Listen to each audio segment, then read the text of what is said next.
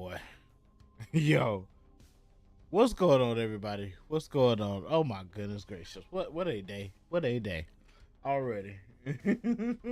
got my got my cat right here. My wife's cat over here, freaking whining at me because he wants to come closer. Hold on, can you guys see? Pretty good. There we go. Hey, hey, Salem. Hey, what? This is what I deal with, y'all. Look at this.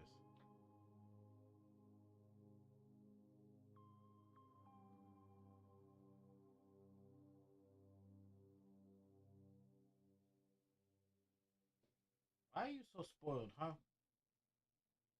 Why are you so spoiled? Huh? Why are you so spoiled?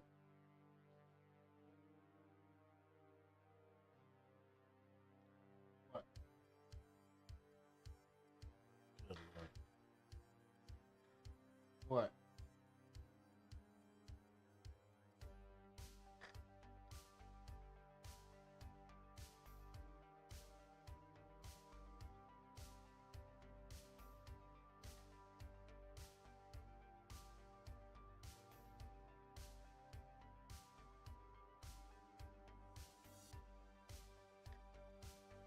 But yeah, anyways, anyways, let me get started, y'all. Good morning, good afternoon, good evening, good night, wherever you're at in today's wonderful world, in today's society. It's your brother, your safe space streamer, your humble African American streamer, Alpha Horror Gamer here, guys. We are back at it again. Today is Reaction Thursday. As I said on TikTok, because yeah, I have not been keeping the flow of reaction videos because of the whole fact of the matter. I've been invested in Death Stranding 2 for about like what, a week now. Yeah, I'm day eight in of a week and a day in of Death Stranding 2. uh we are okay. We are okay, and we are fine, man. We are fine. I'm loving this game, but I tell you what, it has its moments. It has its moments. Oh, excuse me. Still giving it a 9 because it definitely hits a certain spot in my heart because Hideo Kojima is a genius. But anyways, you got to say anything, Salem? Huh? You got to say anything? No. Huh? Why you always got the nibble on me, huh? Why you always got the nibble on me?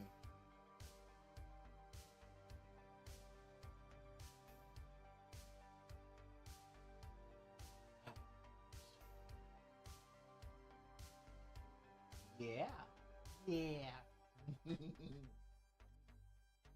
Fat butt.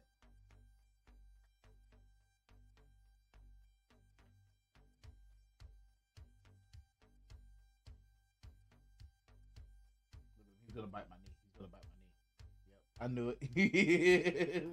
He always does this. He nips at my knee whenever he wants attention. Gotta show him some attention.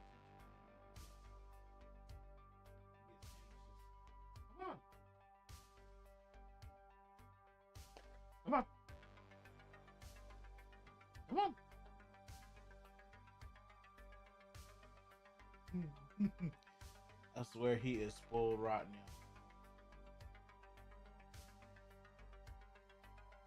Hey. If you want to get in my lap, come on. Come on. Come on. Come on, Pee. Come on.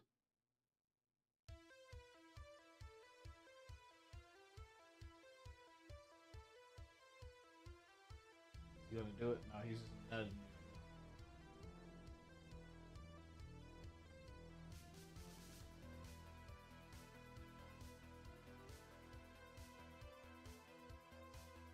What? Well, come on.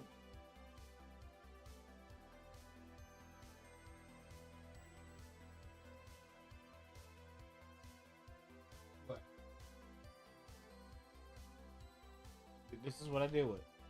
What?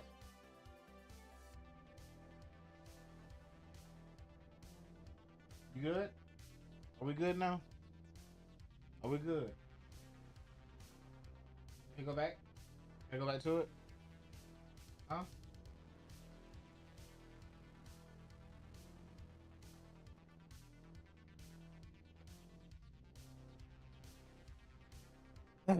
Not to mention, this is the one that chewed up the fridge water line.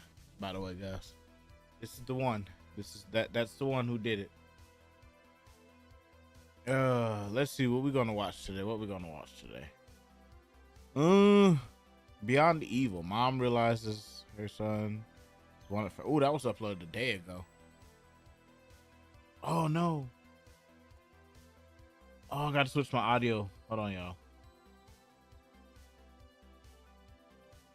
We're gonna restart it after I switch my audio. 911 emergency. Someone shot his Stranding gold again. Fuck.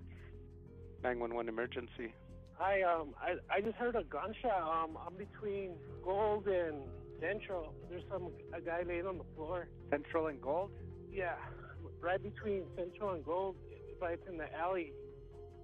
911 emergency. We just heard a pretty loud gunshot. It looks like some people running. That's good. One of them was running with a stroller. Hello? Yeah, hi. I like that one, but I don't like I it was as just good getting out as the the car to come- Strawbango. To come in my school, The and left I lemonade witnessed one some is guy get shot right alright. behind the street. I prefer the It was Strawbango. 11:20 a.m. on March the 4th, 2022, and the calls were pouring in to the Albuquerque, New Mexico 911 center reporting a shooting. Police units were already en route, though, having been alerted to an automated shot spotter report that had come out. Acoustic sensors placed around town had picked up the sound of a gunshot and pinpointed the location to an alley bordered by Gold Avenue and southwestern 5th and 6th Streets. In the intervening minutes, as police swarmed to the vicinity, 911 operators continued talking to the callers, trying to get as much information as possible. Any clues they could give as to what happened, how it came about, and where the perpetrators went could be vitally important. See a guy that's shot, or? Yeah, well, there's two people, and one, I heard a gunshot, and I looked, and there's a girl running away, and then she took off in the car. You see a girl running away, or what? How many minutes Yeah, ago? maybe like 5 minutes or less. Like 3 minutes. 3 minutes, and you heard one gunshot? Yeah. One gunshot, I just saw a guy falling up to the floor, and somebody took off running, and then a car took off after that. A female? Yeah, there was a female. She had a mask on, so She I got couldn't see her into a face. What? Yeah, it looked like a Malibu, those older ones. What color? 4-door, looked maroon. It had like a...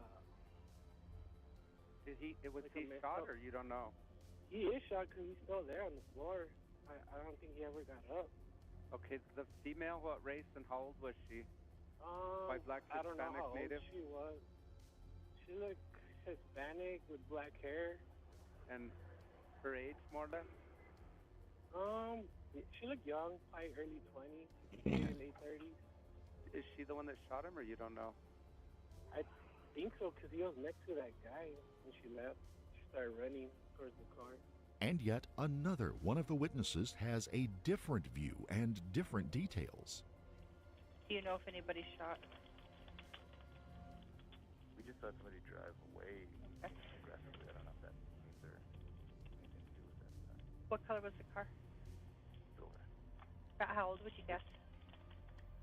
You probably look like he was late 20s. All white jumpsuit and had some kind of red design on like the front. White pants though and shit. Okay. Did you see who did it? No, I just heard the shot. I just heard someone shoot. Ooh. take a breath, ma'am. I've got a call for service created. We'll get officers on the way.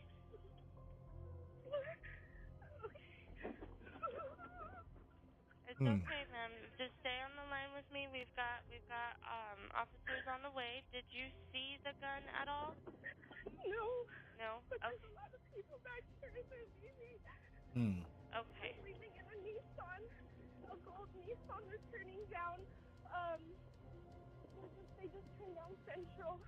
And another caller has a different view of the situation and different versions of what the getaway car looked like. And then they started off in like a gray like a gold Cadillac. In a gold Cadillac? Yeah. They Damn, that's 3 different cars, bro. They just said, bro. What the hell is this? Yeah, What? it all happened. I had my baby with me and everything. It was like a One said like a Malibu, the other one said like a freaking Nissan. This the other person said a Cadillac, bro. Come No on matter now, the bro. color What or is make of this? The car, a young man still lay What dead the hell is murdered this? in the alley. Damn. This is why people can't get their stories straight, bro. Every time, man. Before we begin, we would like to extend our deepest sympathies to My the family condolences, and y'all. My loved ones condolences. of My Josue condolences. Ruiz, a young man taken far too soon. Hey, man. The young man in question was 16-year-old Josue Ruiz, known as Jay to his friends and family. He had been slipping in and out the back door of Lindy's Diner throughout the morning, Bro, I taking wanna make phone me some calls of these while so working bad. as a dishwasher, according to statements taken by police from the management there. Now, Jay's body was left laying in a handicapped parking space, shot through the eye. He was probably Damn. dead before he hit the ground, and his assailant had successfully fled the scene before police and emergency services had even had a chance to arrive. Some witnesses stayed at the scene as police cruisers showed up, while others went on Well, their the way. color. Okay, Police began gold. cordoning off Okay, the I area understood so the they gold. could begin Okay, the forensic- all right. I understand the gold Cadillac. The gold Cadillac. Yeah, because I think that what was that, like a goldish Toyota. That's a Toyota, wasn't it? I think that was a Toyota. And protect their crime It's fucking scene. crazy, bro. The area, considered part of Albuquerque's downtown entertainment district, featured a number of restaurants, specialty shops, murals, and the Anasazi apartment building. The alley also backed up onto the Siembra Leadership High School. That's The crazy. area meant that while My there were nose dozens of itching. possible witnesses to the event, there were potentially hundreds of people that could be headed to the area as the lunch rush began. In the alley, investigators worked to get any information from the body that they could. The pool of blood under the man was not large, and initial examinations led them to believe that a single bullet had entered the man's left eye and exited through his right temple. Damn. Not far from the body, a single, deformed, and spent bullet was found. At the time, they could not be sure that it was the one who had caused the man's death. It would have to be sent for further testing, as Jay's body would also have to undergo an autopsy. The crime scene would offer up a few more clues, but nearby security cameras would give a bit more information on the vehicle leaving the area. So there ain't no Witnesses' security cameras on that descriptions of the street, getaway though. car What? differed from one to the other, but there was enough similarities between them to narrow Bro, down that's the prospects. crazy. Investigators would pour over hours of Wowzers. footage before they were able to get just a simple glimpse of the actual getaway car. It's just a 2-second look, but it was enough to give investigators a hook that might catch on to something else, another lead, another opportunity to catch a murderer. At the same time the video evidence was being gathered, police were talking to Jay's employer and finding out more about the young man. His manager at the restaurant, Don Vataseo, told investigators Jay was a good kid, but he had been in a contentious relationship with his pregnant girlfriend. The relationship had led him into confrontations with members of the girl's family, and he'd missed work one night the prior weekend because he had gotten into a fight. He'd come back in on the morning of his murder with bruised knuckles and had complained of how the dishwasher had made his hands hurt. Outside, Jay's phone came alive with a phone call while the officers were working with the body. The screen showed the picture of then 16-year-old Elizabeth Baldonado and the title, Baby Mama. Investigators would quickly get a search warrant to allow them to examine the contents of Jay's phone. Hopefully, text and communications within would lead them somewhere. And following the connection to Elizabeth, combined with the report that the relationship was rocky at best, gave them something. Within the phone was a story of two young lovers going back and forth in a love-hate relationship. Sometimes Jay would be mad at Elizabeth. Sometimes Elizabeth would be mad at him. There were threats and apologies thrown back and forth. He would beg her forgiveness and then berate her for not returning calls. Then there was an incident where she says he physically hurt her. And then they find the next turning point in the case. Among the massive number of texts, Facebook message posts, and other communications comes one between Jay and someone with the nickname Lucifer the Goat. In it, Jay explains that he will be running the ones or having a stand-up fight with his girlfriend's brother the next day. The date on the message is March the 3rd, and the expected fight would start at 9 a.m. Jay tells his friend that he even called Elizabeth's mom and that the woman had set up the fight herself. Other messages sent during the day before the murder show that he had also told a handful of other friends, even asking for help in a couple of cases. Further finds in his phone showed that he had Googled the topics, how to drop someone with one punch, quick knockouts, and other advice on fighting. And then the communications go silent. By 11:20 a.m. on March the 4th, Jay had been shot and killed. The last communication came into his phone at 12:41 p.m. that day from a friend who had obviously not gotten the news yet. Now, with a solid lead, detectives headed out to find out what they could from Jay's girlfriend. Instead, they ended up talking to her mother, Elizabeth Ortiz Chavez. The detective needs to clear the possibility that perhaps someone she knows might have actually been using her car that day. So what I'm getting at is that what are the odds that your son and his friends have a problem with Jay, and Jay is now dead, and people are telling me it's your car on scene. So talking to your daughter, talking to mom, nobody has a problem with Jay other than. But my son said he wouldn't never tomorrow, and I was with them today. So you were with them all day? Yes. They went to the laundromat with you? They did not go to the laundromat with me. During that time, they were all at home. But you wouldn't know because you weren't home. Exactly. Correct?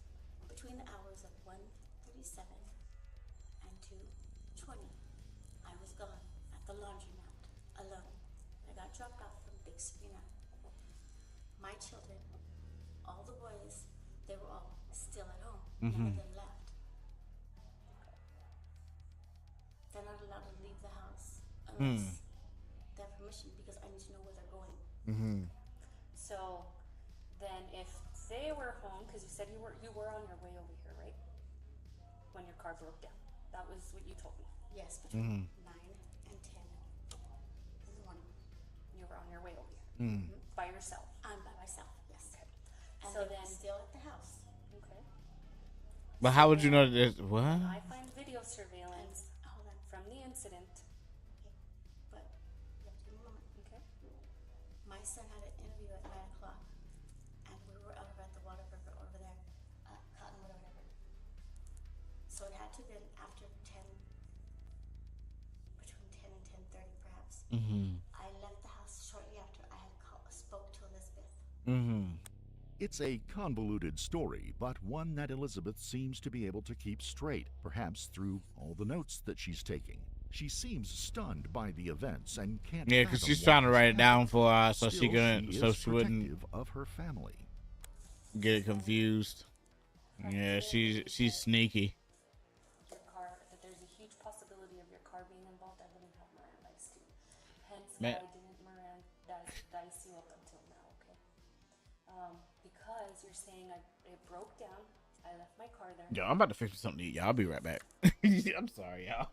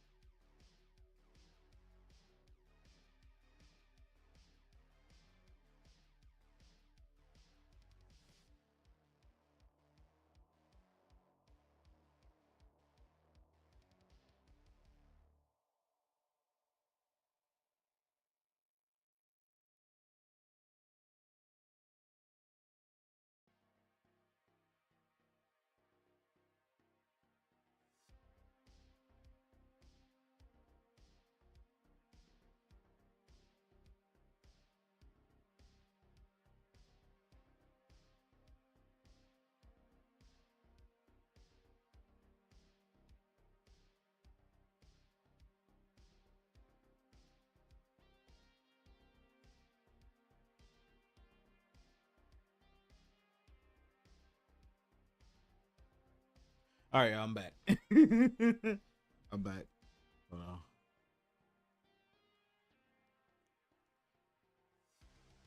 Yeah, fix me a damn burger, y'all. I'm sorry. Mm. Mm. An opportunity We've been to understand I'm really driving stressed up out and right now. down. I know. We've been driving up and down trying to find your car. We've called in, checked to see if it was towed. It has not been towed. And again, So then what's my car? that's what I'm trying to tell you. Okay? So, did you shoot Jay? No, I didn't. No. He's a kid. He's a baby.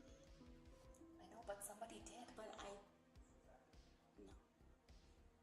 I have no reason to do anything. Okay, so then you leave your car, right? You leave your car, you walk back home, and then at 1:37, Sabrina takes you to the laundromat. At 2:20, you come back, and then obviously all this is going on, right? I'm sorry, I just completely zoned out on everything. I'm just So, You zoned out, huh? and again, I am recording. I am gonna remind you that there is video surveillance footage in that alley. I'm gonna find out. I'm just waiting for, and I mean, it might be ready. I don't know because I've been here interviewing everybody, but I do have officers there trying to pull the video surveillance. So I am gonna find out what happened, being that you bring up your car and it matches the description that I was given. What do you mean? There was witnesses. Okay, there's witnesses in the area. There's a school there. I don't know if you know that. I was not there. Okay, but I'm telling you, your car was. That bothers me. And I bet. But I also feel like you know more than you're telling me. Okay, well again, this is just what I'm telling you. 9:58. So at 9:58, the phone call goes and you're probably around that time. Okay. So between 10 and 10:30 is the time frame that I only left the house. And then again, you say you go back. You walked home, and then you go to the laundromat, and then that's your day, right? Yeah, my mind was like, please lie to me. Don't tell me that that was my car. I'm not lying to you, and I can't 100% say it's your car, but I can tell you it's the same color, it's the same description you're giving me. It doesn't have a license plate like you've described. I also know Angelo wanted to fight Jay, so what am I supposed to think? And based on your demeanor, I think you know what happened.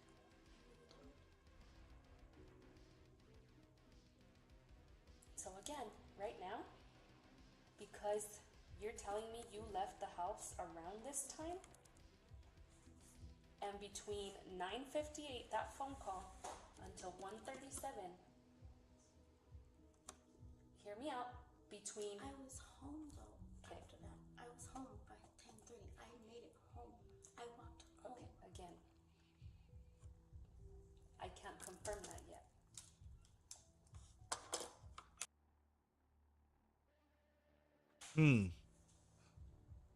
This is craziness.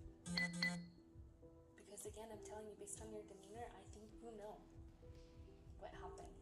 Hell yes, I you know do. it's your car. And I am going to confirm it on video surveillance. I hope you do because I'm like lost right now. Well, I mean, if you're going to stick to this story and say that you really don't know what happened. I know where I left my car. That's what I know. Okay, you left your car, cool. Let's believe that you left your car. I know. Angelo and his friends probably went and got your car. They didn't even know where the car was. They don't know where the car was. They weren't even with me. I went by myself. The detective pushes a bit more to see if the pressure might put a crack in Elizabeth's story. Okay. Again, once I get that video surveillance, I hope you're telling the truth. I understand what you're saying. Okay. You're basically telling me the truth. What you think. Based on the information and investigation that I have done throughout the day,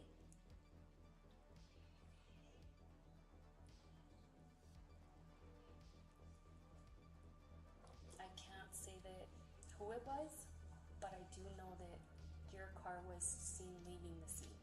Mm-hmm. Hmm. Does my daughter know? Because I feel like I should share this with her because she's gonna probably hurt her. If Elizabeth's car was broken down at the side of the road and her son had an appointment for a job interview, then leads the police were chasing down right now were beginning to get shaky. They needed to check with Angelo Baldonado now, Elizabeth's son and the brother of Jay's girlfriend. They were working at a local restaurant and the managers allowed the young men to be interviewed in their break room. It was around 8 p.m. on the day of the shooting. I think he was actually somebody that you knew because he was dating your sister. Sister, I got like four sisters. Okay. But all of your other sisters aren't dating somebody. You have a little sister. I just got done talking to you. Yeah, okay, my older sister. But yeah, my older sister did so too. She got a husband. So. Jay? Talking about Jay? Is he alive? No, he's not. He's dead.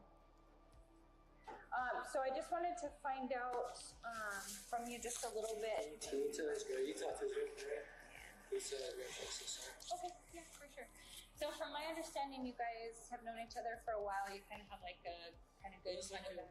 We was cool. We was good. Like we are good. It's just like one time he hit my sister, so. He hit your sister? Yeah, we just got into like the whole dispute like 2 years ago. Yeah. But then we was cool after that. Okay. So we talked to your mom this afternoon, and she said that you guys had her new car, the one that she had just bought, the Toyota, that you guys had it this afternoon. Where's that car? Detective already knows that Angelo's mom's car is a near match for the one spotted at the scene and captured on video. Still, she needs to know more about the relationship that the two young men had. Yep. So explain to me what this whole, like, your mom and your sister explained, like, this, like, beef between you and Jay. So explain that. Like, you guys had a problem with each other. You and Jay. We had a problem with him and sister. Which you also had a problem with. Yeah, that was the problem. Was just because of his sister. Because he hit your sister. Like I said, we had a issue after that with fought. And then we didn't really like talk after that. We went separate ways. Yeah. When did you guys fight? So, and basically, and let me kind of explain. So, all we're trying to do is just kind of trying to get an idea. Excuse me, y'all. Who might this kid have been around, or do you know what I mean? Like, did he cause problems? I didn't really hang out with him like that. Like, God dang. When my sister came home and everything. Yeah, I only read him the first time when we were children. We bought some Yeah. I don't know, man. The way he acted, bro, it seemed like he might be innocent. I don't know. The way he acted, it doesn't seem right though, because he's remorseful. Right. Like I said, all we're trying to do is talk to everybody. Is my sister okay though? She is. Yeah, she's okay. She wasn't. I mean, she's upset. She's been through so much. I mean, no, she's pretty devastated. I will tell you that. She's like super, super, super upset. I didn't care for him. Yeah. But my sister liked him and loved him, so Gotcha. that respect of him, you know. Is she okay? So she's not hurt. She's fine. Yeah. Okay, she was. I don't think he did it. She's devastated. She's very, very sad. I don't think he did it. She's super angry at whoever did this. Do you know what I mean? As you can understand,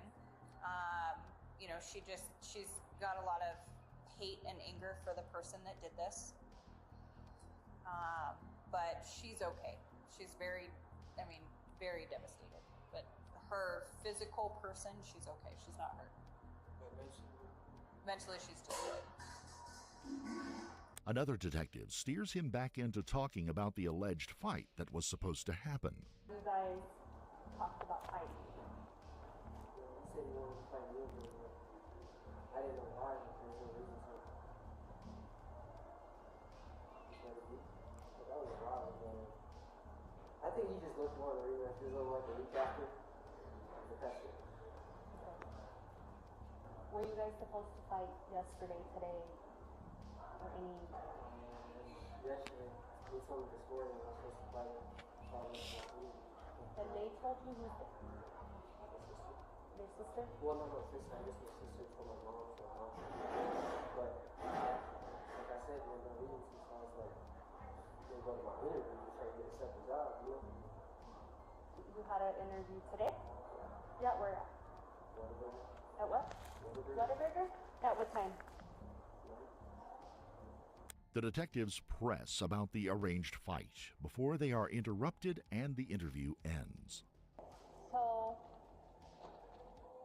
your sister tells your mom tells you that Jay wants to fight.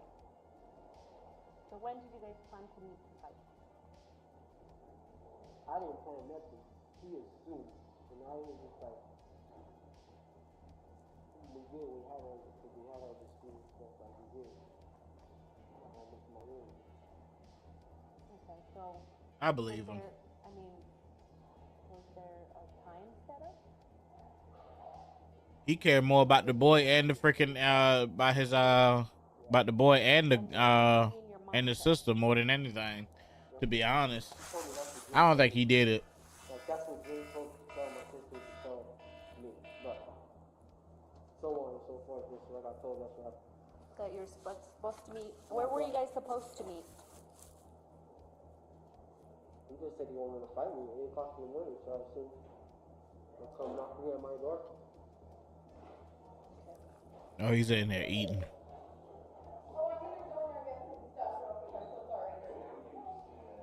Hey, you fuck me out. He's not even a babe. I'm mad. Keep talking to him. I'm sorry. So he's not just helpful. So he doesn't have to be 18 for us to talk to him. And I know that you were really, really helpful with us, but that's why we have to talk to him so that way we can get the information that he has. Oh, I think she did it. I think she did it. Your daughter, which was very. Oh, I think she did it. Cause she. Yo, look at how she's acting. He's way too. Huh? He's way too. They clocked me out at 8, so I'm just to see if I can leave. Yeah. And like I said, he was just being very helpful. He's just giving us information in reference to Jay and kind of what was going on with him. You're more than welcome to hang out while we talk to him. I'm gonna stay with you.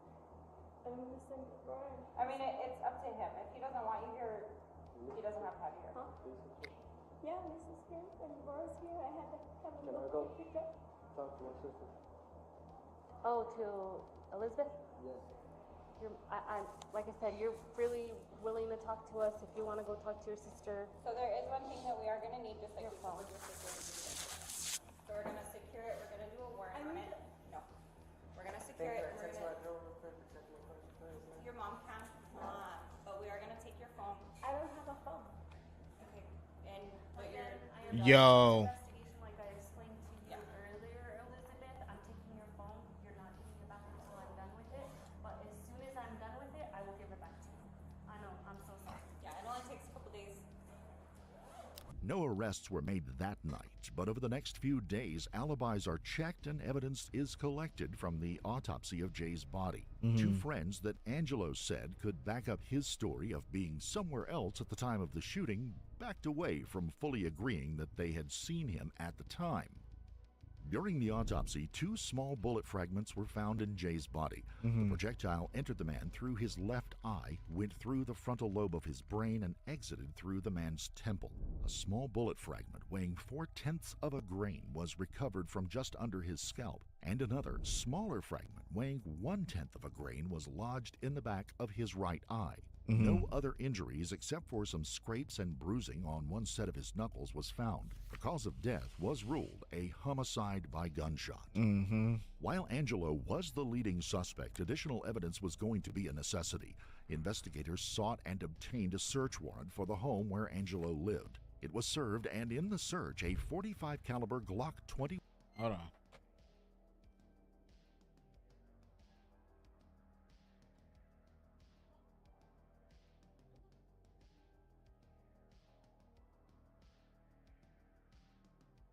I knew you was going to want to come in here. I don't know why you got a designated time of when you want to come in here, but you always want to come in here. All right, y'all. One Gen 4 pistol was found concealed in a vent behind the home's heater. The gun was found with a full extended magazine holding 26 rounds. The gun was seized, treated with Prince protectant, and taken into evidentiary protection. Angelo would be arrested and taken into custody. Angelo was restless but cooperative. They explain his rights, and he says he would like to have his mom be there for any questioning. Hey, Angelo. I'm still in a chair, sorry. I'm sorry, Angelo. I don't know if they tore your house up or not. Yeah, they did. They went to my day, that's what they said. Oh, well, I mean, we searched the house, but we didn't break anything. The what? Oh, yeah, usually there is. But, absolutely, let me get some. You got it? Is my mom gonna be here sometime? Is your mom gonna be here? Was she driving? Was she driving down here? No, she was talking to one of the people that was there at the house. Oh, at the house? I was at the office, sorry, I was no longer at the house. Do you know who she was talking to? No, just what happened was when I went to get my mom so she would come back home. And then I was getting arrested for a warrant. I don't even know what the warrant was for. So when mom started talking to him, she said she was gonna be there. She's gonna have one take him or something like that. So okay. She should be coming. So she should be coming. Okay. And if not, like, she should be coming. She should? Okay. And now he's in for a long wait. They can't seem to locate his mother, and without his phone, Angelo can't remember the numbers of any of his other relatives. Over the next hour, he waits, sometimes impatiently, sometimes trying to sleep. Once, he does get a chance for a bathroom break, but in the end, he's left hanging in the wind. So my sergeant just got back. Your mom was not at the house. At this time, you are going to get booked for your warrant. Okay. What exactly is the warrant anyway? It's a homicide warrant. But why didn't you do it? Okay. Again, because you said that you wanted to speak to me with your mom, I can't ask you questions. At this point, I am booking you for the homicide warrant. And that's all I can do. Okay? The detectives let him know that there is no more waiting this evening, and the police will take him over for juvenile holding in the Bernalillo County Youth Diagnostic and Development Center. Appreciate you being so respectful with us today. You're welcome, sir. Yeah, he didn't do it. He didn't do it. There's no way he did it. Absolutely. You want to go out, buddy? Hold on. You want to go out? I'm not leaving the door open. You want to go out or you go? As soon as Nova comes in, Salem goes out. I swear, man. He gonna be right back at the door again, freaking scratching at the damn door. I know it. I know he always does this. He either wants to eat or poop or use the bathroom.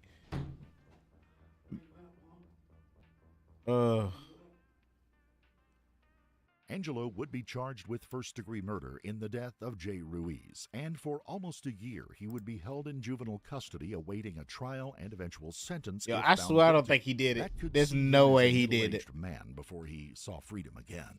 And then detectives in the case got a phone call from someone who had been in touch with Angelo's half-brother, Gilbert.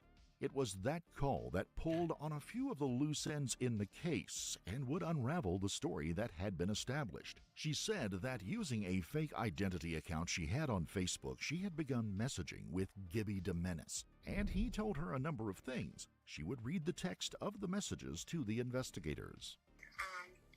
But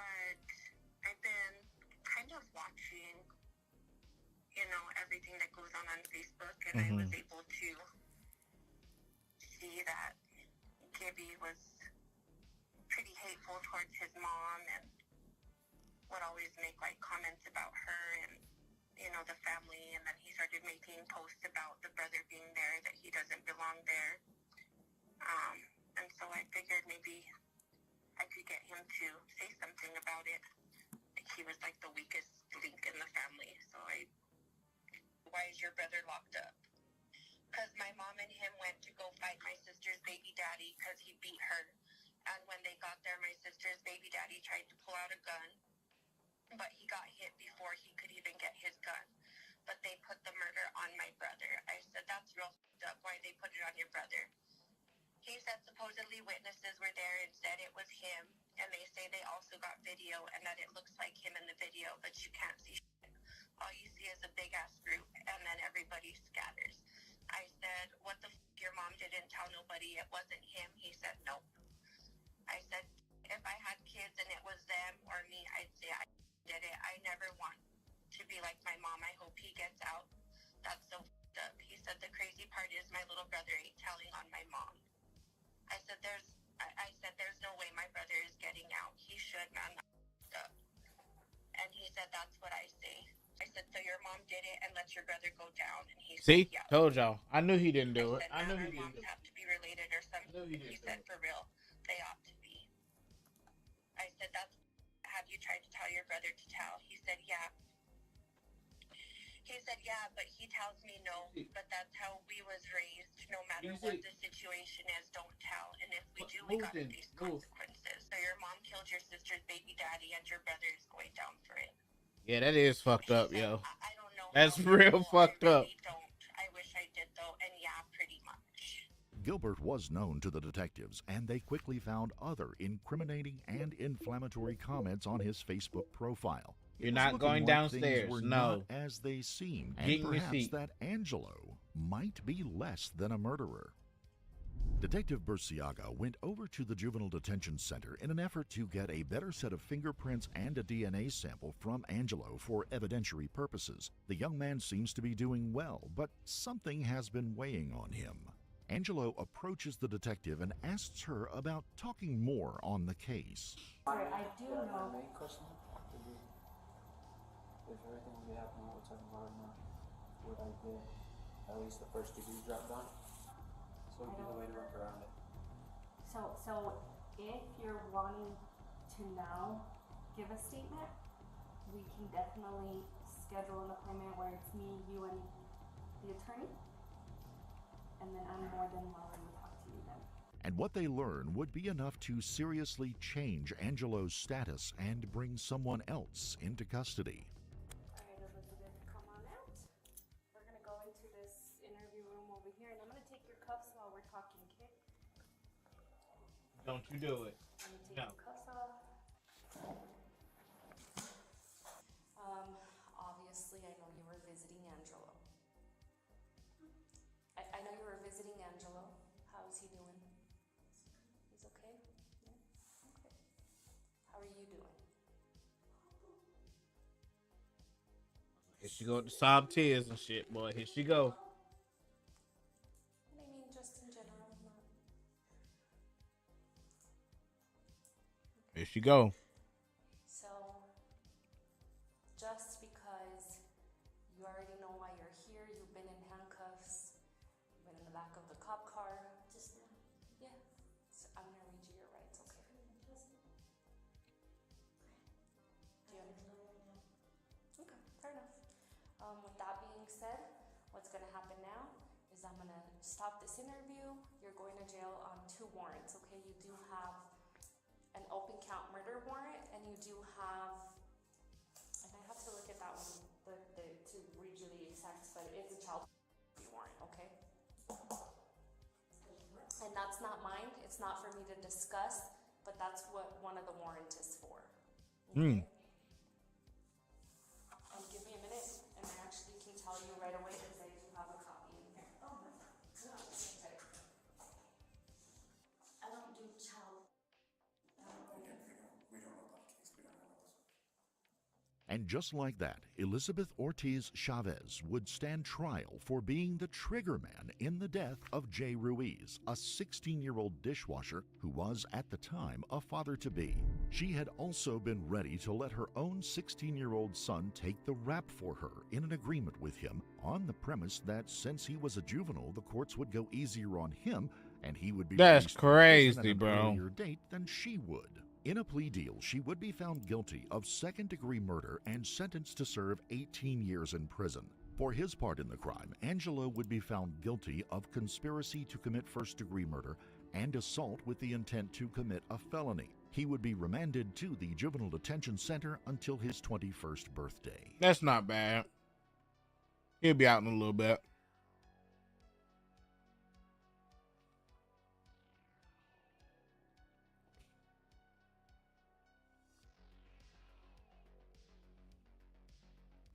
This is Leslie Boyo, a Florida deputy who has won multiple awards for excellent service over his 8-year career. After having dinner with his girlfriend, Paulina Wright, at their favorite restaurant, they returned home, Chili's, where Wright asked him to teach her Chili's, how to clean and fire his guns. It was a bad idea, since the two of them had been drinking, but Boileau ignored his training and agreed. While holding his rifle, Ooh. he fired it while it was pointed in her direction. Wow. It struck Wright in the head, killing her instantly. We are having such a good night. This cannot be happening right now. No. She can't. She cannot be dead. She is a good person. We should have never been doing that. Exactly. What the fuck? Paulina's gotta be God, please. How do you think that was gonna work? How do you think that was gonna work, yo? I'll tell you. I'm so sorry, dude. I know. I hate this. Don't y'all hate this? Look at this.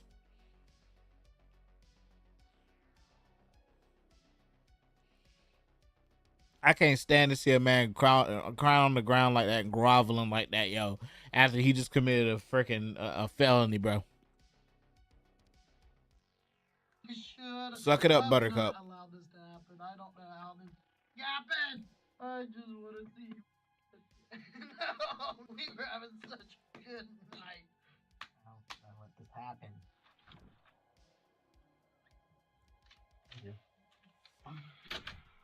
You too old to be acting like that, bro. I'm sorry, dude.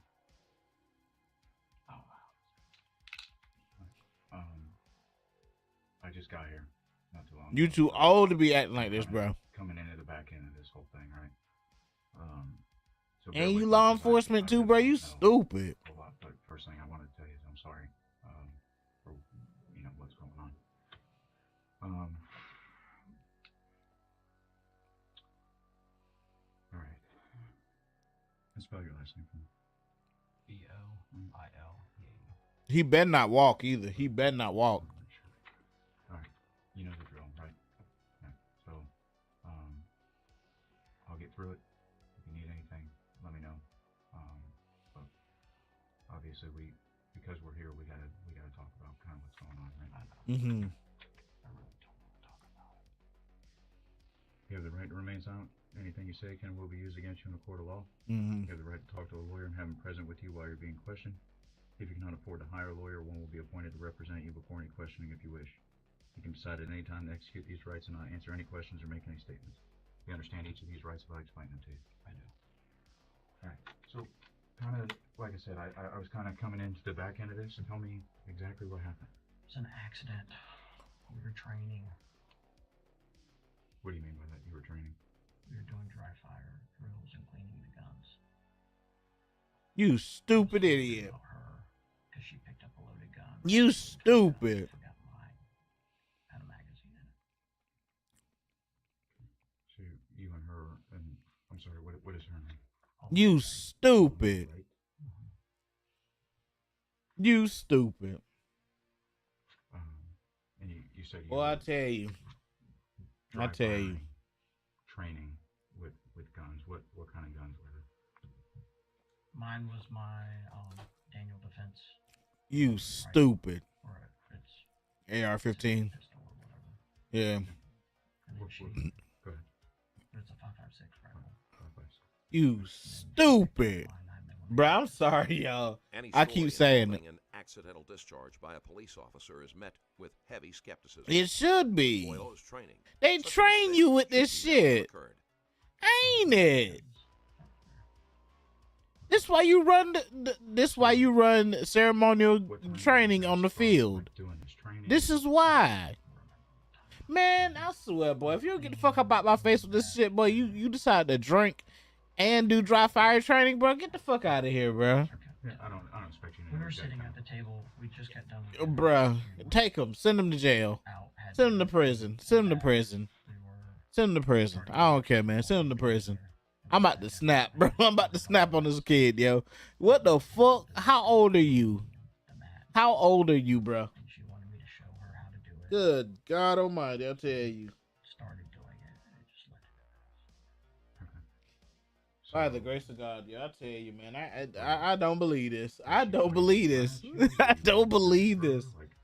This is unreal. Direction, which I know is wrong. We should not have been doing that. Hell no. If you know you weren't supposed to be doing it, why the fuck you did it?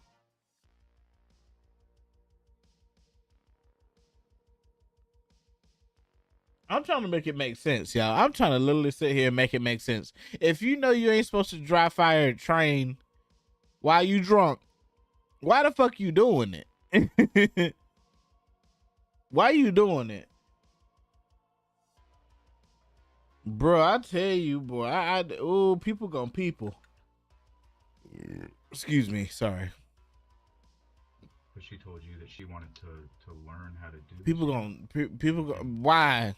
Is it just wasn't doing it properly because we were pointing the guns at each other. Why? But why? General directions, which because we were sitting across from each other. At the table. Boy, I swear people are fucking retarded, boy. Why you? What the fuck is this? They strictly tell you to point the gun in a different direction, opposite of where you want, or opposite of who you want to hurt. You never point a gun, boy. Ah, that's disgusting. After I got done putting it back together, she was messing with it while I was cleaning different parts of it. We started to put it all back together. Yo, this is wild to me. You an idiot. You are an idiot. You are an absolute dumb fuck. Just for that, you gonna get a batshit crazy badge. Just for this, boy, you gonna get a batshit crazy badge, man. You gonna get a batshit crazy badge. I swear you are. You about to work up on it, bro. You working it. She had the rifle. It was on. You had cleaned it. Is that right? It was in parts. Right. You had disassembled it. Yeah. And She was picking up different pieces of it. Yeah. I was showing it to her. Stuff like that. Yeah. Then I put it back together, and then she picked up the pistol. Uh-huh. And then when you put the rifle back together, you loaded the magazine into it? Correct. I normally keep the magazine with it. I don't keep one of the Yeah, you stupid. Yeah, he's stupid. And that was going to be my next He's stupid. Yeah, he's stupid. I don't even know what the hell don't, man. Okay. So, but when you put the magazine into it, it wasn't loaded. Operating a firearm while you drunk is worse than drinking and driving, to be honest, man. You can't be doing stupid shit like this, bro. You law enforcement too, bro. You excellent, boy. They about to fire your ass. You need to be fired. You need to be fired. You need to be fired on the fucking spot, brother. On the fucking spot. Yeah, they need to fire his ass, yo, because that's crazy.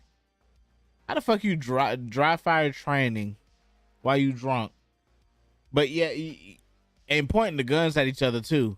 Who the fuck does that stupid shit? Who the fuck does this stupid shit, bro? I swear, man, people gonna people.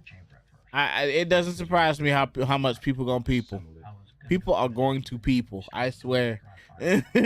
People are going to be absolute degenerates, bro. This is crazy. She has a 9mm. You ex-law enforcement. She's waving it around. Nah, yeah, I say ex because he definitely fired. There's no way he's getting his job back from this.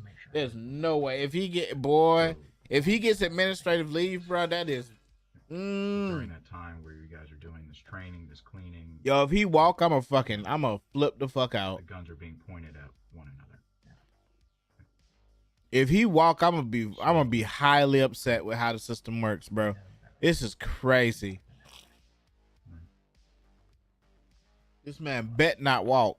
He bet not walk.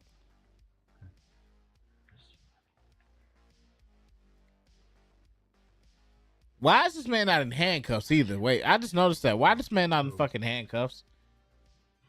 Does the gun have like a? Why is this man not in handcuffs, y'all? Defense gun.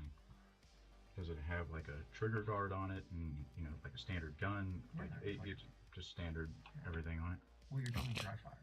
Right. I dry fired it 3 or 4 times. And is that normal for when you're like, you know, like when we clean our club? Huh? Yeah, like when we're at the range. Yeah, you have to dry fire it to get it to disassemble. Yeah. Same thing with this one. You don't have to do it to disassemble it, but to just like a check. Right. Right. Make sure it's still functioning correctly. Okay. Same concept. Whoo! Lord Jesus.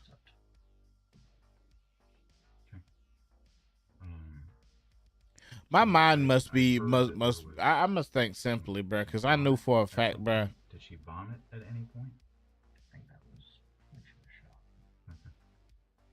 She wasn't doing like that was all after. That was all part of. I don't know why she vomited. Were you guys eating when this was happening? Because you said you had gone out to dinner. Yeah, we went out to dinner. Where'd y'all go? Los Mexican restaurant, Los McGinnis. It's right there on Baseline. Oh, okay. Yeah. What time did y'all go there, roughly? 7-ish. Okay. Maybe. And got home. An hour after that, 8. And started watching the football game. Well, I turned it on, and then she wanted. I got the packages were there, and I undid the package. No, fuck. And she wanted to see what it was. She was asking questions. Bro, people are going to fucking people. I swear, dude. How long have you guys been together? 2 years. So when you get home, you start doing the packaging. You get home roughly 8 I get upset, bro, when I see this shit, man. You know, maybe 8:30. Might have been an hour and a half. Sure. I get so upset when I see this shit. Dinner, get the packages. What? What now? You want to go out? Yeah, they were sitting on the table. Sit down. Now this was like the cleaning materials and stuff. Okay. So you got your cleaning materials. You guys start talking about how she wants to learn how to. Can you sit down, please? Brought it up. Good God. And what did she want to learn specifically? Just anything about it? Yeah, just in general. Just general stuff. Said that she wanted to go to the gun range sometime. Okay. Yeah, I mean, you know, you're sitting there and teaching her how to. I'm assuming, looking through the sites and all that other stuff. Right. Okay. Now, does that rifle that you have, does that have like a sight or anything on it? Or a red dot? Okay. Was the red dot on at any point? I turned it on for her. Yeah. Okay. She was what? Before. Right. Was that turned off when you got it? Like when you charged it? Or was it still on? I don't know. What is it? I mean, it sounds funny, but I don't know. At this point, boy, this is premeditated, bro. What the fuck is going on? Okay. But as far as you know, the red. Because, bruh, how stupid are you gonna be? So, did you guys eat anything when you guys got back home? Man. I can't. Nothing like that? I can't, bro. I can't justify this man fucking, no. Did you guys have anything to drink at dinner? Yeah, we had margaritas. It's kind of our thing. No, I get it. I mean, who doesn't like a good margarita, you know? Was there anybody else at the house other than you two? Is that your house or hers? My house. Okay. And how long have you stayed there? I bought it in 2019. Okay. Right. And she obviously stays there with me. Sure. Boileau and Wright seemed to have a stable and happy relationship. During their investigation, the police were unable to find any motive that Boileau may have had to kill his girlfriend. He better not walk. Oh, he better not walk. Where's her I swear. Her parents live down in Frost. I think he gonna walk, y'all. I literally think he gonna walk. I think he gonna walk. I think he gonna walk, y'all. John and I don't think he gonna walk. Have you met them before? Do you have a phone number for them? he brought my phone. If I had my phone. Yeah. I could get one of the don't remember if I have. I have her other family's, her brother-in-law and sister's phone number. Okay. Now obviously I think the code to her phone. If you can get into her phone. We got one of our evidence techs out there doing pictures and shit. I'll be heading out there at some point to. Yeah, I think he gonna walk. I think he gonna walk. I think he gonna walk because Don't let her cat out. Her cat is their alley. Okay. Disabled cat, and then obviously my dog. Right. What kind of phone does she have? An iPhone. It's a smaller one than mine. It's the black one without a case. Mine's the blue one, the bigger one. I'm watching you. I gotta keep a close eye on this fucker because he is. He does not like to stay still. Where we were all into the bedroom. Salem does not like to stay still, y'all. And he is very sneaky. All right. Do you need anything right this second? No. Okay. If you need something. Yeah, and like I said, dude, I'm sorry. All this is happening. He better not walk, bruh. I think he gonna walk, man. I think he gonna walk. I'm sorry. He might serve a little time, but I think he gonna walk. When the evidence officer gets back, I'm just Walking for me is serving anything less than life. If he serves anything less than life, bro, he walk. Trying to get her moved or something along those lines. Excuse me. Yeah, I got you. Okay, so just take the sheet. Just don't share what she wants. Okay. Obviously, she just the condition she is and clothing wise is she walks around the house like this. No, She has sure. her choice. Yeah. It's not the deal. We were supposed to be laying on the couch together watching football, but then things got moved.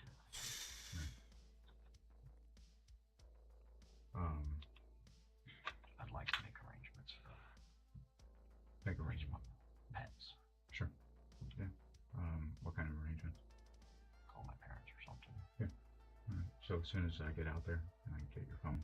I don't know any of the numbers by heart, obviously. No, yeah.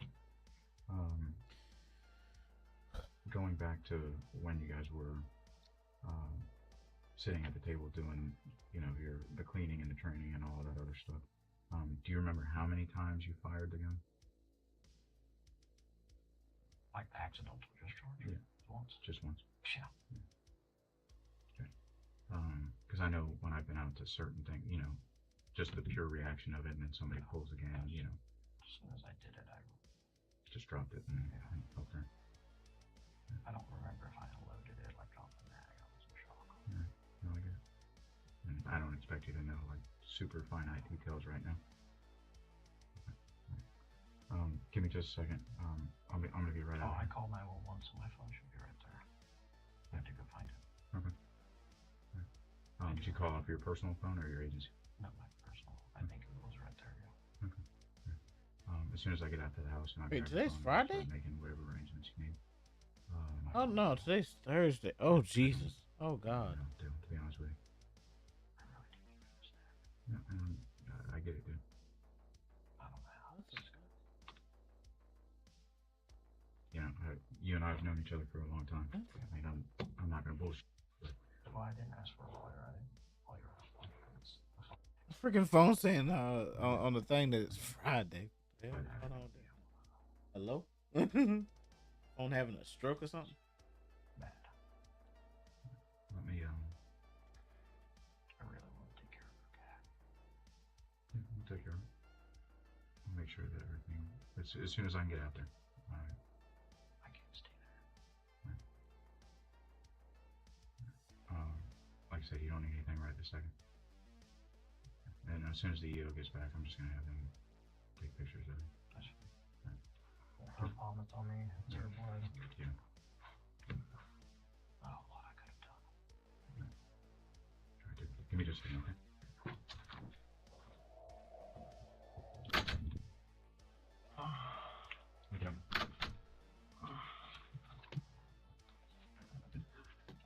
All right, so I just got back from the house.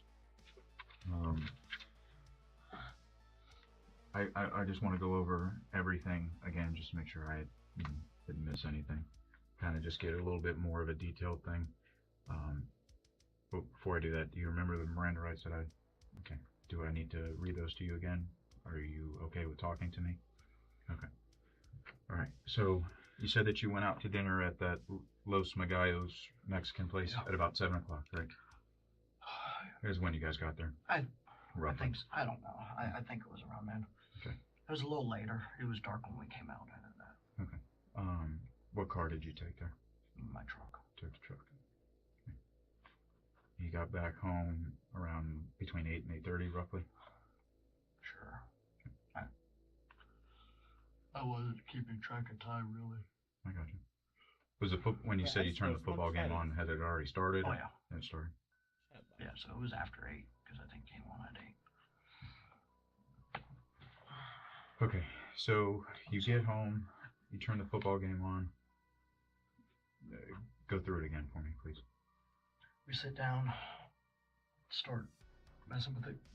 Oh, sorry. Start messing with the guns. You say you sit down. Are you sitting down at the table? Yeah. Okay. Now, are you guys sitting on the same side of the table? No. Okay. Across from each other. Okay. What side of the table are you on? The. So if I'm going through your front door and I see the table, on the left side. You're on the where left the side. green mat is. Okay. I start to show her how to clean the gun. We're like trading parts back and forth, stuff like that. Okay. So when you're sitting there, do you have the rifle out at that point? Yeah. Okay. So you have the rifle out at that point. He better not. You disassembled it? Yeah. Okay. So you disassembled it, and you're telling her how to clean it? Yeah, how to clean it, what parts are what. Like I'm handing her some of the parts, and like she's holding it and messing with it while I'm cleaning other parts, type of deal. Now, does she have the 9mm at that point? Okay. No, we're just trading parts back and forth at that point for the rifle. That makes no sense though. Why are y'all doing that? What is? Holds it, and she like fires it a few times. You say you had the red light on? Bro, I'm face palming so hard right now. I'm pretty sure I turned it on. Went back and forth. I was getting ready to put all the guns up, or put the rifle up. That's when he's making me upset. He's making me upset. Yeah, that's crazy, bro. At that point, because I was about to go put it up. So after you were going back and forth, this is where you're like looking down the red light, or the red dot, kind of going through that whole thing. Boilo isn't just a casual gun user. He has a detailed understanding for each weapon in his possession, which makes his negligence in basic gun safety all the more baffling. So at that point, you're done with it. You put the magazine back into the gun and charge it. No, I did not charge it. Did not charge it. I don't charge it. I don't leave around in the chamber of the rifles. Okay. I just put the magazine in it. Okay, so you put the magazine in it, getting ready to put it up. Yeah. That's when she grabs the 9mm. I unload that for her because she's kind of waving it around. She starts to dry fire that one. And I'm like, oh, okay. And I go to dry fire my rifle. I dry fire it the first time, and then the second time is when.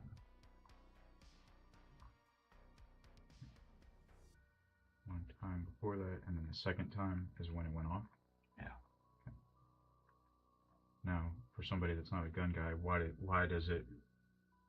how does a round get in there if you dry fire it one time? We have to reset the trigger to dry fire a second time. Okay, and that forces a round in there? Yeah, because the magazine was in there. I forgot that I put the magazine back in. Okay. So, bro, he pissing me off, man. The rifle up. You put the magazine in the gun. He's actually pissing me off. She grabs the 9mm. Is that an agency gun or no? Yeah. Okay. Let me turn it off. So grabs the 9mm, but you realize that it was loaded. Yeah, because it was in the holster. I took it to dinner with me. Okay. It was sitting there on the table. Okay. But like there was a paddle holster on the. Yeah. Is that the We the People? Okay. That's in the holster, or in the waistband holster. Okay.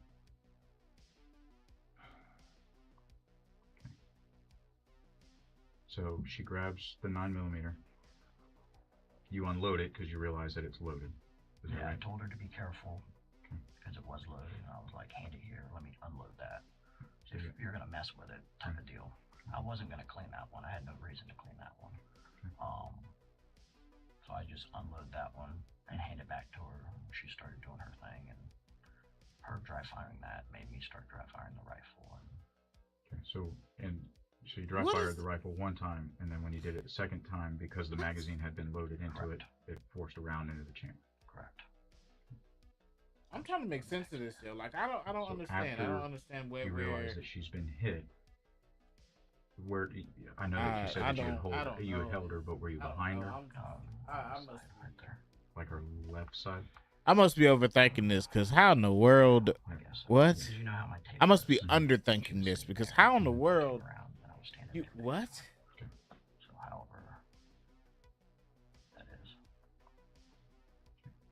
Now when you dry fired the rifle, were you sitting down or were you standing up? Sitting. Because we were sitting across from each other. Mm-hmm. So the entire time you were sitting down, for the most part. Yeah. Like I may have had to stand up to like hammer something and go back and forth, but majorly we were sitting. Okay. We were talking, chit-chatting. Now, earlier you told me that the cleaning stuff had come. Yeah, that's what triggered us to start messing with it in the first place. Now, I saw some Amazon boxes there. Is that what it came in? Yeah. Okay. Right. So you get all this cleaning stuff, the mat maybe. Yeah, I got the mat, the Q-tips. Swabs. Yeah. Actually, I need to look up my shooter lube. Actually, I need to order some more shooter lube. I just thought about that. I need to order some more shooter lube. My bad, y'all. Then you stand up there. That's my brain. Hold her after you realize that she's been hit.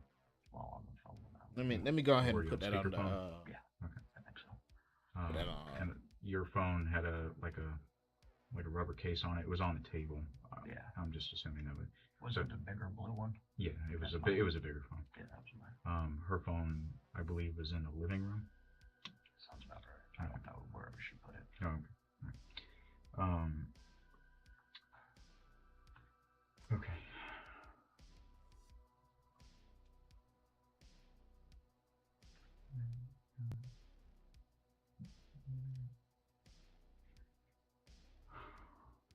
I'm sorry, I'm just reading my stuff here, just make sure I'm not missing anything.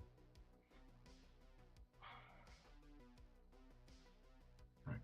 So, when you called 911, you said that you had unloaded the rifle. Do you remember doing that? I don't remember doing that. I don't know. Okay. But just, I can tell it was unloaded. The magazine wasn't in it, so. Yeah.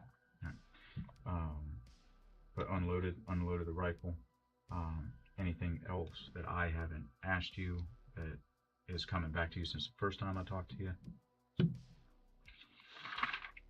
pretty much in a nutshell. Okay. Just making sure. Now, when you guys are doing the training where she's dry firing and all that, you'd mentioned before that it was because of where you guys were sitting, the guns were pointed in each other's direction. Is that right? Okay. All right. Have you guys done this before in the past? Okay. So it sounds bad, but after we go to dinner and have a few drinks, I get sloppy, I guess. I should not have been allowing that to happen. How much did you? No, you shouldn't have. Just 3 margaritas. We each had 3. Boilo should never have allowed someone who was inexperienced and even mildly intoxicated to have access to the weapons. Unfortunately, this type of accident happens all too often. But as far as like the training, and send them to jail, send them to prison, like the send them to prison, send them to prison. Cleaning, right? Like that was just so a happened. special occasion. The only way you can rectify this is by sending him to prison, bro. I don't care if it's for freaking. I don't care if it's for 13 years, or even hell 5. But he need to go to prison for that, bro. What the fuck? No consequence like that. It should be unserved, bro. Come on. He better not walk. I swear, bro. He better not walk. Were you able to I did not. What is his phone number? Do you know it off the top of your head? I don't. Okay. No, I didn't, but that doesn't mean somebody else didn't.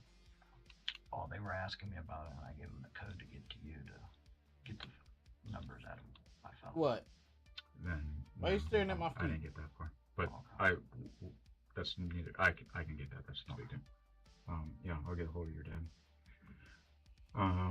Or I'll get your phone so we can do all that. All right. So again, you, as far as her like being, bro, he better not walk. I swear, bro. I guess her having some sort of I believe he gonna walk. Yo, at the back of my head, I think he gonna walk. The firearms and sees me carry a gun around all the time, sure, type of deal. Right. It's just one of those things. Right. So she wants to learn about it. But nothing like this is. You know, you mentioned that you'd gotten sloppy, but nothing like crazy had happened in the past where, you know, there was like safety issues. No. Yeah, that this just happened to be. Okay. All right. What was the code to your phone, Dale? 3003. Give me just a second. Let me check in on you. I need to use the restroom again. Yeah. If I get a chance. Yep. So you're gonna take pictures of you. I gotta get your clothes. Okay. This is what we got, right?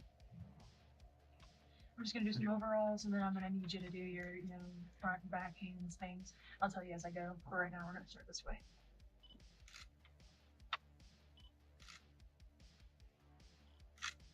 Hands out, please. Yeah.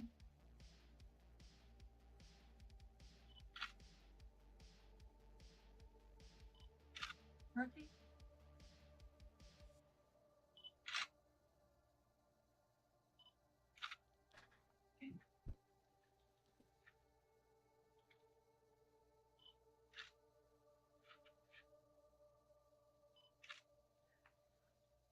And then here's your room.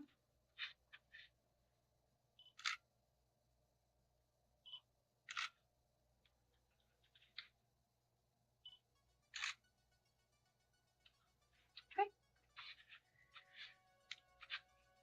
And then I'm just gonna, if you don't mind, grab a little buckle.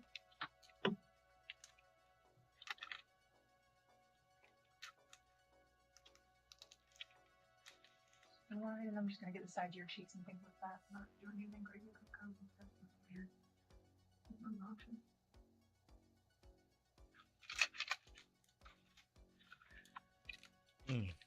One of them going in. Yeah. Gotcha. They're in their separated containers, so it's fine. And then this one, if you don't mind, I'm gonna swab your fingernails really quick. Just get that stuff off your cuticles.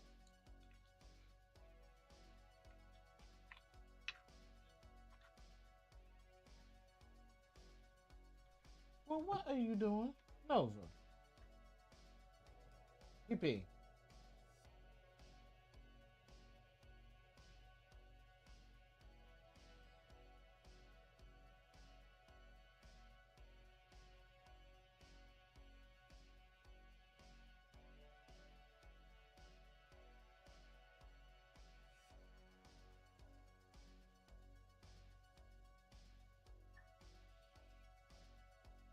You are a weird individual, buddy. You know that.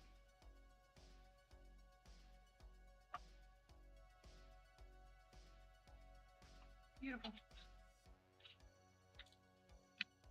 I'm gonna go to the bathroom to change. We're gonna do it in here. I know it's not the most comfortable thing. Well, I'll have any boxes for me.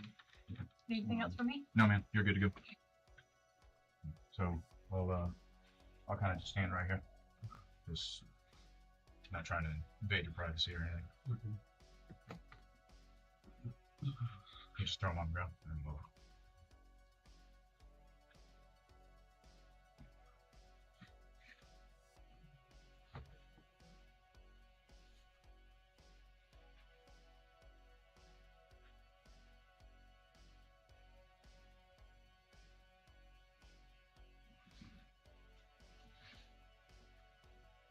Oh, he doesn't have on any boxes. That's why. That's what he said.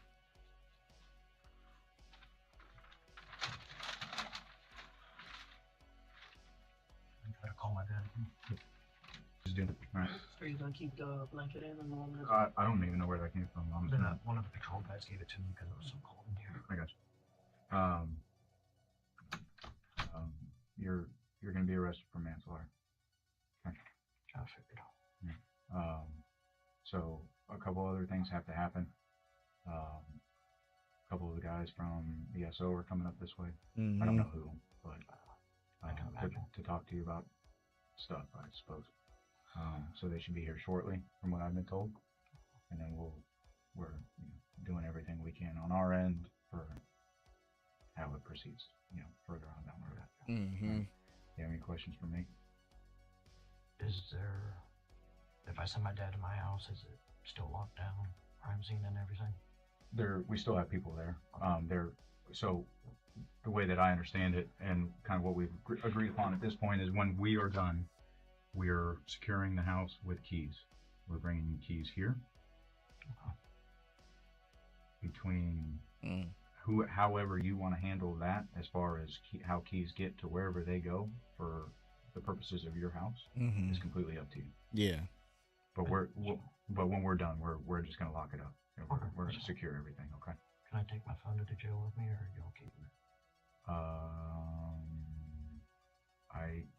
I don't think I'm taking your phone. Okay. So your phone is gonna be at the house. So whoever you give permission to. Huh? Okay. Yeah. Whoever you give permission to, that's where the phone's gonna be. Well, my parents can get in and out of my house as is without keys. Right Okay. now. Okay. Yeah. Let me get that officer in here real quick. And we'll try and call your pops one time.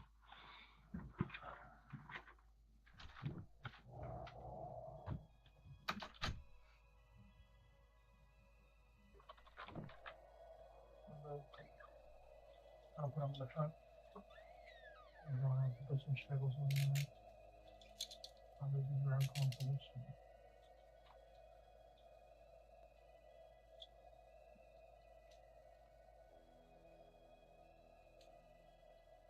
You smell me. Could you leave me? We'll do the whole other time.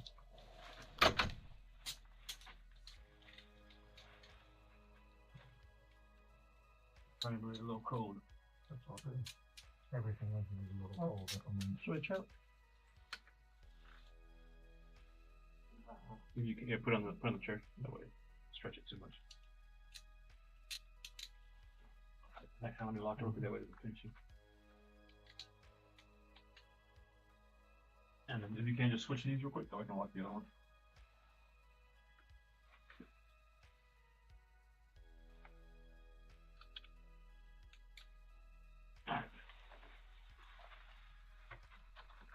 And can I call my dad one more time?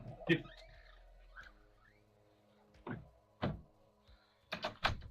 When the police compared the DNA, pictures, and other physical evidence at the scene of the crime, everything aligned with Boileau's story. Leslie Boileau was charged with manslaughter with a firearm. He was fired from the police department Good. and sentenced to 5 years of probation and 2 years of house arrest. 5 years probation, bro. I told you he was gonna walk. I told you. I knew he was gonna walk. I knew he was gonna walk. Bro, that's wild to me, kid. That's wild to me. I'll be right back, y'all. Yo, that is wild to me. Whatever. I guess we all I guess I don't know, man. That's crazy. I can't even address that.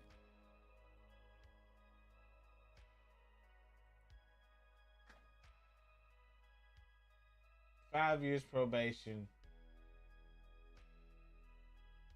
5 years probation and 2 years freaking what you call it? 2 years house arrest, whatever the fuck. But that's crazy to me.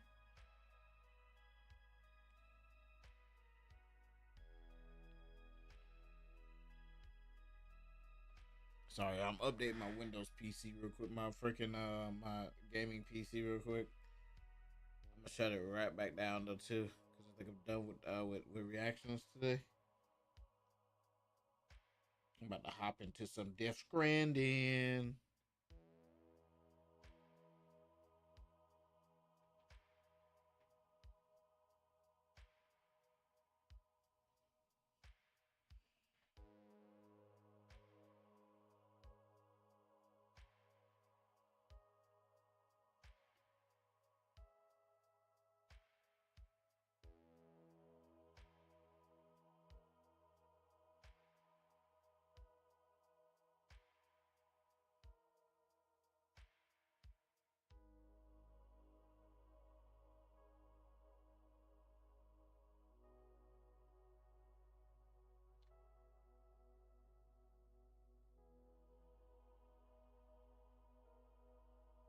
Why is my PC restarting again?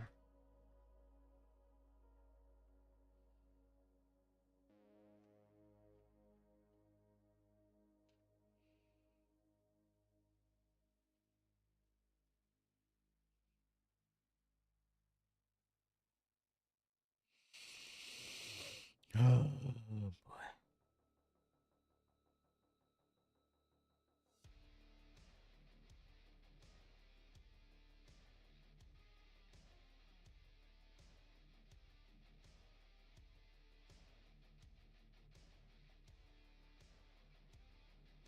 Come on.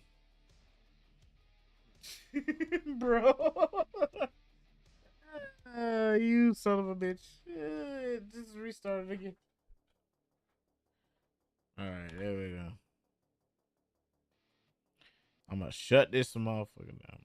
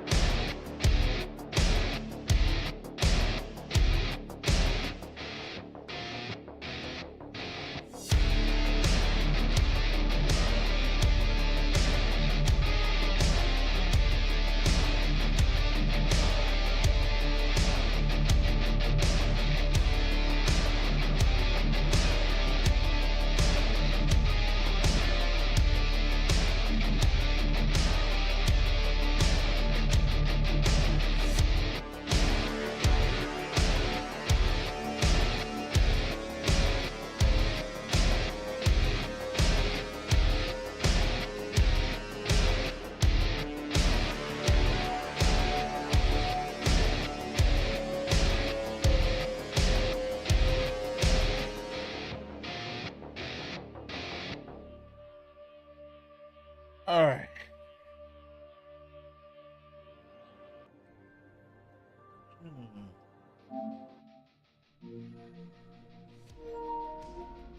How many hours I put in this game? We're gonna figure it out. Yeah.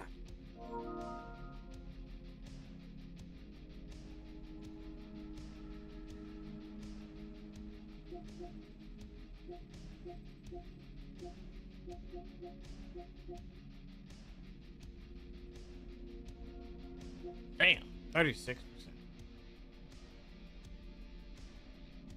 36, bro, 36 hours. Good Lord.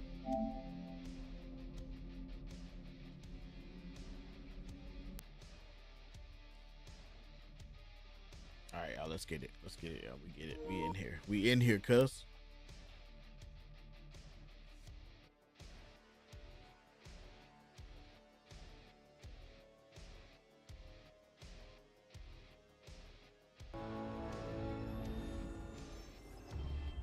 Sony.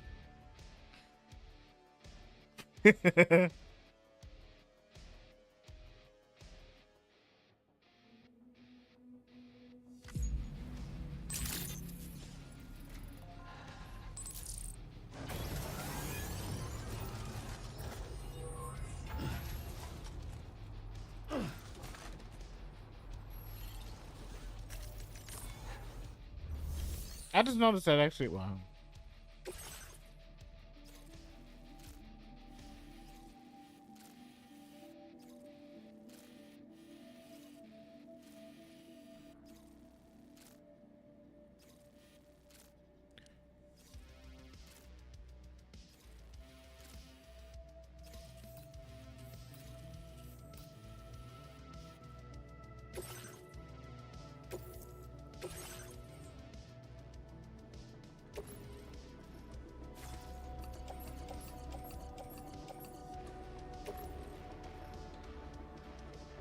Oh, excuse me, y'all. Sorry.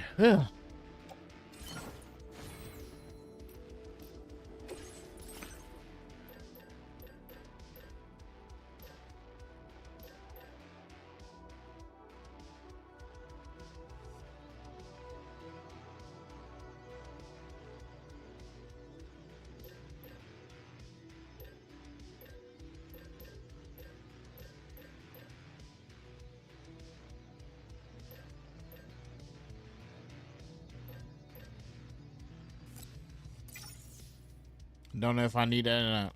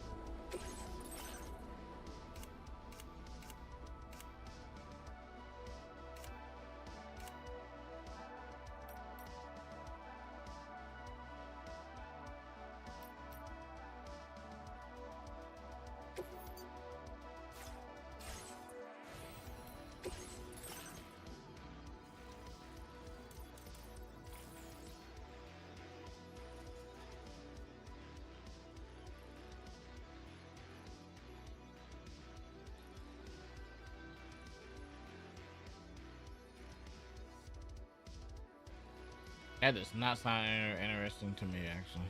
That actually sounds like ass.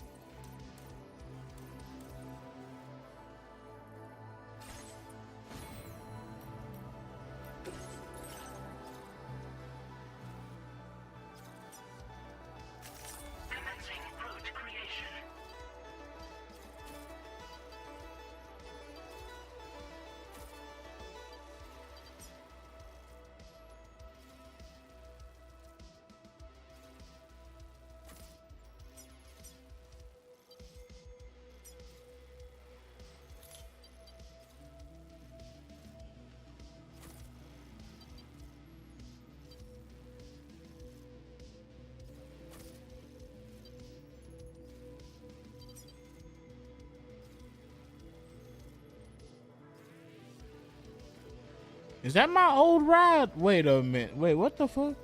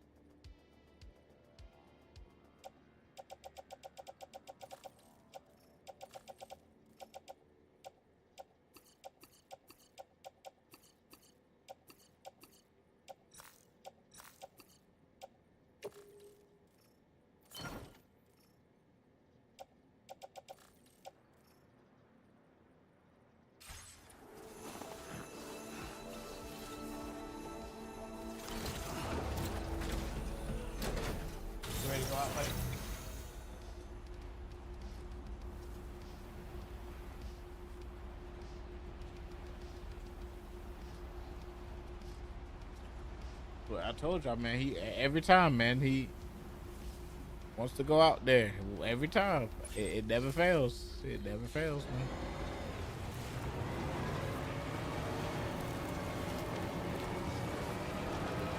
Never fails, man. He is a prima donna.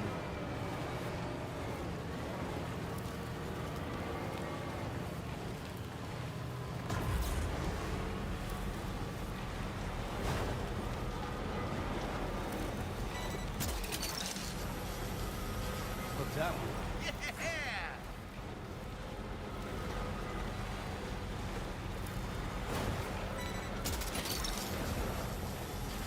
Snack.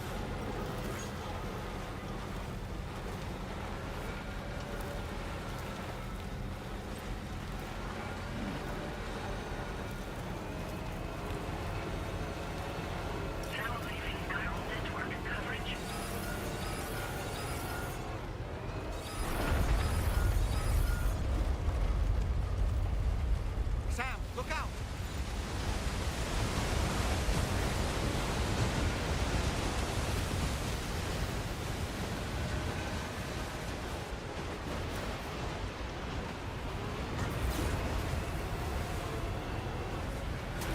Y'all was just up there.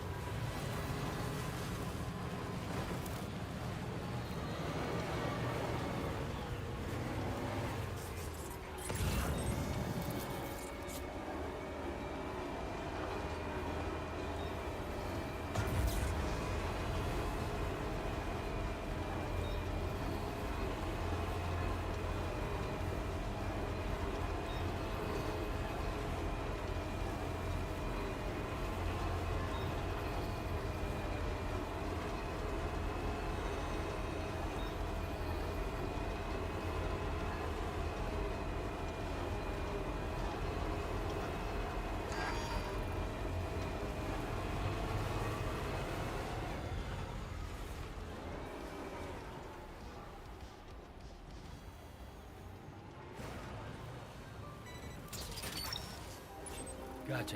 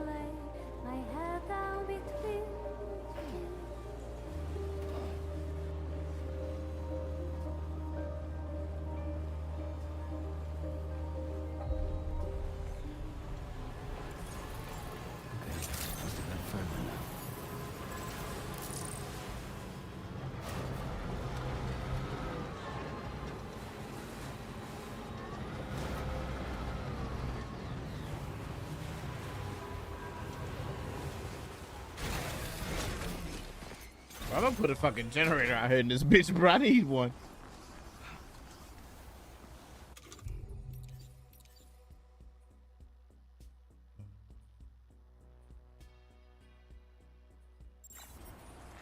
Let me grab it from here real quick.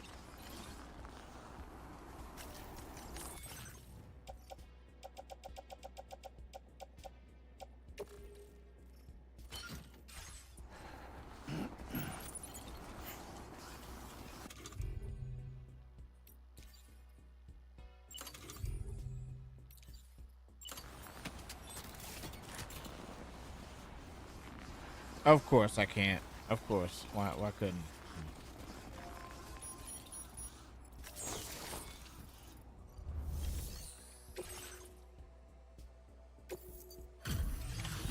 Of course.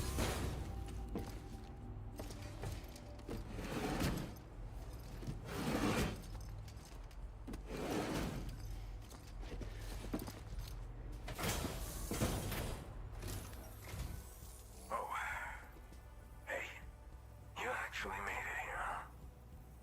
Or am I just imagining things? Right. Now check that cargo of yours.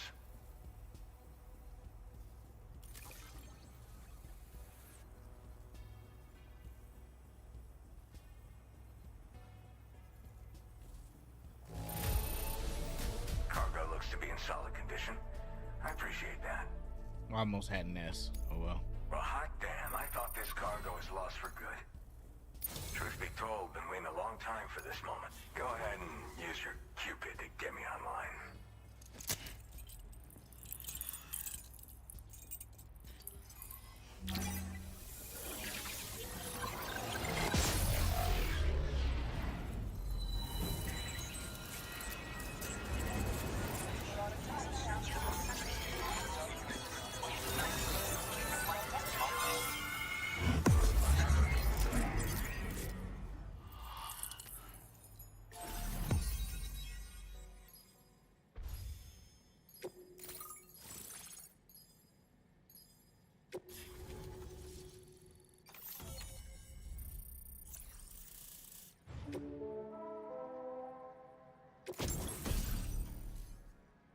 Oxygen mask. Ooh.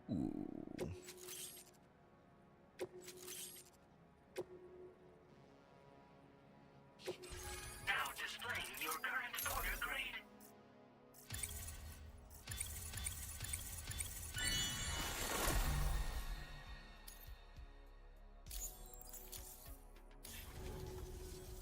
All right.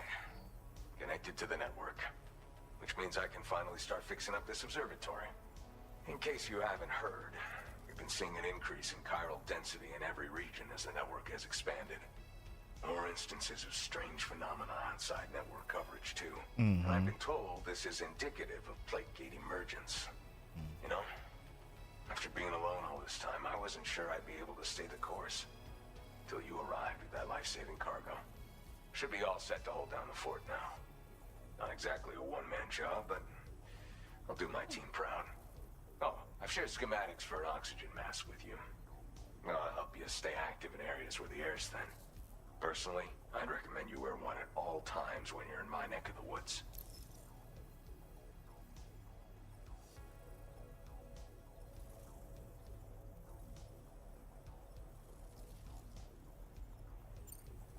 You know, at high altitudes, on mountains, like this one, for example. And if you climb above the cloud layer, you've got even less oxygen to breathe. It saps your energy even if you're not doing anything strenuous. Over time, you'll cover less distance and be at increased risk of slipping and falling. It's a good idea to wear your oxygen mask to help you stay strong and sharp. Well, I'm at the bottom. I'm gonna have to get one of those then. Tar current fluctuations and whatnot. Mostly in the eastern part of the continent and elevated regions. Going forward, I'll also be paying very close attention to signs of plate gate emergence. Unfortunately, the chiral cloud layer has been gradually descending ever since I got here. Everyone was suffering from exposure, and I'm the only one who stuck around. You're the first friendly face that I've seen in a minute. Mother Nature won't show you any mercy around these parts. The biting cold and steep slopes will slow you down, or stop your progress altogether. Now would be a good Yeah, time you to ain't make lying. sure you're fully prepared for the journey ahead. By the way, the aeronautical engineer who lives northwest of here just posted a sub-order for you. Seems something at the Ghost Mech factory's got him all hot and bothered. Help him out and he might hook you up with some useful gear. In any case, I hope you'll come visit me here again sometime. I understand it's a lot to ask folks to make the trip on a regular basis. But that's why I'm hoping I can offer you stuff that'll be of use in hazardous conditions like these. Keep on keeping on, man. And thanks again for all your help. This is the President, Sam. Chiral network coverage has just passed the 75% milestone here in Australia. The next leg of your journey will take you to the southern part of the continent. Once the remaining regions have been integrated into the network, the manifestation of a new plate gate is all but guaranteed. Marshal your strength to overcome the final hurdles and make this continent whole again. We're all counting on you. Sam, Rainey's not doing so great. It might be more of a mental than a physical issue, but I'm honestly not sure. Do you remember the doctor from the Motherhood? We think she should be able to help ease Rainey's anxieties. It was Tommen's idea. We already reached out, and she said we could come visit anytime. Since the Motherhood's within the Chiron network, we can use the Magellan to travel there. Once you've made it back to the ship, just head to your private room and settle in. You can use the trip to catch up on sleep. But if there's anything you need to take care of before we depart, now would be the time to do so. Sam, I'm contacting you via a different protocol. This private mode affords me a direct connection to you alone. It seems Drawbridge has reason to suspect that APAC may have been involved in the production of ghost mechs. This possibility concerned me as well, so I conducted my own investigation and reaffirmed that APAC's underlying technologies are iterations of an older Bridges framework. What I'm getting at, Sam, is that the guilty party is not APAC, but Bridges. Which is to say, the UCA may also have some involvement with ghost mech production. This would perhaps explain why firearms and other weapons have become commonplace on the Australian continent. The UCA's precursor, the United States of America, had a prominent gun culture. Though Americans first took up arms to liberate themselves from British colonial rule, they retained the right to bear arms so that they might defend themselves against future government tyranny. APAC has no such designs, of course, but Higgs has used factories to obtain weapons in an attempt to subjugate the continent through violent action. And so, the people of Australia have, in response, been forced to take up arms in self-defense. A distinctly American philosophy, and one which would appear to have spread to this continent. The more we seek to unite the people with metaphorical ropes, the more essential sticks seem to become. This particular situation is one that I feared might come to pass, which is precisely why I determined that it must not be the UCA, but a civilian organization which takes the lead in expanding chiral infrastructure. But if the UCA is indeed somehow implicated in these events, it may dramatically alter the calculus. I realize it must be vexing not knowing what to believe, Sam. Should I learn more, I'll contact you at once. For my part, I have a favor to ask. I must insist you not disclose that we've been in direct contact. There's no telling who may be involved with what at this stage. Order completed. Well done.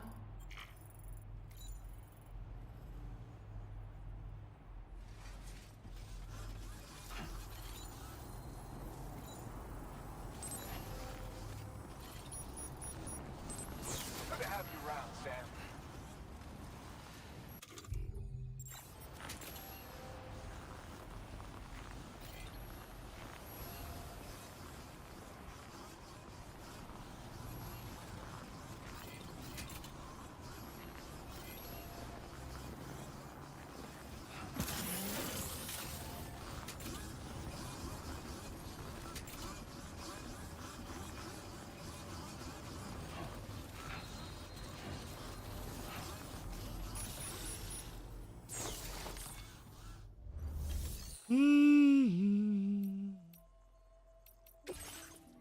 No.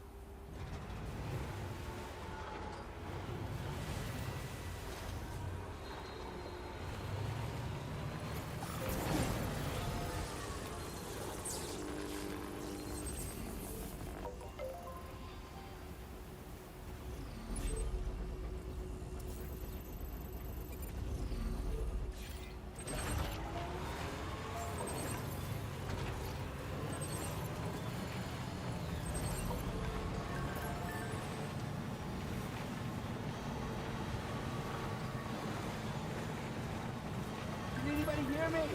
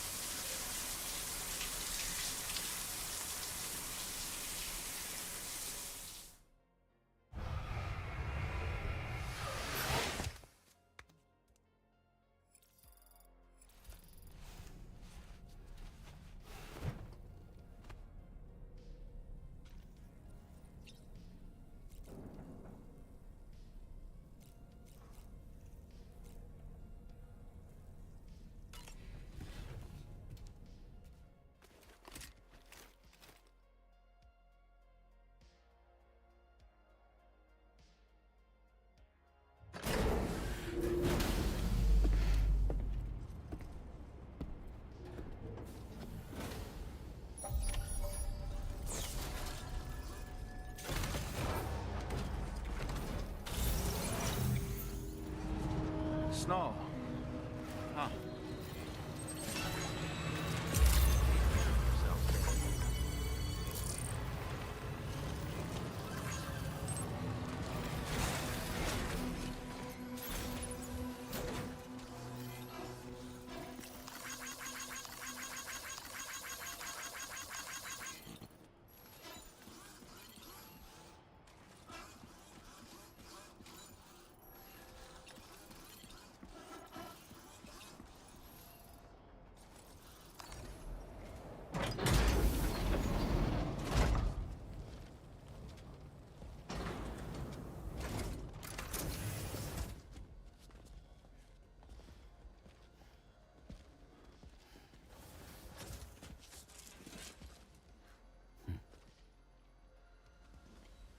Close your eyes.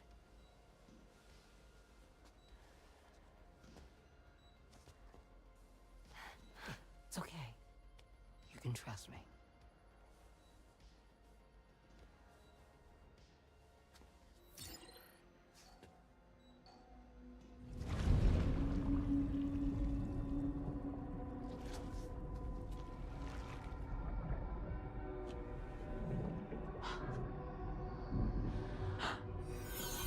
It's a healthy baby girl.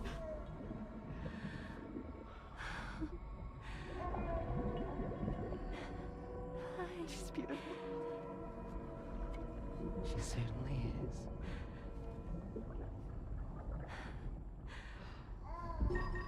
Okay, coming up on 3 minutes. Someone needs to go home.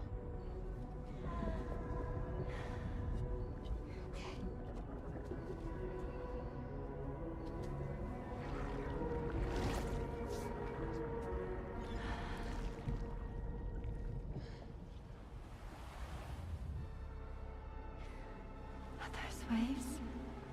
Yes, they are. Your womb is connected to a beach.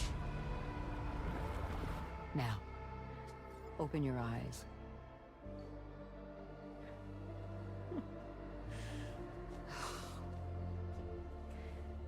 Rainey, the child you're carrying is not dead. It's just that time is stopped in your womb.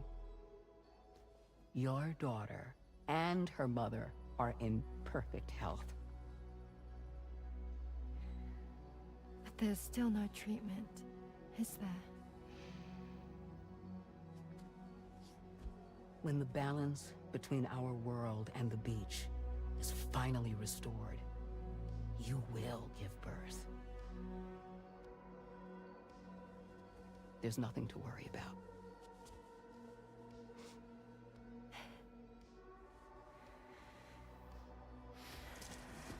Come on. All in due time. So wait and have faith that you and your child will be fine.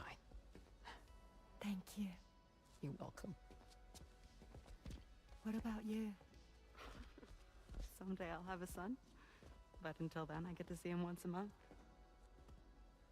It'll all work out. Yeah. For all of us. Sorry, but would it be all right if I took another look at your pod? Give me 1 second. Okay, I'll head back first. The thing is, when I did my examination on your pod, I got the strangest feeling. The BB in that pod was there far longer than any typical BB. I'd like to check your pod's production number. If it's an official model, it'll have one inscribed on it. I can tell you right now, there's no number written on it. No, it wouldn't be on the outside. It would be inscribed on the inner wall.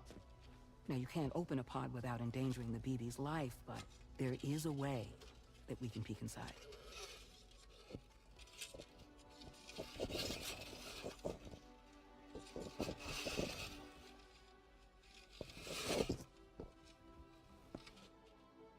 See? Right there. See, a pod's production number is a record of when the occupant was transferred from the still mother's womb. Sort of like a BB's date of birth. Impossible. 11 years ago. On the very same day as the Void Out. Lou's date of birth was 11 years ago. And not just that, the serial number is BB00, which would make Lou one of the first test subjects. Yeah, that would appear to be the case, yes. If we scour the archives for any mention of BB00, there's a chance we might learn more about Lou's past. You really should try and put this behind you. And digging up the past won't help. I think it's time we return to the DHV Magellan.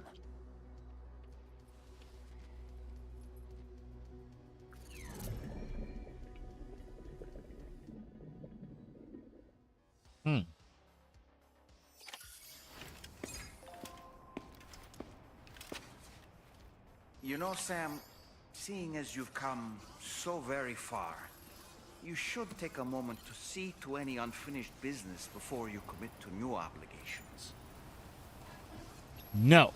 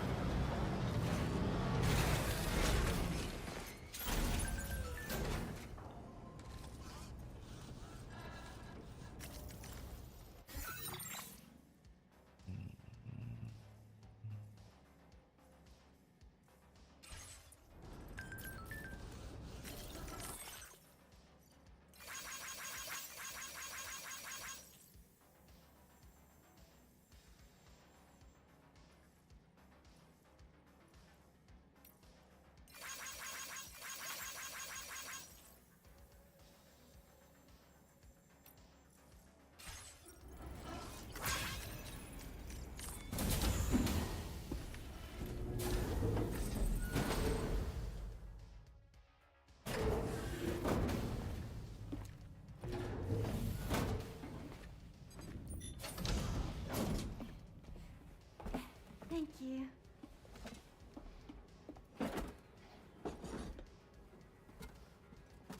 In the place where I came from, no one gave birth to babies. They just stayed inside their mother's bellies. Well, in our world, babies are born and grow up to be adults. Or at least they're supposed to. It's only natural that Tamara wouldn't understand. After all, she was living in a realm of the dead. I wouldn't expect children to be born into such a place. But Rainey's baby will be born, right? In due time, of course. Isn't that so? I'm sorry. It's okay.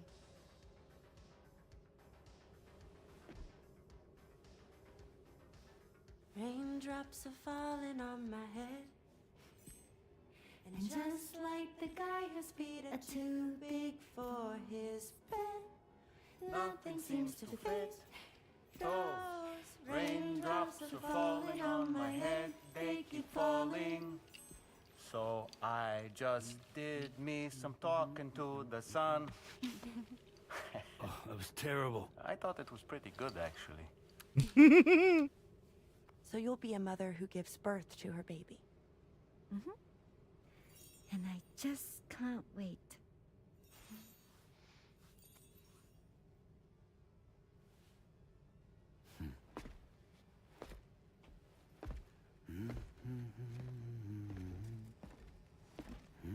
Talk about terrible, Sam. I've heard dogs with better tones.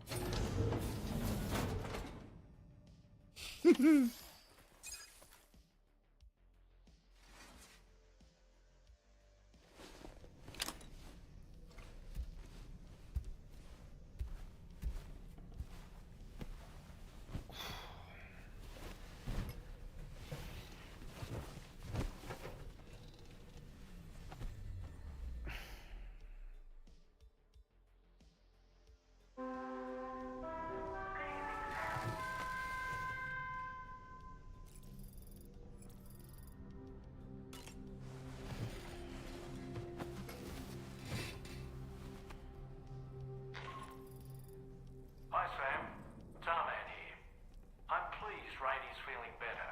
And now that that's settled, we're all set to continue linking up the continent. Your next main order requires you to retrieve some intriguing cargo. And for convenience's sake, we've decided to transport you to the mission area in the Magellan. Speaking of the Magellan, I think it's high time this old girl's weaponry got a bit of an upgrade. I've gotten in touch with a researcher based in South Fort Knott for this very purpose. I'll need your help, of course, but the details can wait until we get there. I'm sure you're eager to get underway, but the tar currents nearby have grown unstable. It's going to be a bumpy ride. As a safety precaution, I'd like everyone to assemble on the bridge before departure. Come and join us as soon as you're ready.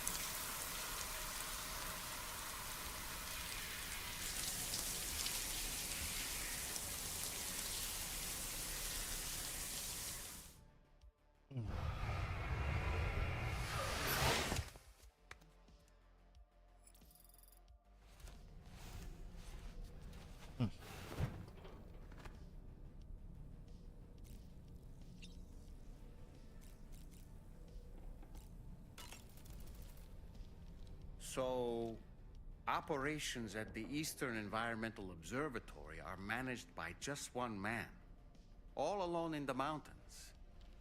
Must be terribly stressful.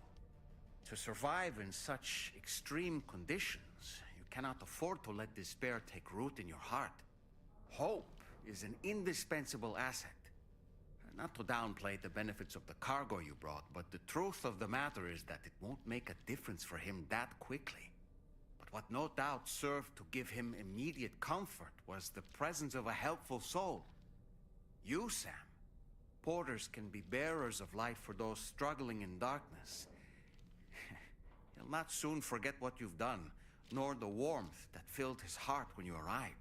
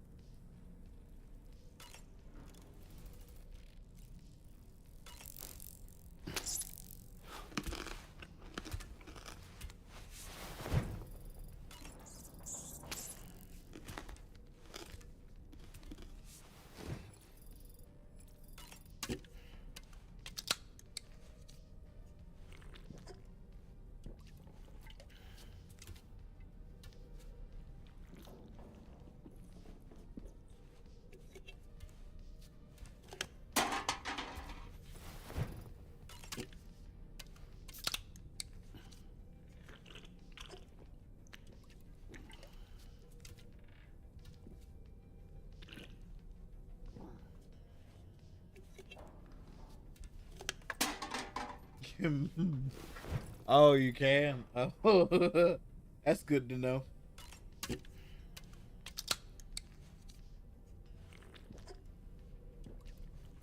That is good to know.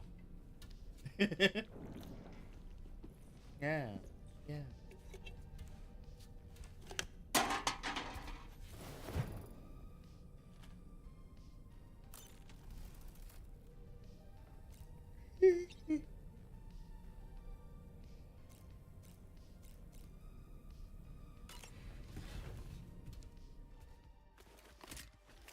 Novi, Mama says she loves you.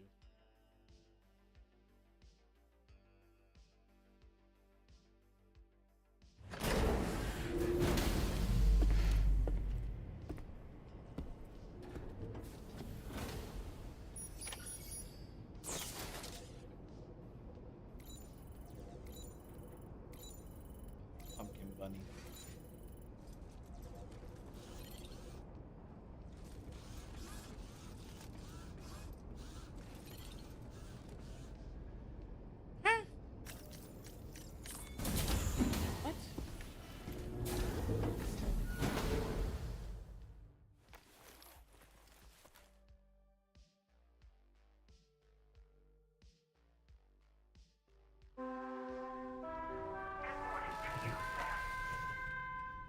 They didn't give me an option to go to the bridge, bro. What the fuck?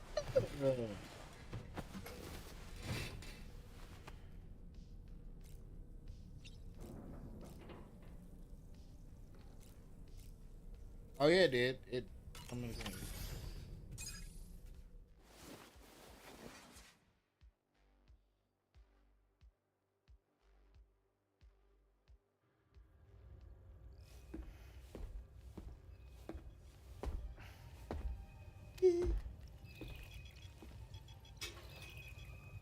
Just a little more work, and we'll have linked up the whole continent.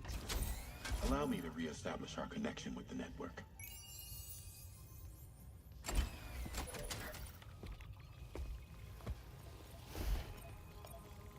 And we're off.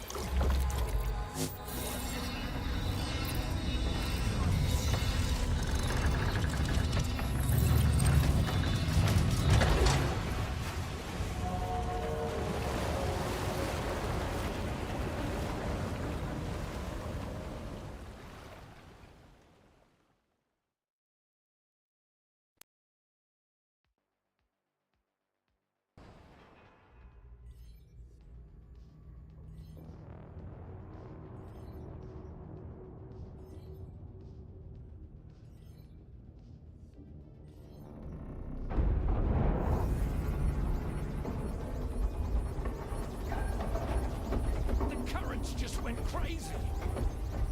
I've lost track of my hand. It's gone. Are we caught in a surge?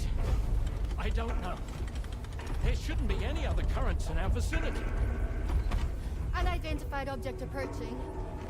Everyone brace for impact. What's wrong? The rudder's unresponsive. I think something's dragging us. The connection to my hand has been severed somehow. Right now, I'm flying blind. Gilman, do you sense anything? No, it's not a BT. Well, something's still pulling us down. Much deeper, and the ship's hull won't be able to handle the pressure. Evasive action!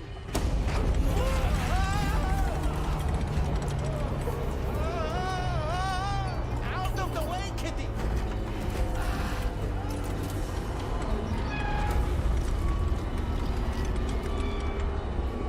It's no good. Can't break free. Discharge tar ballast. Rapid ascent, now! Too risky. We have no idea where we're going to surface. We have no choice.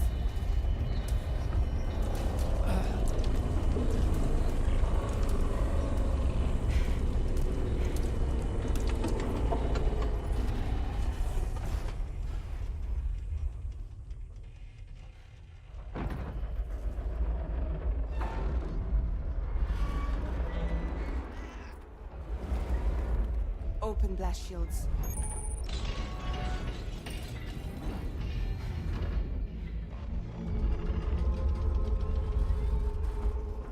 If we don't do something, it'll crush us.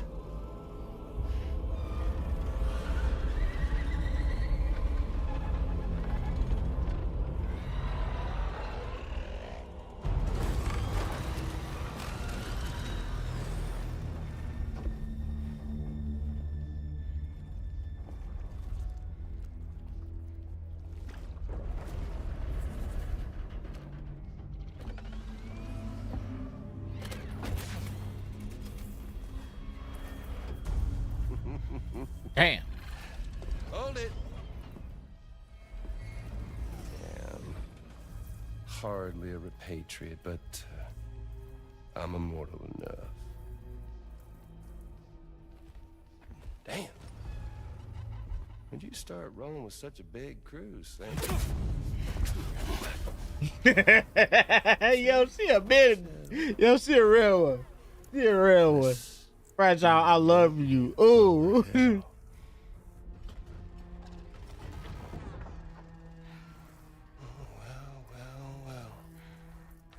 You roll back the clock and let old time fall soaked hide of yours, huh?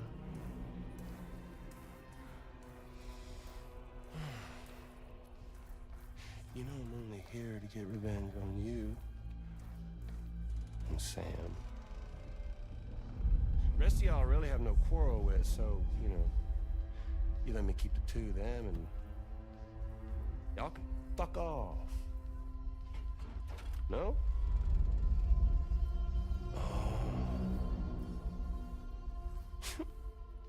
I want to die together. Yo. Except for the fact Sam's a repatriate, so can't really share in your sad fate. But before I pop him, he gets to watch me kill all y'all.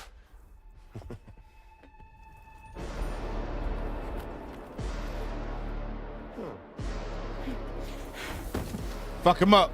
Fuck him up tomorrow. Fuck him up. Fuck him up, bruh. Fuck him up. Please fuck him up.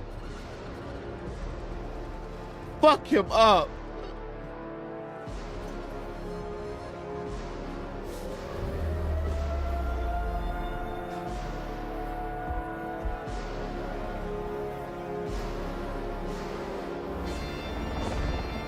Fuck him up. Please fuck him up. Yo. Yes, sir. Yes, Lord. Fuck him up. I'm so sick of him.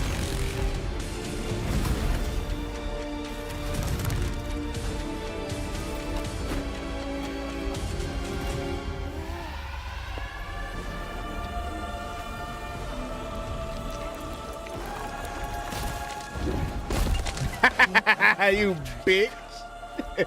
You baby back bitch.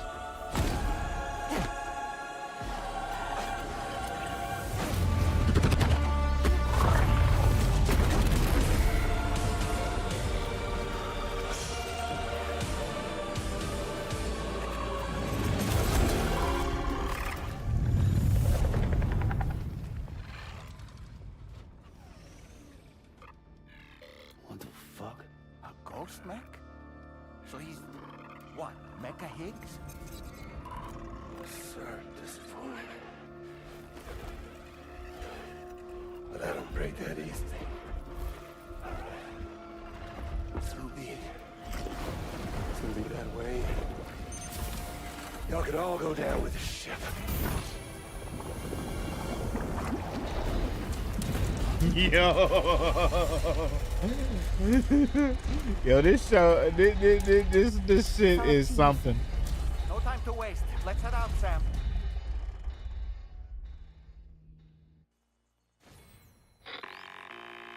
Sam, it looks like that thing coiled around the Magellan is some sort of giant ghost mech. You're our only hope of freeing the ship from its grasp. Gear up and get ready to head out. If you can get it to let go and draw it away from us, we should be able to provide fire support. We're counting on you, Sam.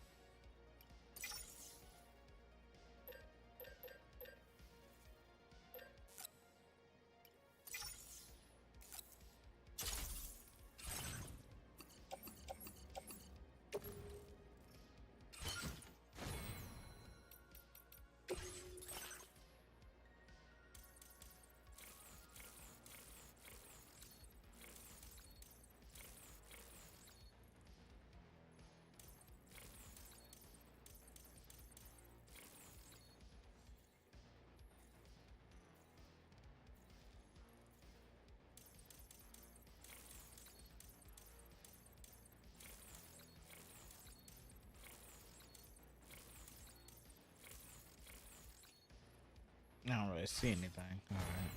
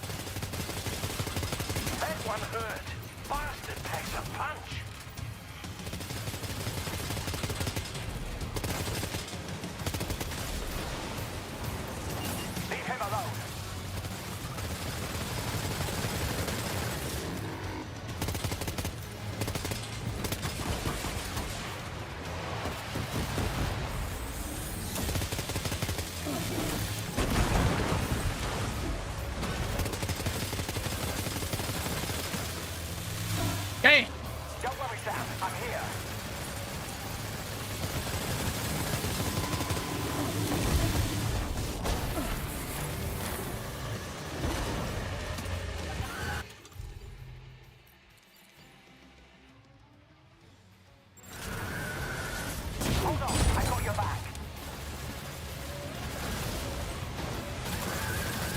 Sam, I can't cover you right now. The gun's overheated.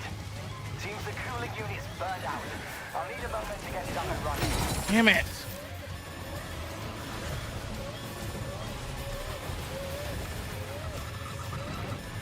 Get out! We're losing an awful lot of blood, Sam. Might be wise to either God damn it. or give yourself a transfusion with a blood bank. All right, let me get in there. Let me get in there. Let me get in there. Let me get in there. Let me get back in there. Let me get back in. Let me get back in there. Let me get back in there. Let me get back in there.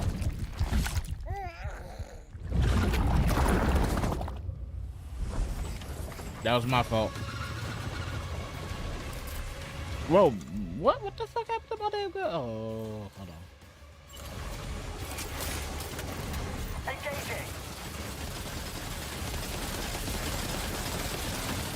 Does this do more damage? Save us, Sam. The Magellan to the bad way. Keep it together, old girl.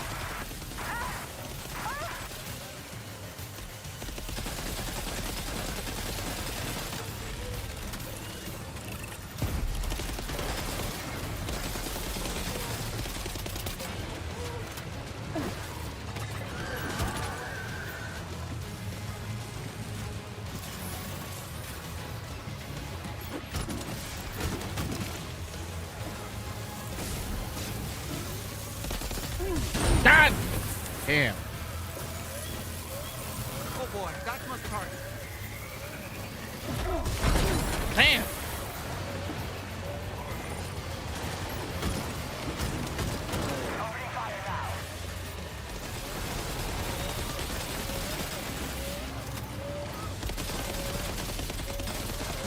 Lou, chill out. Chill out.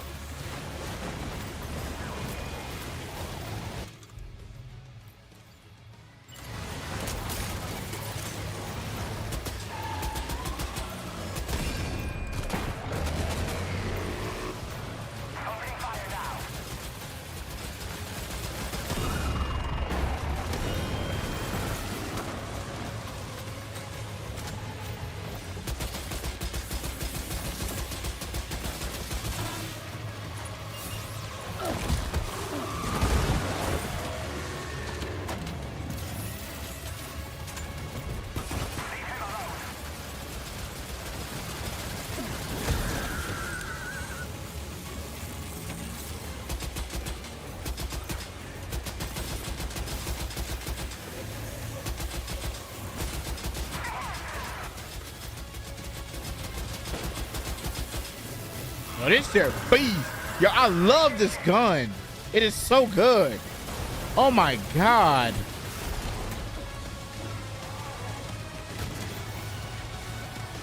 Oh my God, this gun is so good. God damn.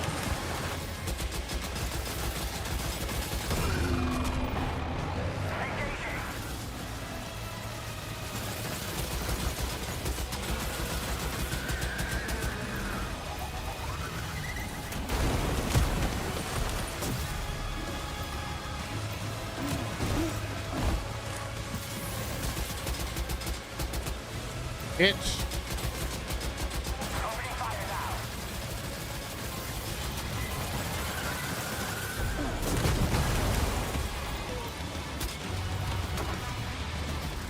Oh God, I gotta make more of those. I gotta make more of these guns, bro.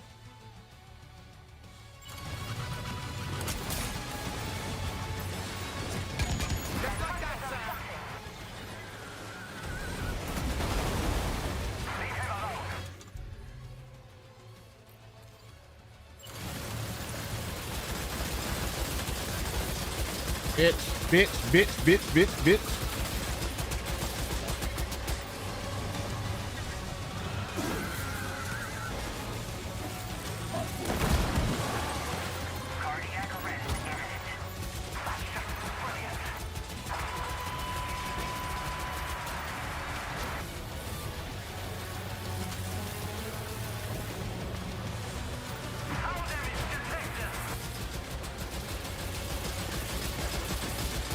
Suck it up, bitch.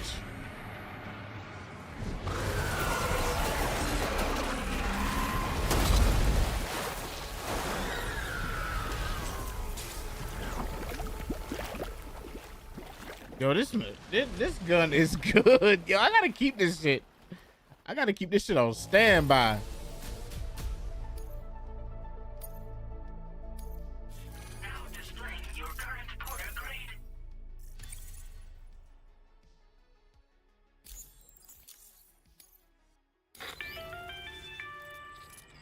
Great job, Sam.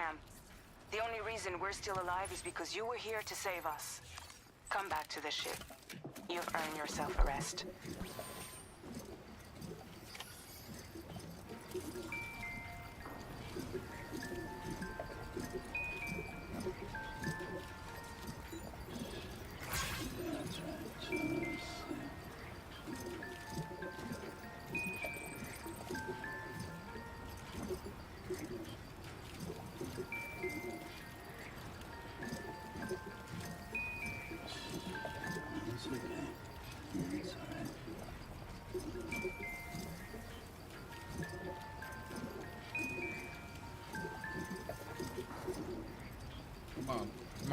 Come on, buddy. Come on, buddy. Get up there. Get up there, baby. BB, come on. Get up there. Get up there. Get up there. Come on. All right. Is that it? Is that it?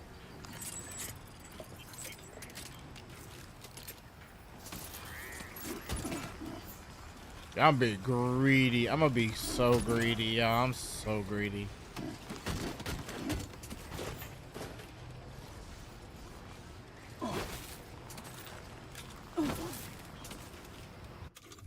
I'm so greedy. Yeah, I'm so greedy. Ew. I hate how greedy I am.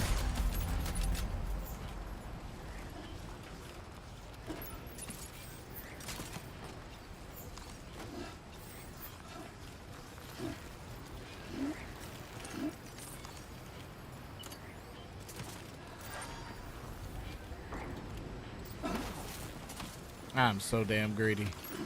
Look at this. I'm gonna take all this shit in.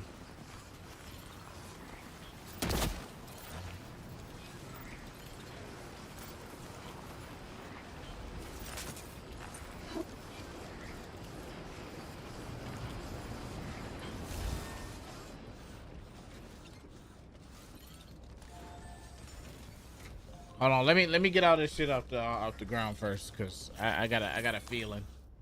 I got a feeling, y'all.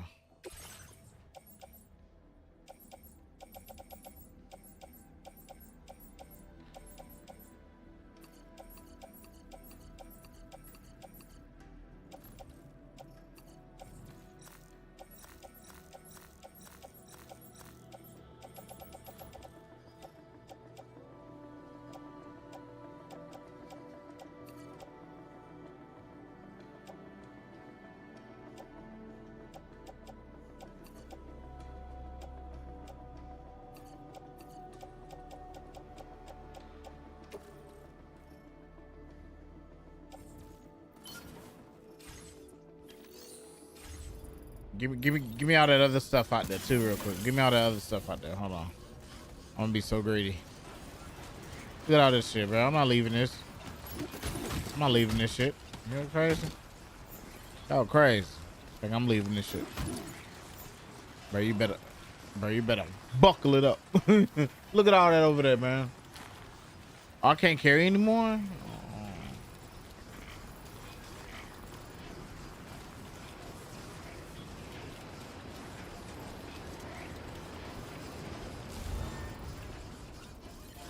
Y'all know I'm a greedy bastard, bro. Look at this shit. I'm taking this shit all. I'm taking it all. Because who knows what's next? Who the fuck knows what's next?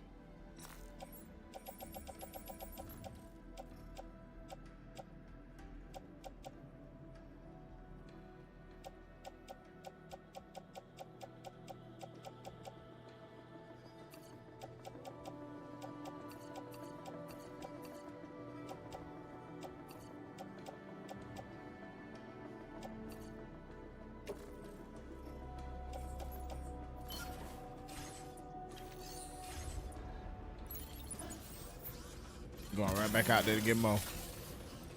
Going right back out here to get my watch.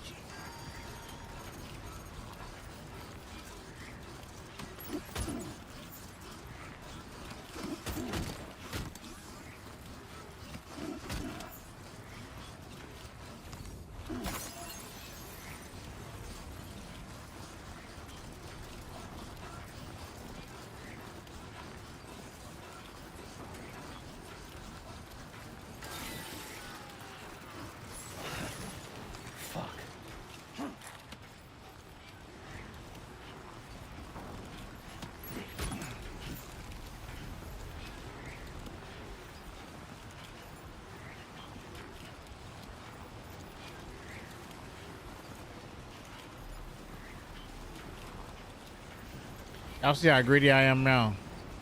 Y'all see how greedy I am, bro. I am greedy. Yeah, that's so disgusting. But I need it. I need all this just in case. Put all this shit in my private locker. Watch, y'all. Watch how I do. Watch how I do. No.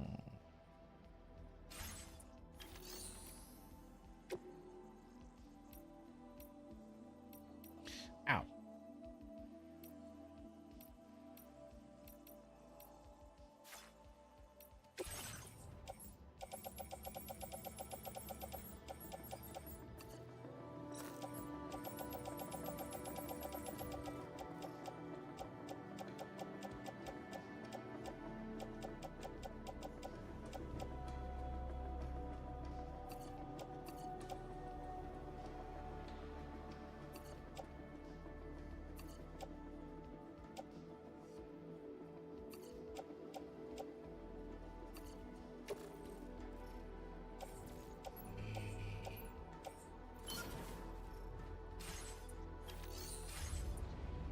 All right, we're good now.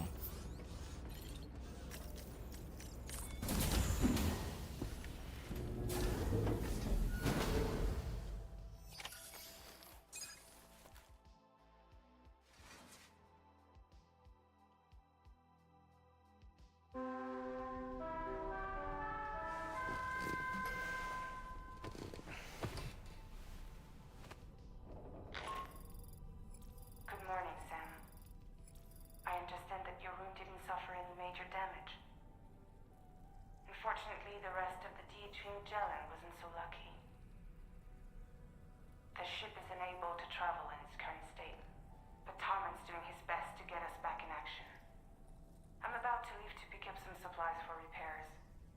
When you're ready to head out, I suggest you head to the bridge and get Tarman to brief you on the situation. Afterwards, check the ship's delivery terminal to find out which part of the continent you'll need to link up next. The show must go on, after all.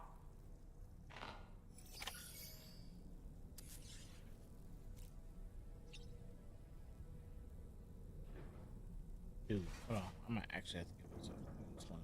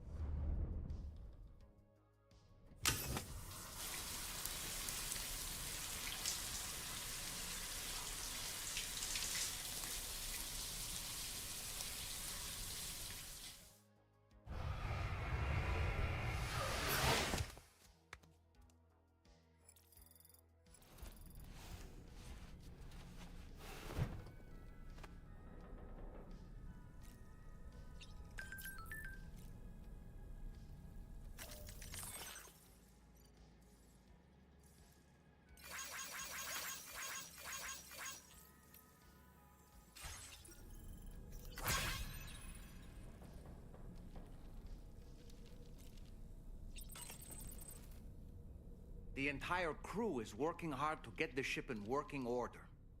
So let's follow their lead and do what we have to do.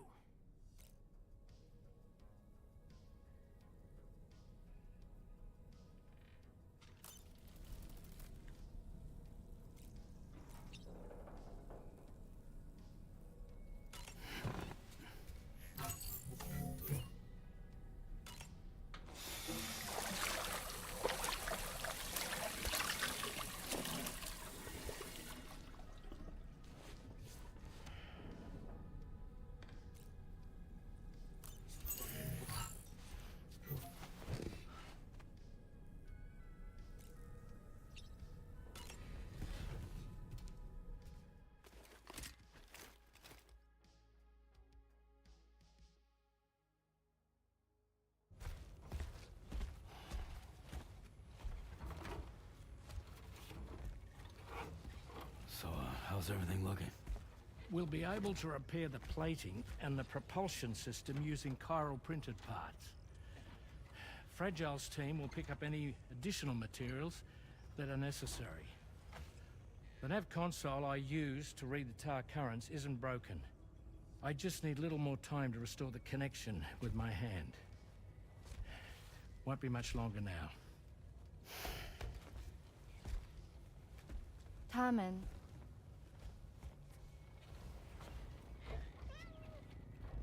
He came to visit me in my room. Thank you.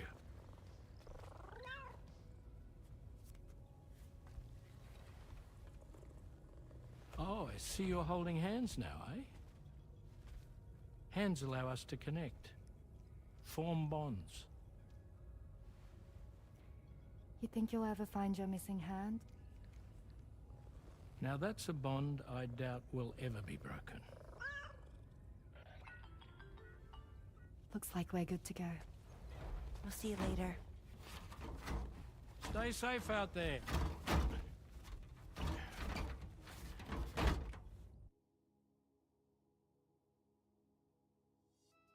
I'm excited. She's here. Oh, there's Fragile.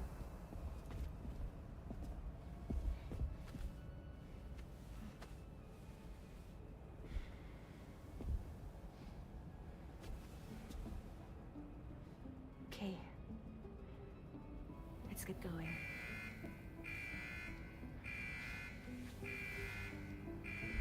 Hey, be safe out there.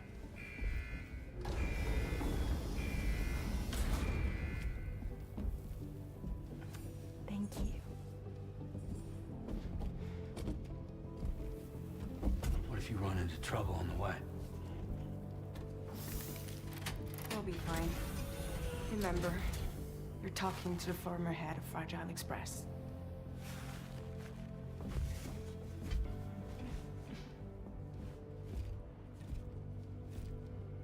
You two be all right? We all have dooms. No need to worry about us. And we're tougher than you, too. Right. So watch yourself out there. Take care of each other. I love this game, man. It's so fucking good, bro. What the fuck, bro? What the fuck?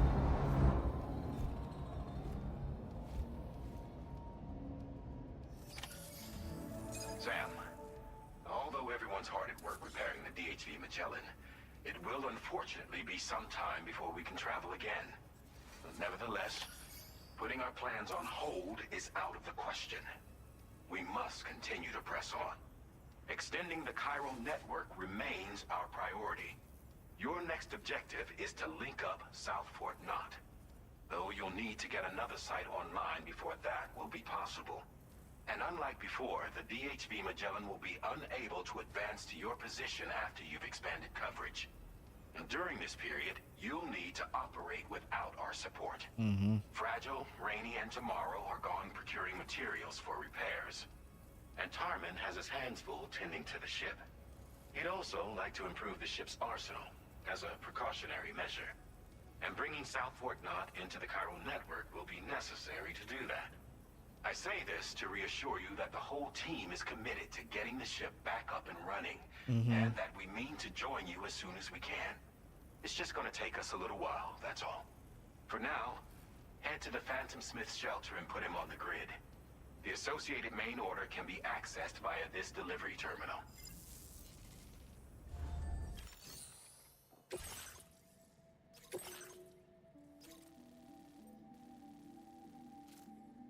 Commencing route creation. Ooh, that's steep.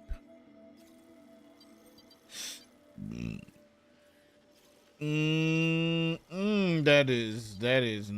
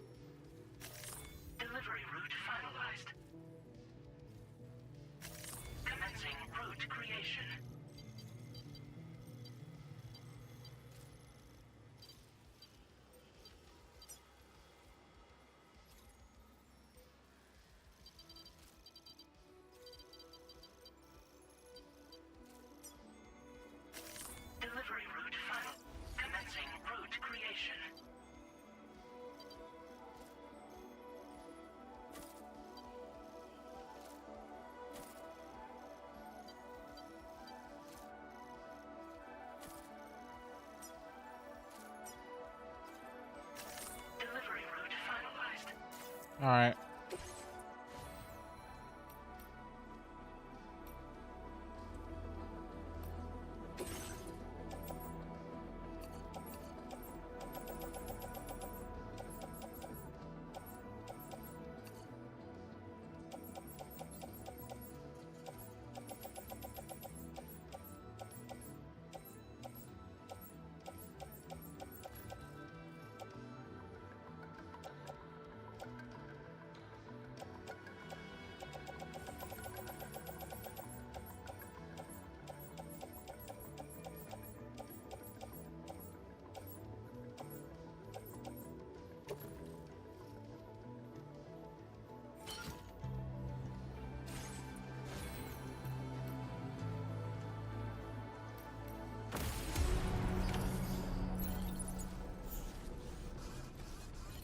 Can I customize this? Hold on. Let me customize.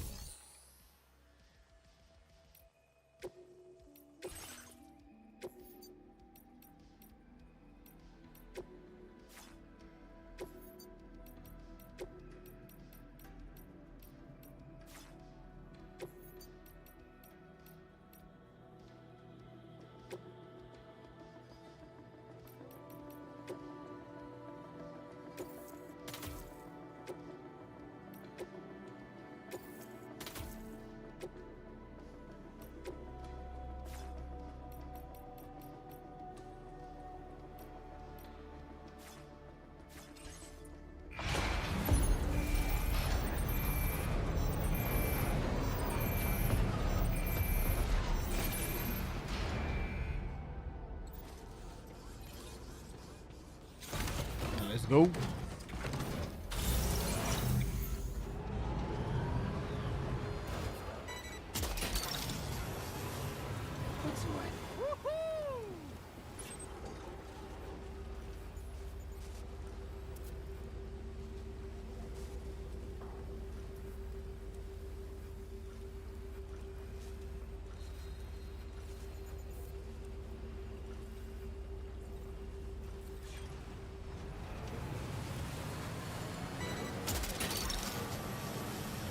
Snag it.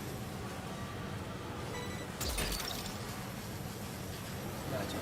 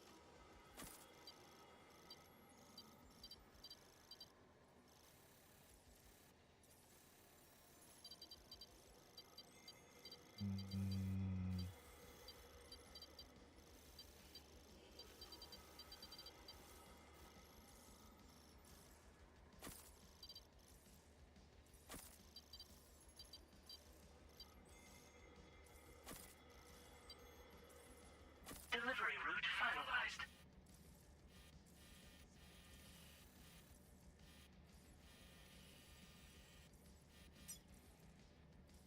Commencing route creation.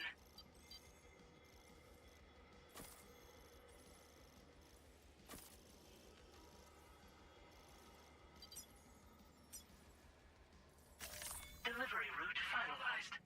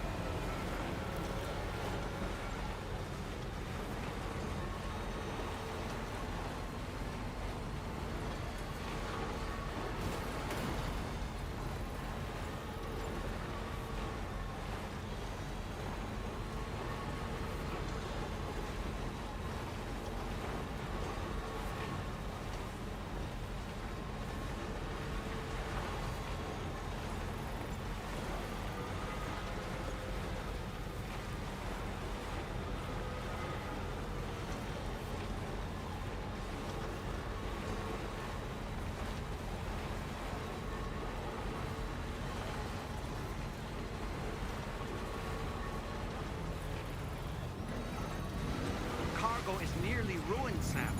Proceed with the utmost caution.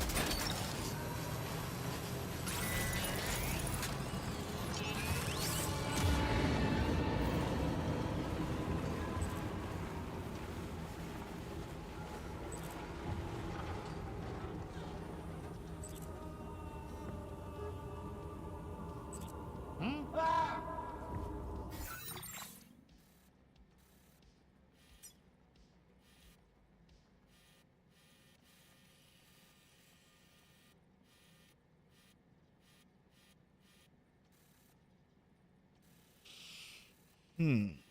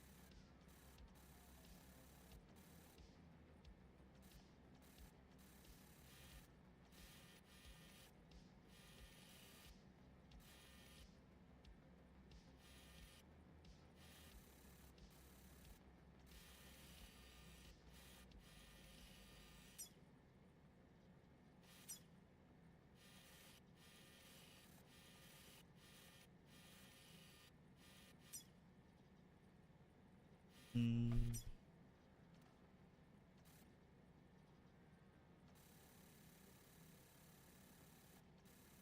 This where we going? Hmm.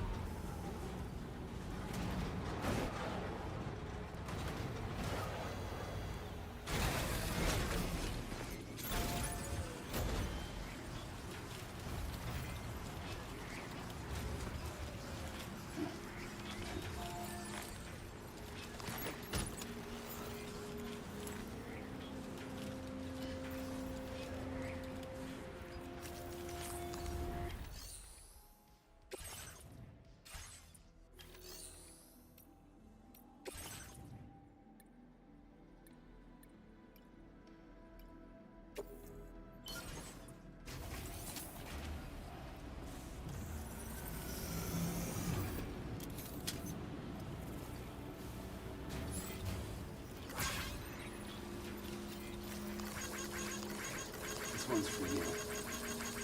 Thanks for the help.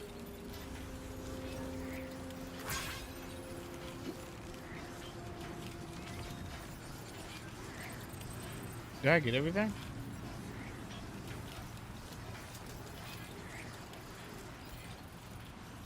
Hello!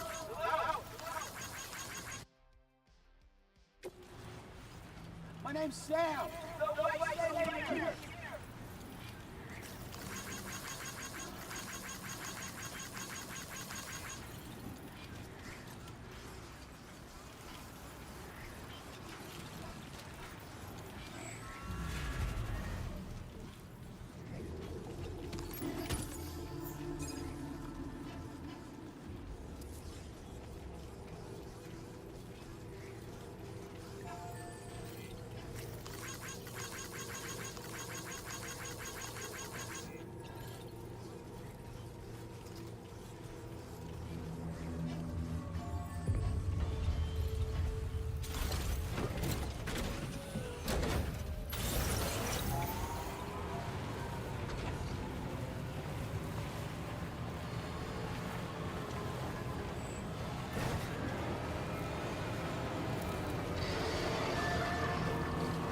better chill out.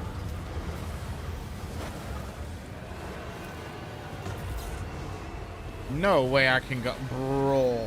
That's petty. There's no way I can't get up there. Hold on, hold on, hold on now, hold on now, hold on now.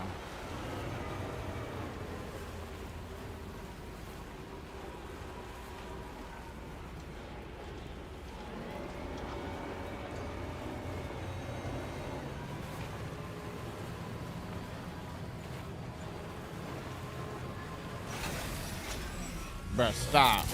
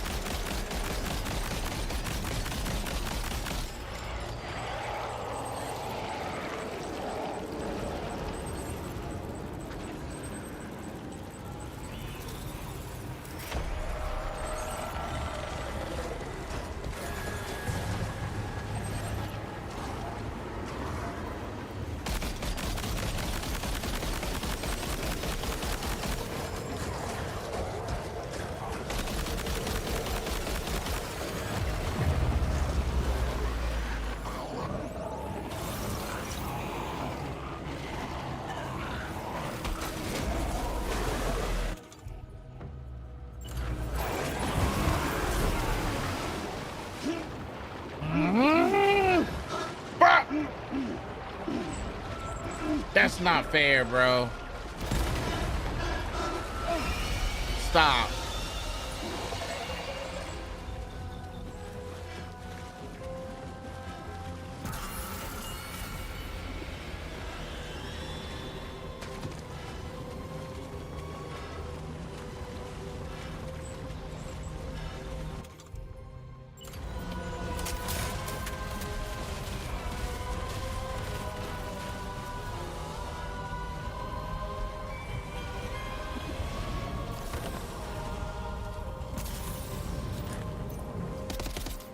Goddamn.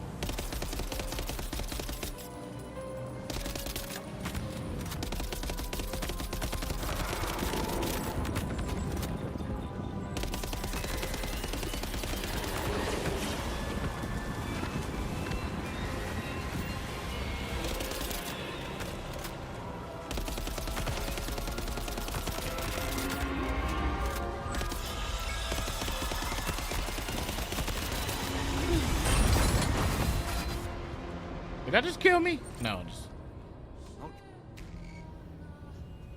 Wow.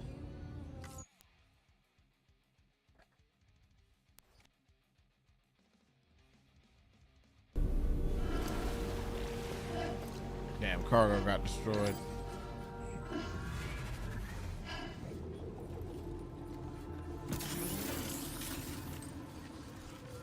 That you bitch.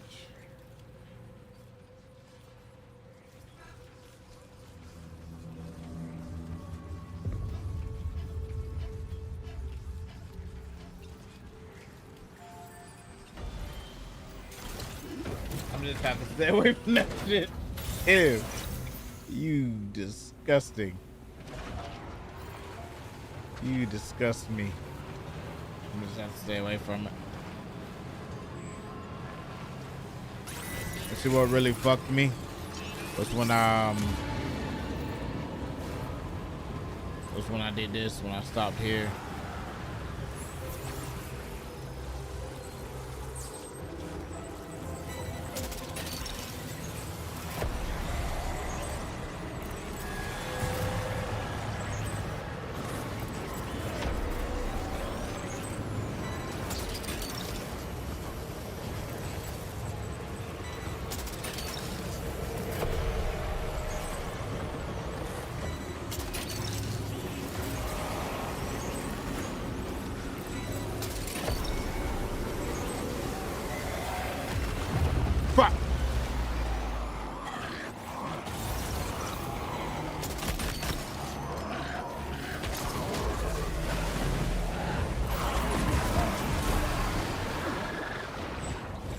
God damn it. Bro, I got caught again.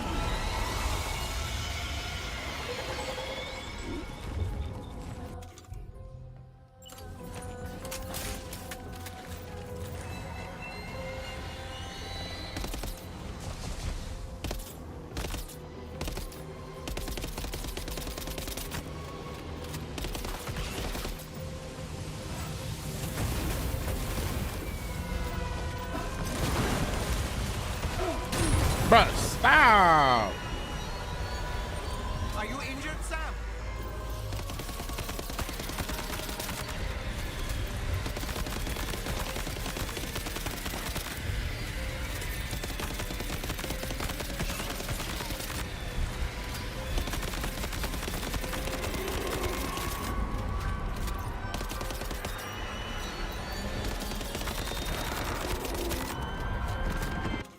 I need a grenade launcher.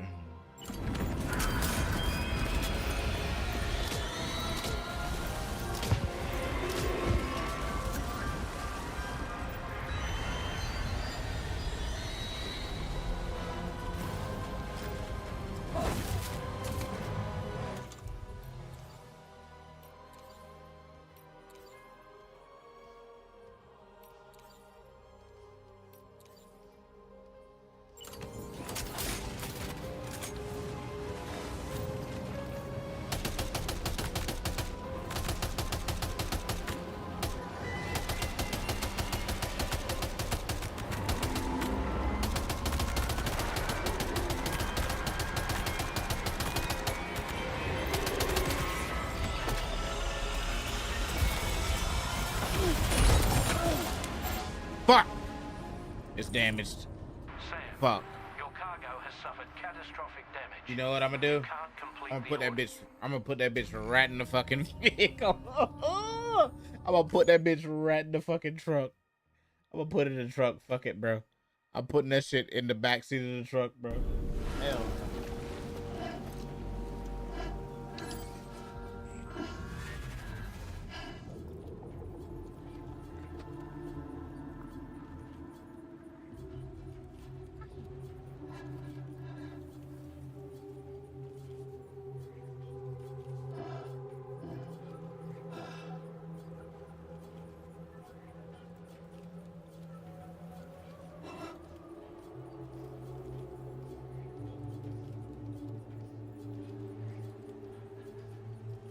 Yeah, I'm just gonna put it in the back seat. I'm gonna put that shit in the back seat, bro, cause I can't afford that to get hurt. I can't afford that. I can't afford that cargo to get hurt like that, man. I can't do it. Should have put me in a bad mood, bro, if I lose again. Should have put me in a bad fucking mood, bro, if I do that shit again, bro. Ain't no way.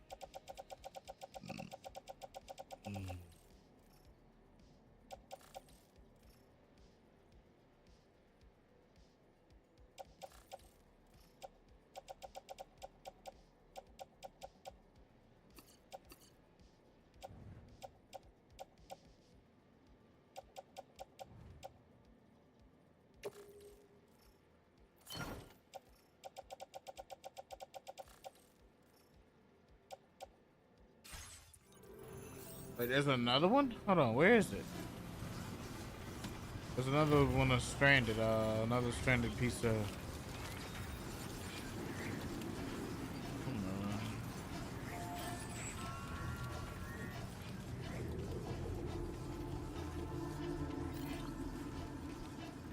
Let me tell you, bro. Let me tell you, bro. Let me tell you.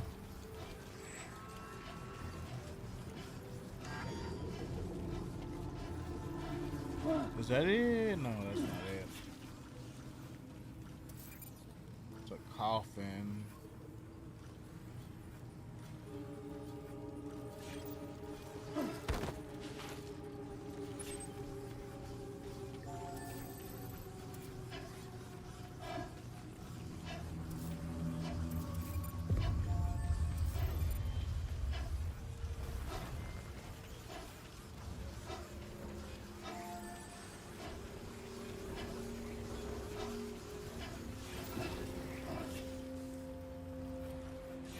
I don't see nothing about no stranded cargo.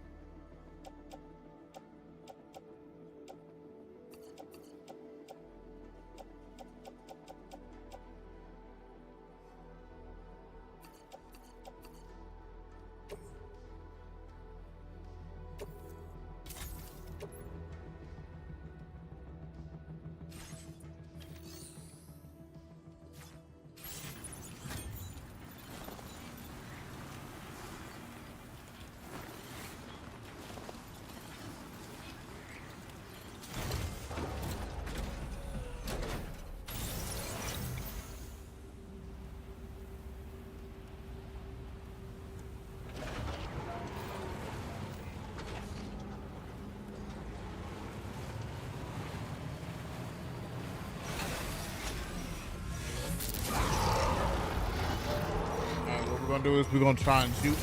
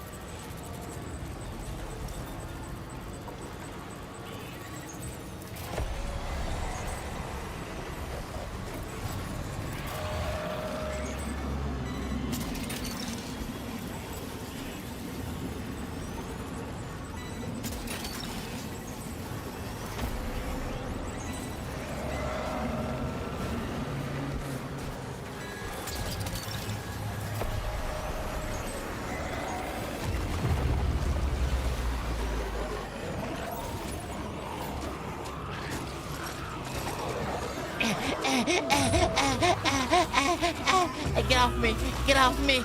Get off me! Get off me! Get off me! Get off me! Bruh, y'all pissing me off.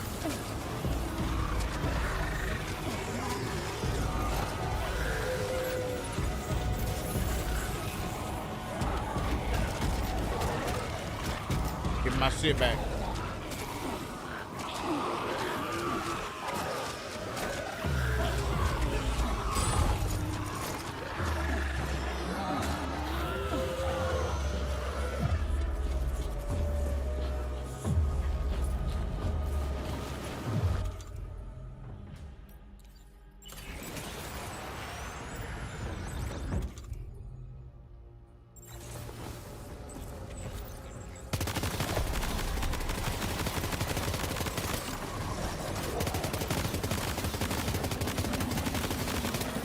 Dude, die! By the grace of God! What the fuck is... Bruh.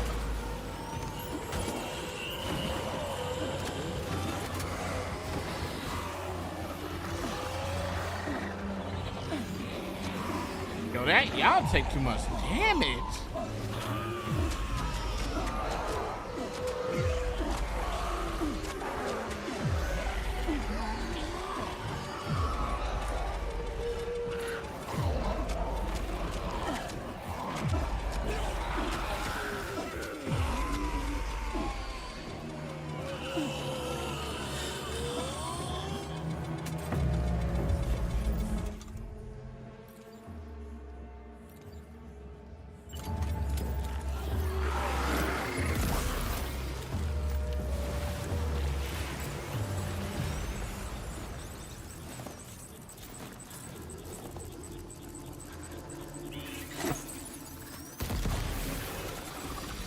Oh. What? Is that not hurting it?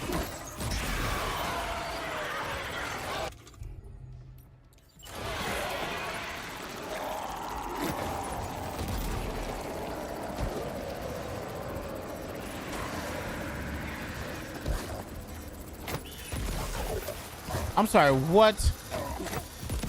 I'm sorry, what?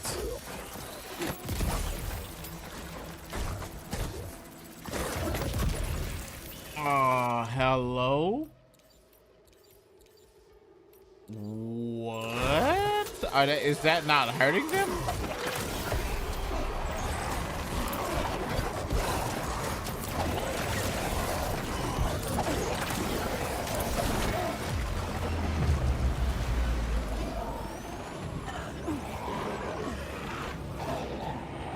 Bro, you know what?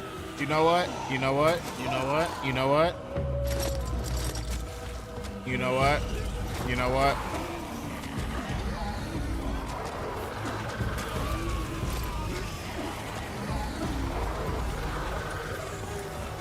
We're gonna book it. We're gonna book it.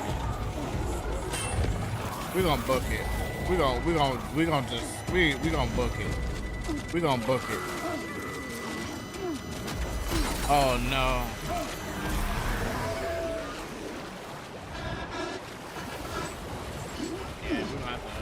We're gonna have to fight. That don't make no goddamn sense.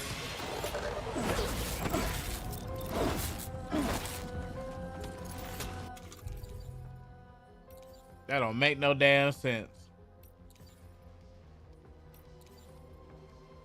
I want the machine gun.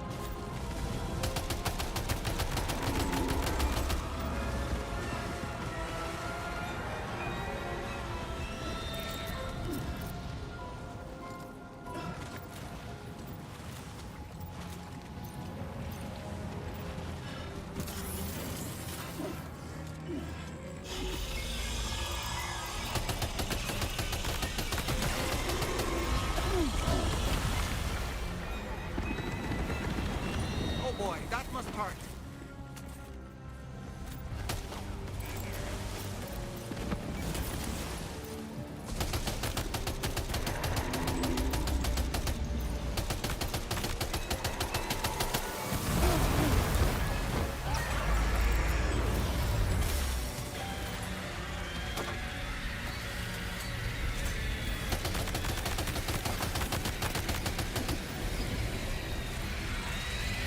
Yeah, that was a void out. That was a void out. That was a fucking void out. God damn it. God damn it. God damn it. Fuck me, man.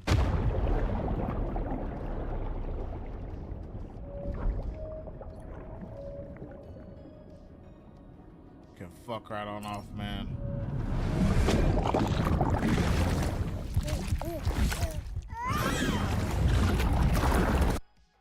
Fucking swear, dude.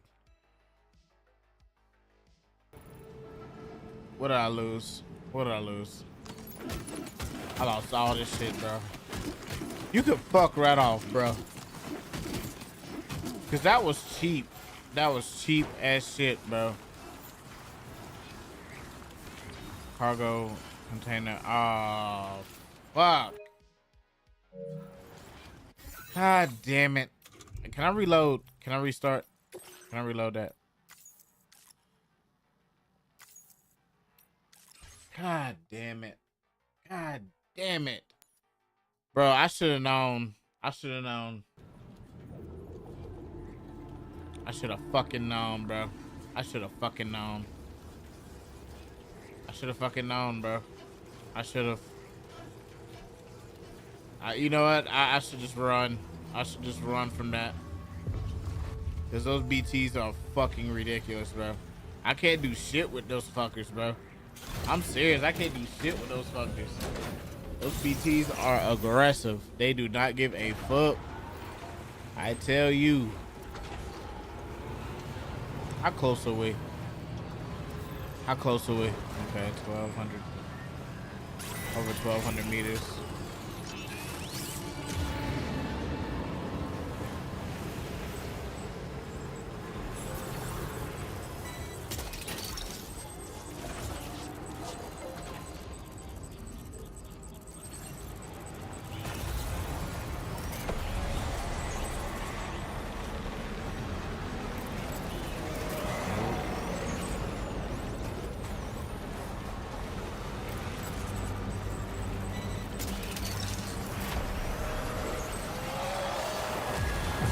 No, go, go, go, go!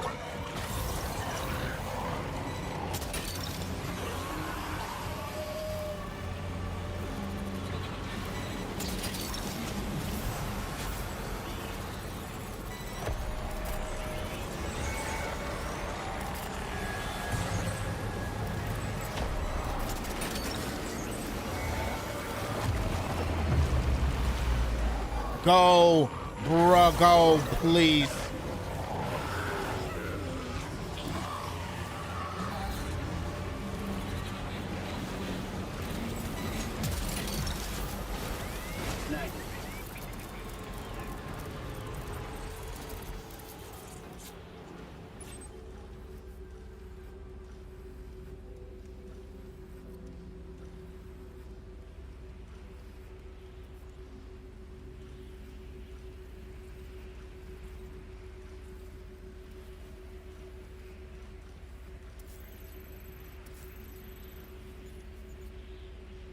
Did I get all of them? Let me check my cargo. Let me see something, bro. Did I get all of them? Did I get all of them? I am something too. I am absolutely something, bro. I'll tell you what.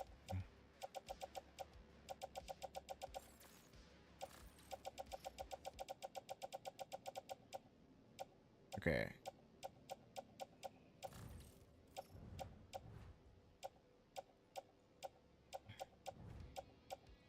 Okay, I do. I got all of them. I got all of them.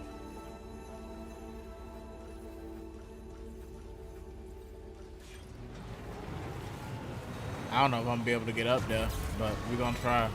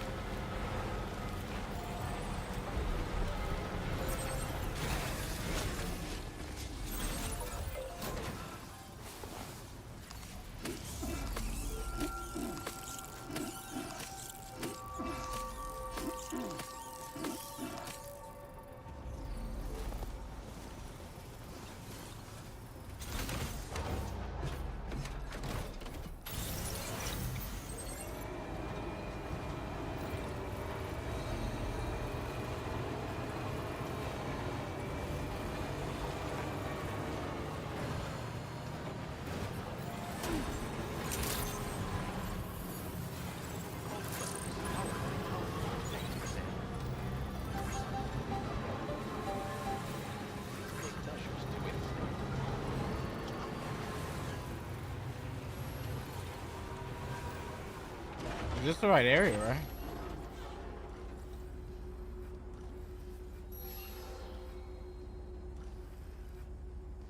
Right there? Yeah, it is. I was freaking out for a second. I was said, no way.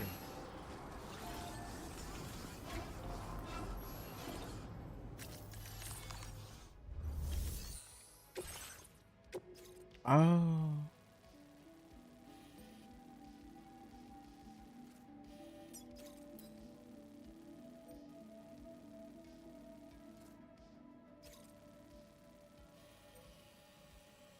Now I gotta take it over here.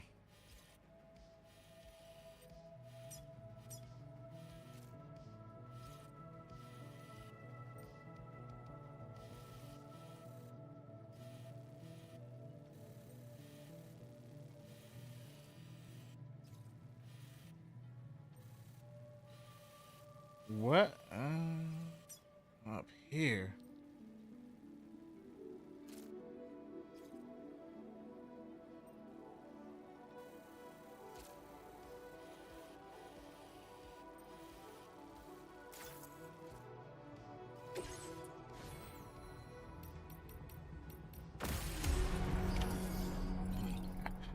Shit.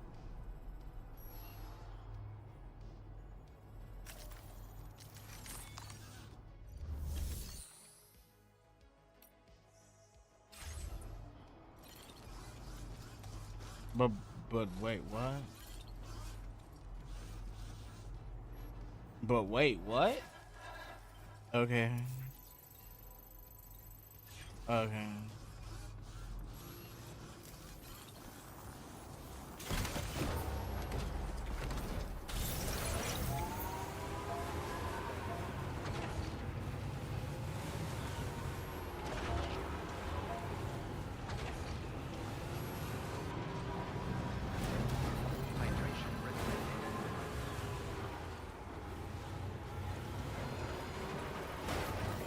Disengaging weapons restrictions. Take care, Sam.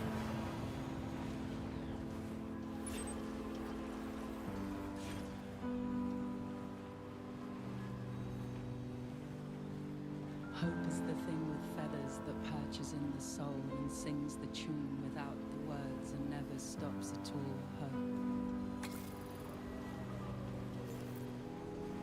Hope. That's the way. Wowzer! Hey. Good morning. Hey.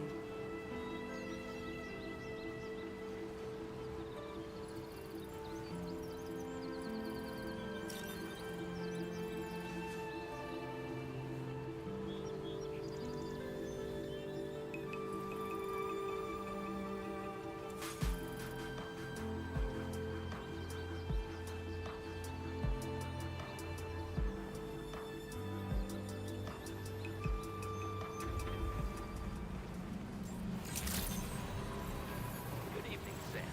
Drawbridge credentials verified. Welcome. Security measures lifted. Weapons detected. Be advised that usage is restricted inside facility grounds. Access the delivery.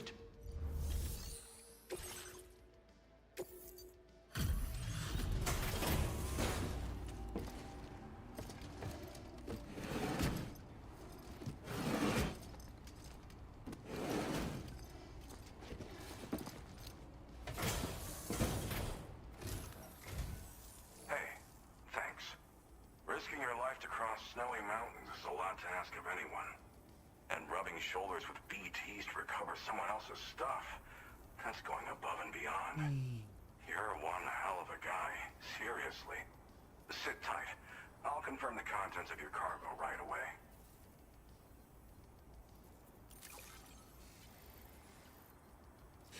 Yeah.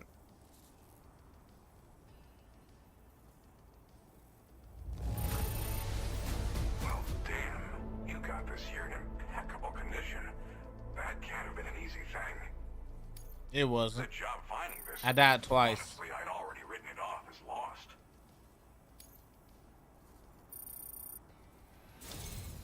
There's no denying your incredibles. I'd like you to put this shelter on the chiral network. I died twice, y'all.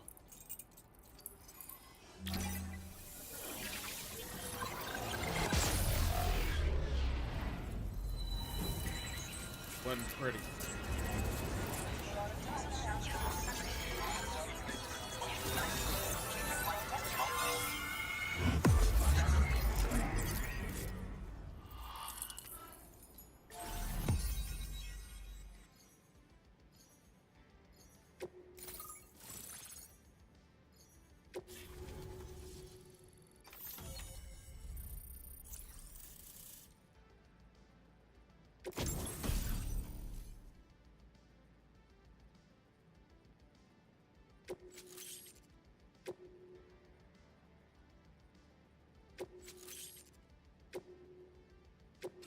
Now displaying your current order grade.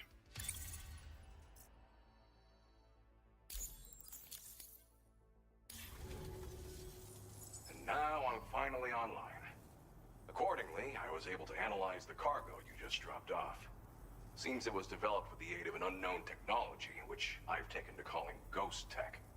From what I can tell, it reacts to chiral radiation on a specific wavelength. The reason I mention it is because the chiral shock cannon data I shared with you is the product of research that leverages this principle. The chiral radiation it generates can pass through objects without destroying them. Practically speaking, this means you can incapacitate enemies hiding behind walls and such. It should also deal damage to BTs and mechs as well. It's pretty powerful as far as ranged weapons go. You can't use it without anchoring it to the ground first, though. Makes a lot of noise, too. Gotta think before you fire. You know, even I've heard stories about Higgs and his plans. So if the chiral shock cannon helps you stop him, that'll make my day. And if you can deliver my research data to South Fort Knot, you should be able to get some new and improved tech to help you out. There's a lot of other folks on this mountain doing specialized research. If you bring them onto the chiral network too, I'm sure they'll hook you up with all kinds of goodies. Well, I'm familiar with the tar therapist, at least. He's researching potential applications of the stuff as a healing agent. While his specialty is medicine, he's also well-versed in various tar phenomena. If all that sounds interesting, it might be worth seeking him out. However, it doesn't seem like he's posted any urgent orders recently. So I'd say your best bet is to find cargo that didn't make it to him and try to deliver it to his shelter yourself. It's entirely possible he might be able to offer you things neither one of us can possibly imagine. It fires a focused bolt of chiral radiation generated on a very specific wavelength. Packs a powerful punch, and is perfect for incapacitating distant enemies.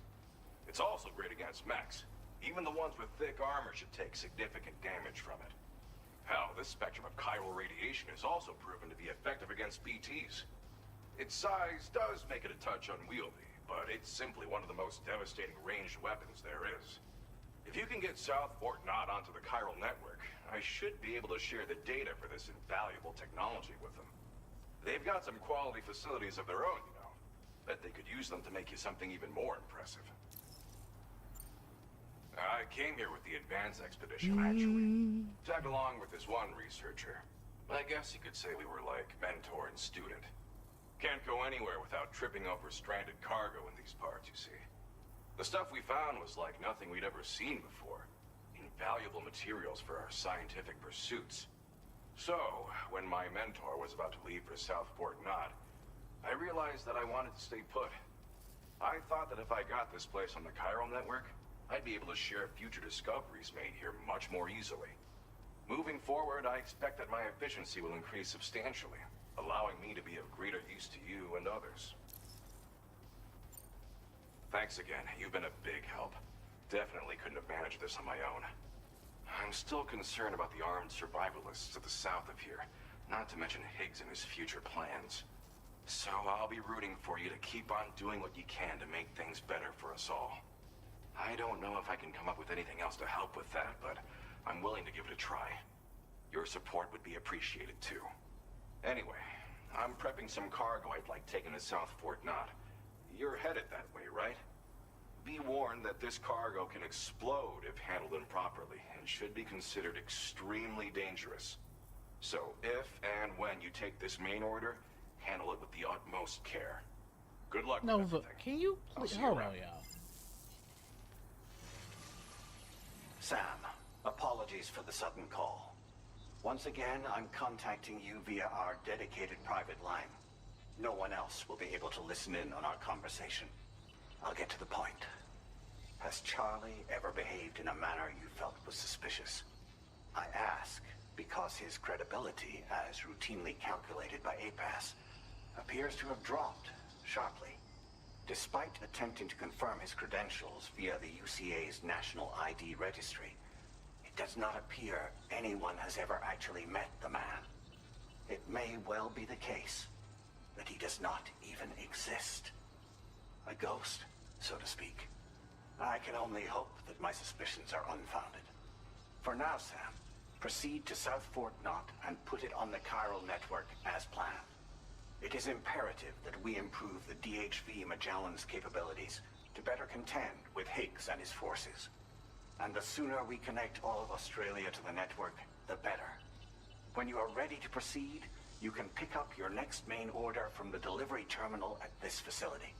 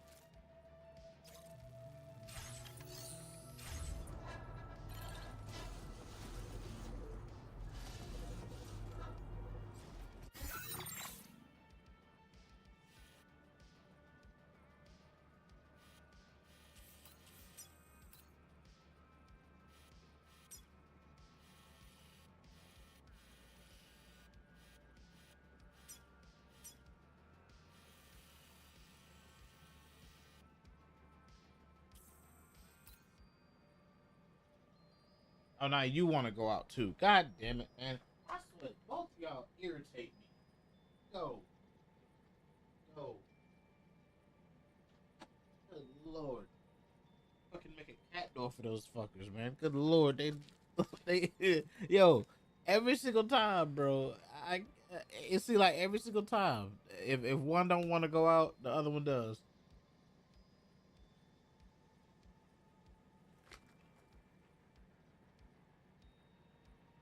Where, man? Hey, can I drop this shit off at y'all over here?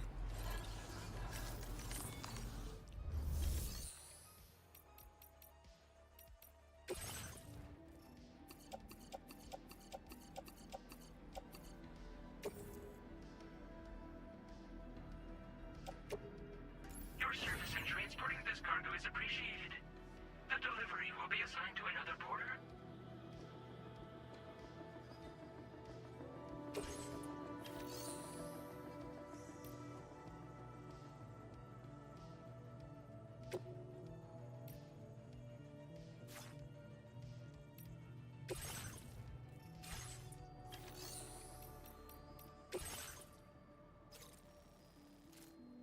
Unable to obtain additional data from the DHV Magellan. Updating information with data from within chiral network coverage only.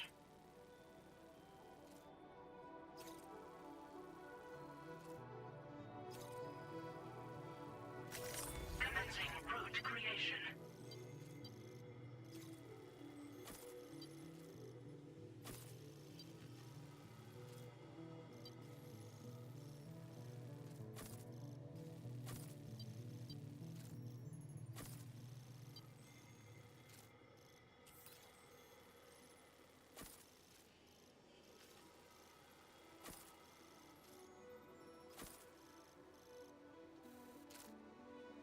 Oh, it's all the way over there. Good God Almighty. Delivery route finalized. Commencing route creation.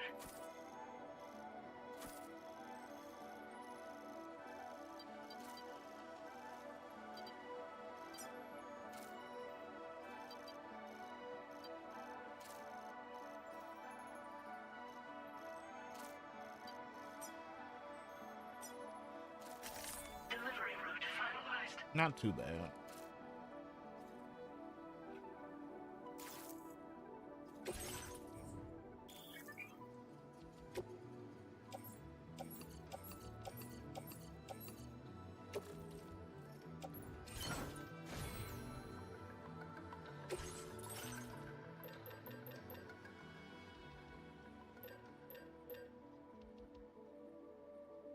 Hmm.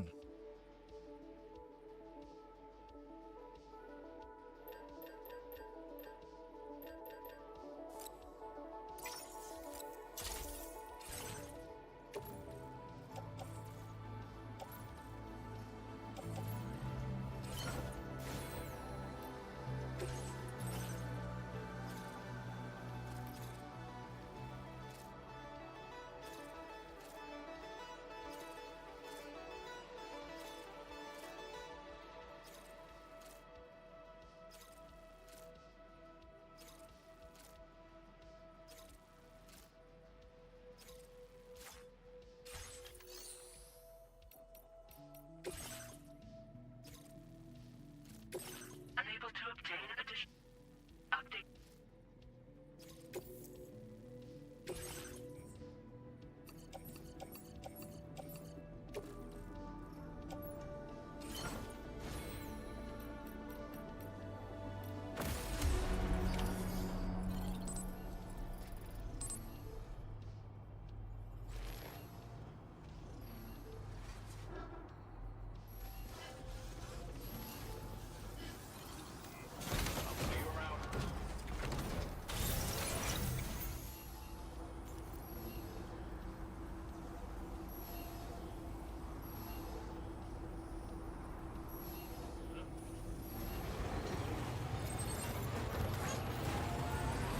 Disengaging weapons restrictions.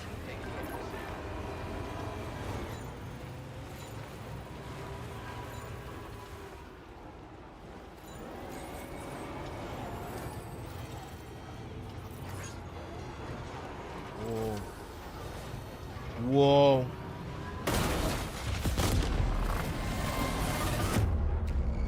That was stupid.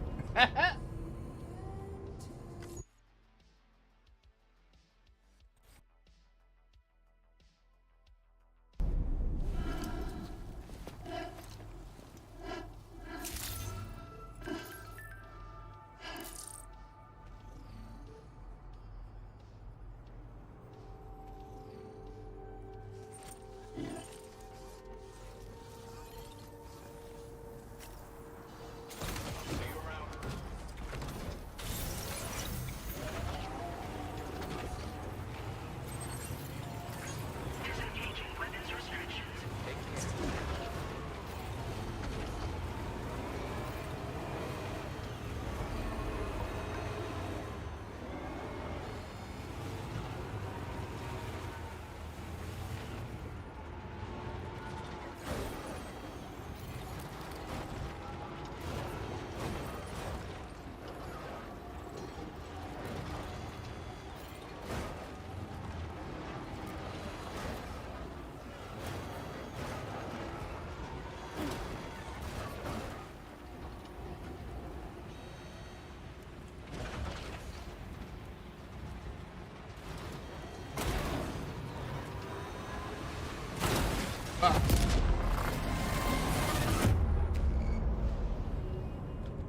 Alright, this might be a problem.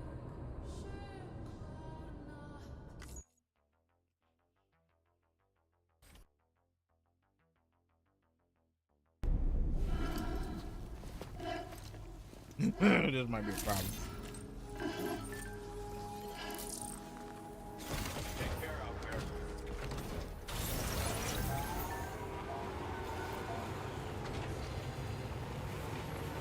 Disengaging weapons restrictions.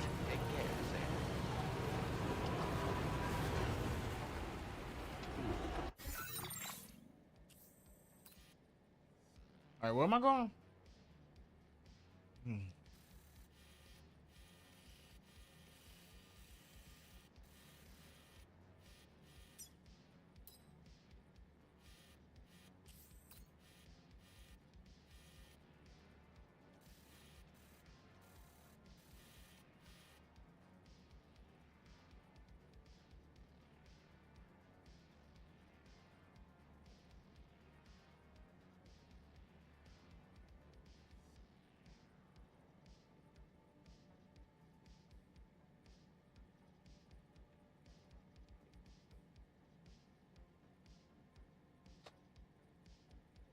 I swear, man. I swear, dude. I can't, man. These cats are something, bro. They are something. All right, what?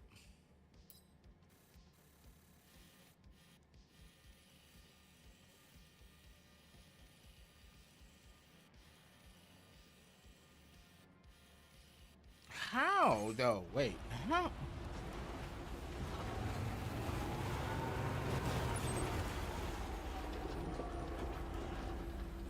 I don't know why that's.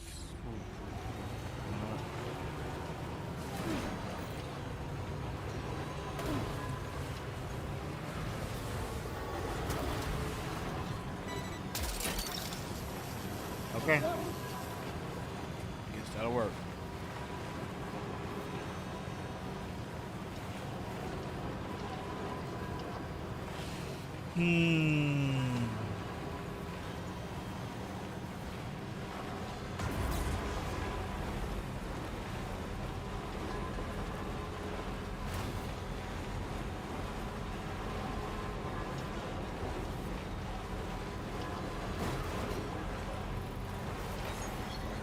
Now leaving chiral network coverage.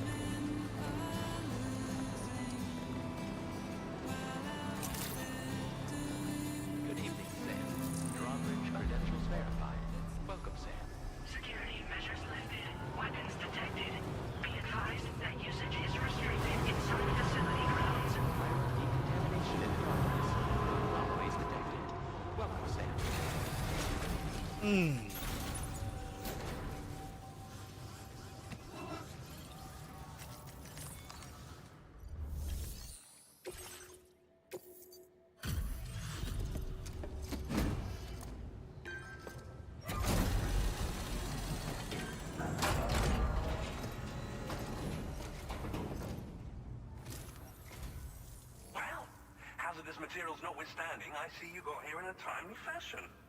At one moment, while I confirm the cargo's condition.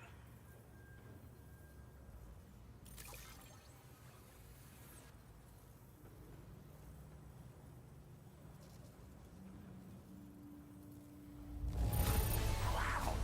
The condition is remarkably good. I'm on the cusp of a breakthrough, thanks to you. Go ahead and connect your Cupid.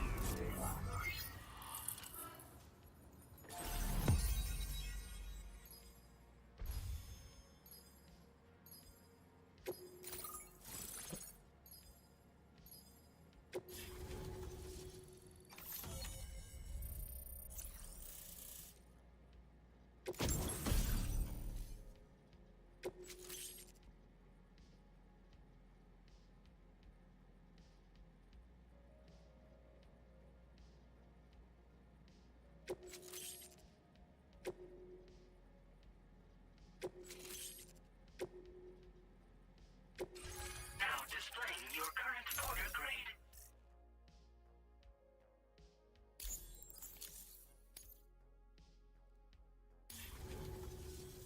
On the network at last, eh?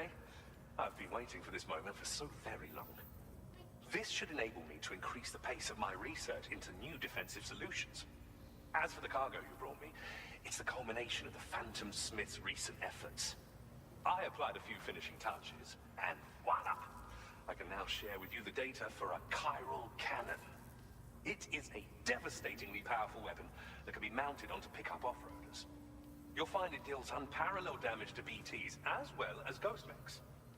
Which might come in handy, since it's not just armed survivalists that have been sighted recently. It's ghost mechs too. Excuse me. It's hard to say, but Higgs might be up to something. So that's all the more reason to have weapons suited to dealing with his minions. Ideally, this cannon would only be effective against BTs and mechs. Unfortunately, though, such firepower is more than enough to kill any human outright, so please use it wisely. In addition, I'm happy to share some new pickup off-roader tires that will significantly improve its traction. You can swap them in and out as you like when customizing your vehicles. I highly recommend using these if you're planning to tackle a snow-covered mountain.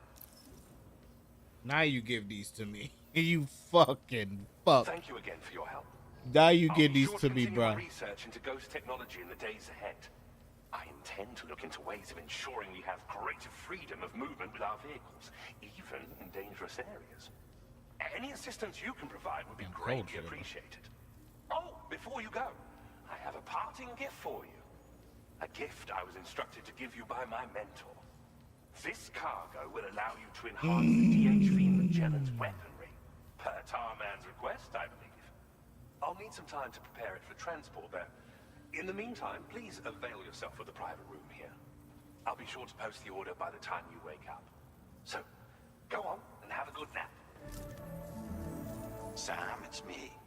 Our enemies have grown bolder and more aggressive, but I see you were all able to fend them off in the end.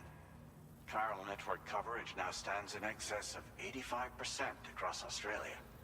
We are already seeing indications of plate gate formation in the near future as well. Just a bit more, Sam.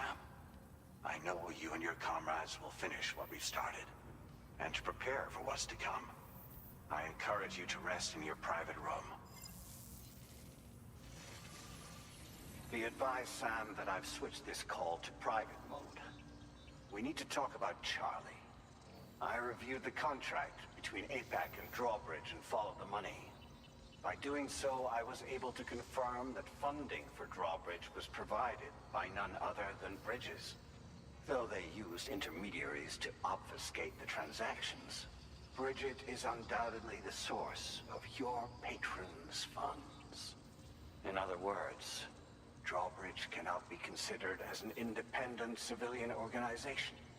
Should these details come to light, your attempts to integrate Mexico and Australia into the chiral network could be misconstrued as an expansionist effort. When I tasked Drawbridge with these missions, it was under the assumption that it was a non-government operation. But I, APAC, and you yourselves may have all been deceived. I will continue to pursue this investigation for now. Take this time to rest and recover in your private room.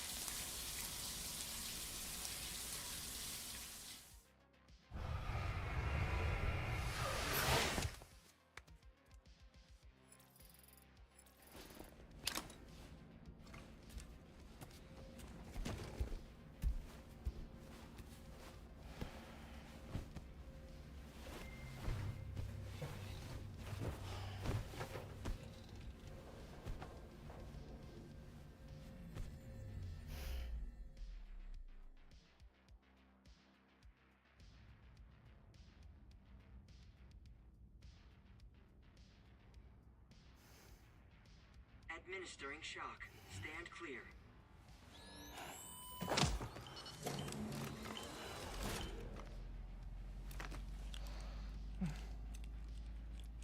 Just like old times.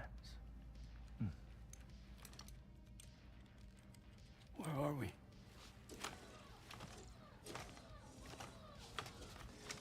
This place does wonders for my mood. The repairs to the DHV Magellan are still ongoing, so I thought to return here and see if I couldn't make progress with our Lou investigation. Learn anything new? Well, at the Motherhood's facility, we managed to confirm that Lou's original serial number was none other than BB00. And this is what I found when I attempted to search for associated records. To build the chiral network, 9 sacrificial BBs were prepared. However, the network's original design required only 1. A single sacrificial BB unit, facilitating chiral communications across the entire North American continent.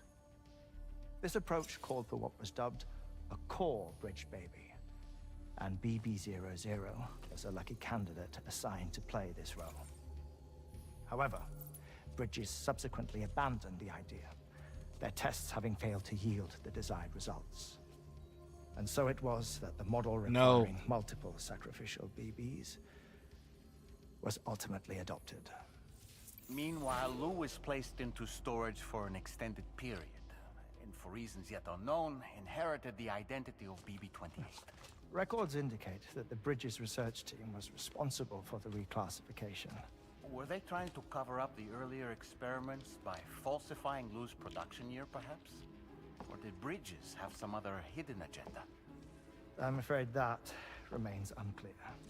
Well, we now know Lou was born 11 years ago. There may very well have been a connection with Neil. You know, my fondness for this place isn't wholly nostalgic. It has the most delightful hot springs, you see. Though, truth be told, even they aren't my favorite thing about it.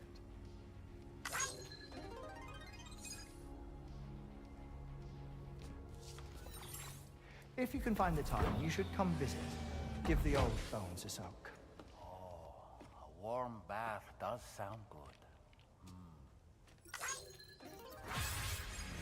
perfect treat for a weary traveler.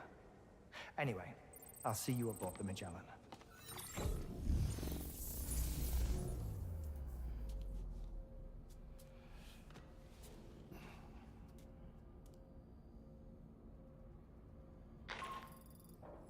Do you read me, Sam? This is Tarman. I've relocated my hand at last, out there on the currents, bobbing along like before. Now that our connection has been re-established, I should finally be in a position to wrap up repairs on the ship. But that won't be enough for what's coming. We need to improve our weaponry as well. South Fort Knot is home to an exceptional researcher. It so happens that they were instrumental in the construction of this fine vessel, and they're preparing the latest and greatest weapons for our use as we speak. Just a few more hurdles, Sam. Access the South Fort Knot delivery terminal and take care of the main order for me.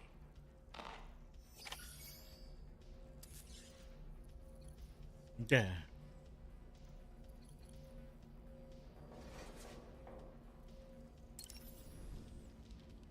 Nothing like a warm What a stylish pair of glasses. I'm sure they'll suit you, Sam. Pierre Southern of South Fort Knot, was it? To think his mentor was instrumental to the development of the DHV Magellan's propulsion systems. One could go so far as to say that he's one of our vessel's many fathers.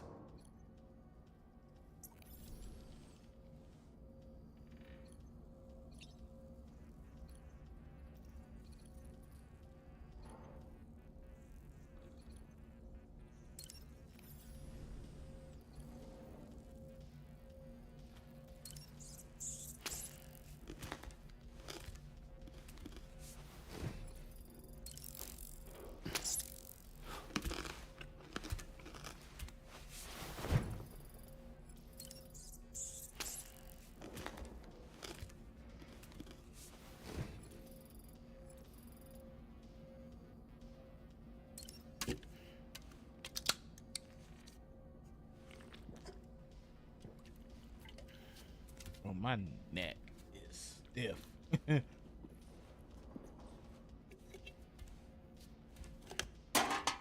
My neck is so stiff right now.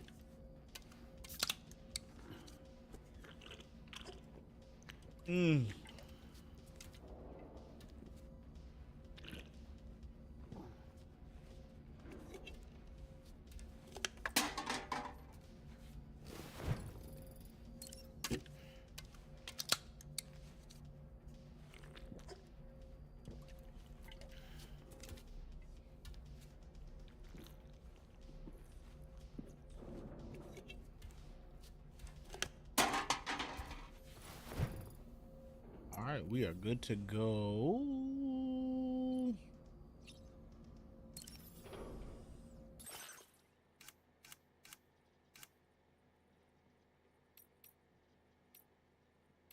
Brown Winkle.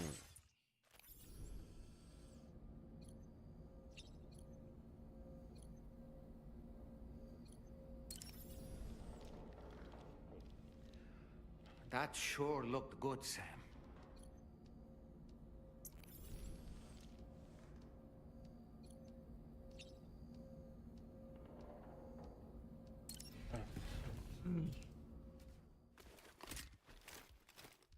I shouldn't have too much longer, right? Jesus, dude.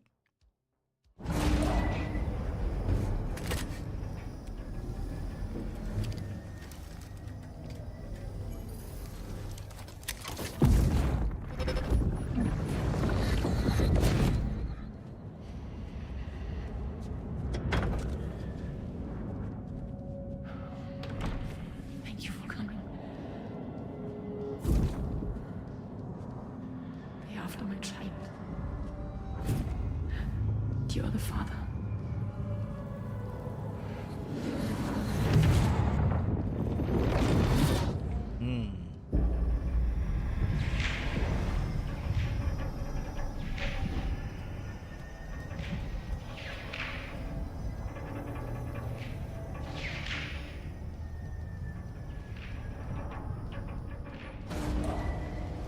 The cargo facility.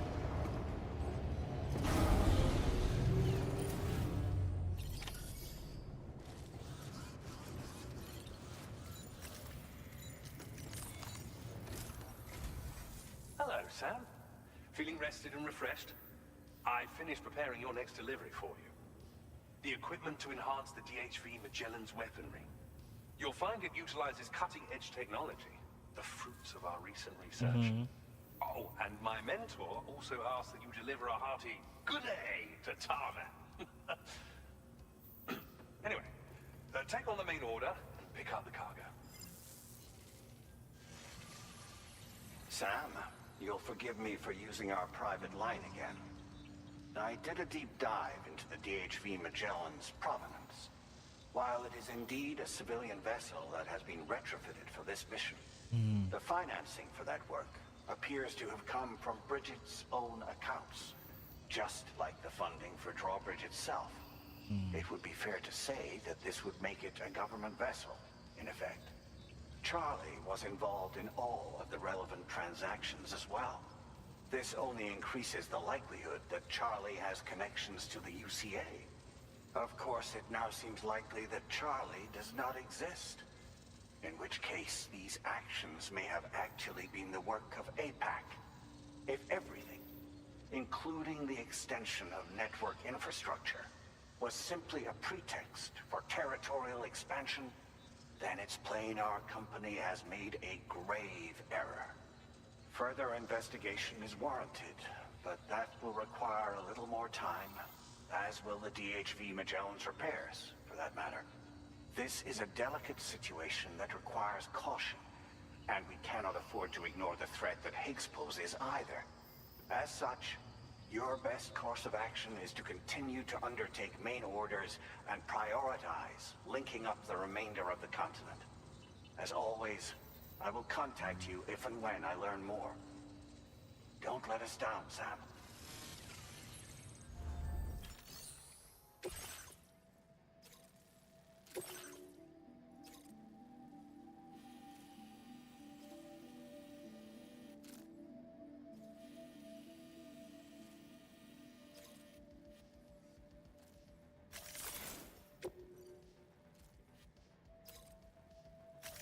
Commencing route creation.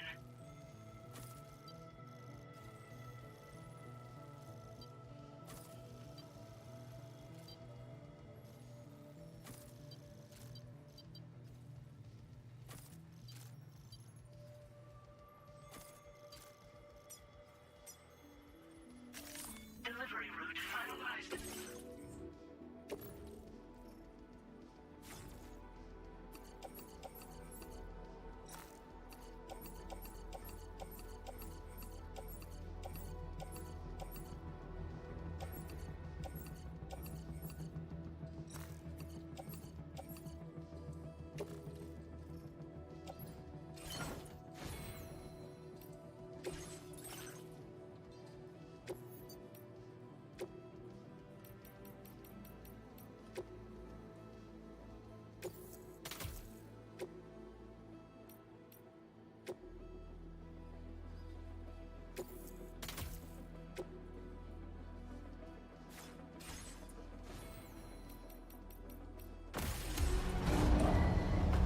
Vehicle ready. Please drive carefully. Order accepted. Thank you.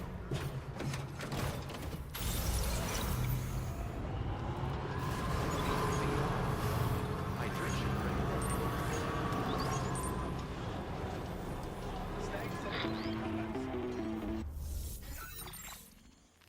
Sam, it's Dead Man. Hartman is away on the beach, so I've taken the liberty of borrowing his Ha again in his absence. I've also been making use of my own time on the beach to scour the UCA database for answers about BB00. As I told you before, it's much easier to get around their security from here. We previously thought that BB00 was placed into storage and reclassified as BB28, and that this was done by Bridges to conceal the existence of the Court Bridge Baby program from the public. However, it turns out that information was falsified, and now we know what really happened. Bridges intended to decommission and dispose of BB00, but someone intervened behind the scenes. They ensured that BB-00 was spared and sent to a storage facility where it received the BB-28 serial number. Per the official records, however, BB-00 was decommissioned, and Bridges had no reason to believe otherwise. So, who do you think was behind this deception? Well, I determined which account was used to manipulate the BB records. It was registered to a Bridges member with the highest level access permissions. As you may have guessed, Sam, it was the leader of the first expedition, Amelie. And she did it all just to protect Lou. It was Amelie. I can't believe she went to such lengths. It was thanks to her that you could even meet Lou in the first place then. Take care, Sam.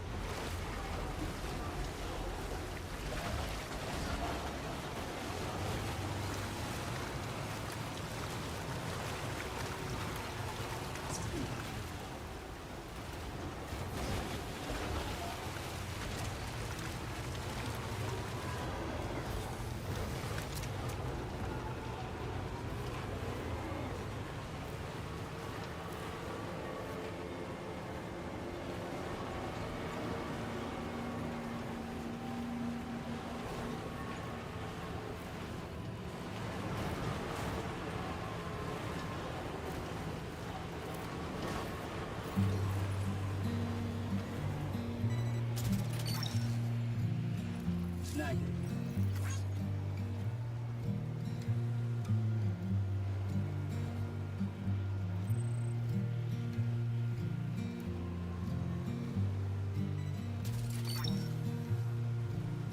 Look, that one. I'm turning over inside my grave.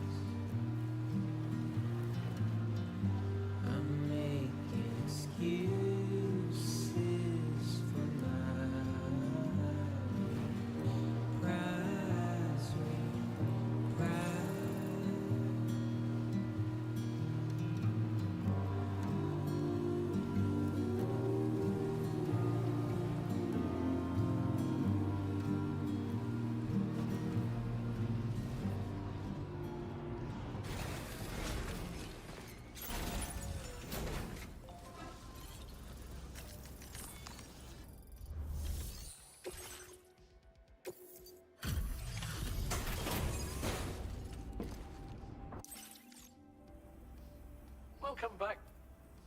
Just give me a... There don't seem to be any real problems with the cargo. Looks like the end is finally in sight, Sam.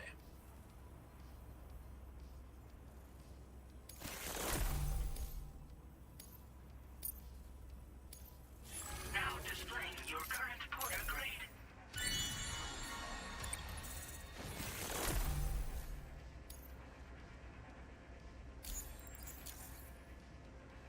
Here's a little something for you.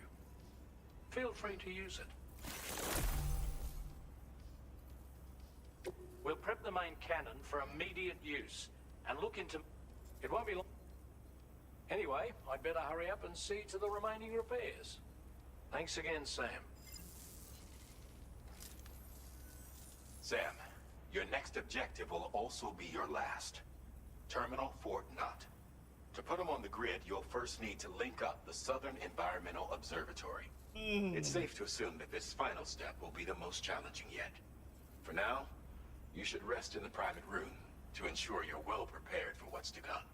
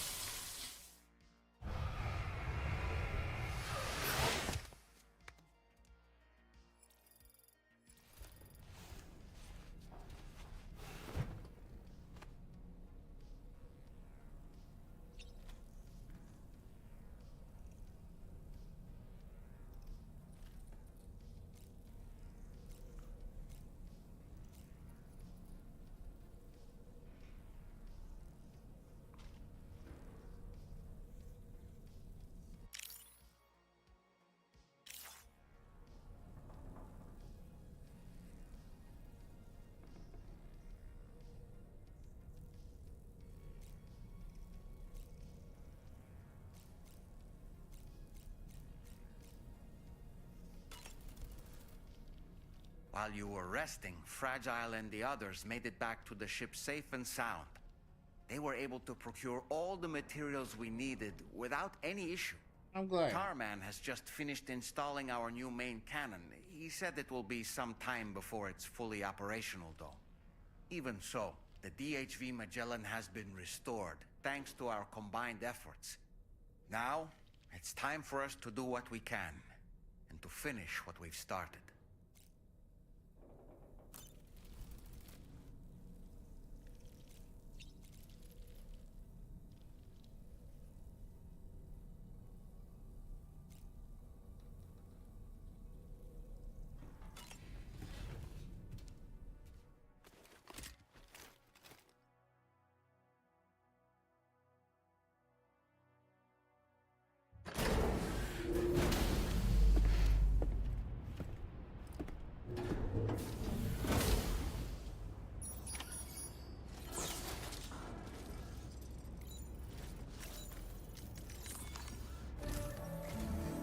Did you sleep well, Sam? No. Repairs to the DHV Magellan are now complete. We're ready for you to chart our next course. The main cannon is being fitted as well, but it'll take a while for it to be calibrated. I'll let you know when it's ready for use. Anyway, the new and improved DHV Magellan is now at your service. Finish off anything you need to do out there. Then prepare to continue expanding the chiral network.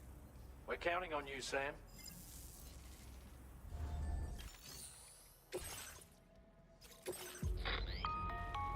Sam, this is Charlie. Your next order requires that you accomplish two specific objectives. First of all, you are to proceed to the armed survivalist base and destroy all the chiral jammers you find there. So long as even a single one remains active, you will be unable to use your Cupid to link up the next facility. It is therefore essential that you remove this impediment before proceeding any further. Our latest reports indicate that there are hostiles on site who are equipped with electromagnetic shields. This would give them a significant defensive advantage, so engaging them head-on in a firefight may lead to a prolonged and difficult struggle. If you intend to go on the offensive, consider the properties of your weapons carefully before deciding which ones to bring with you. After you have destroyed all the chiral jammers at the enemy's base, head directly to the Southern Environmental Observatory. A contingent of ghost mechs has been sighted dangerously close to the facility. We need to bring it onto the chiral network before these mechs can get into position and prevent us from doing so. Once you've extended network coverage, the DHV Magellan can move there to provide support. There's no time to waste, Sam. How far is that? If it's over 2,500 meters, yo, I am going to end stream and finish this up later, because this is crazy.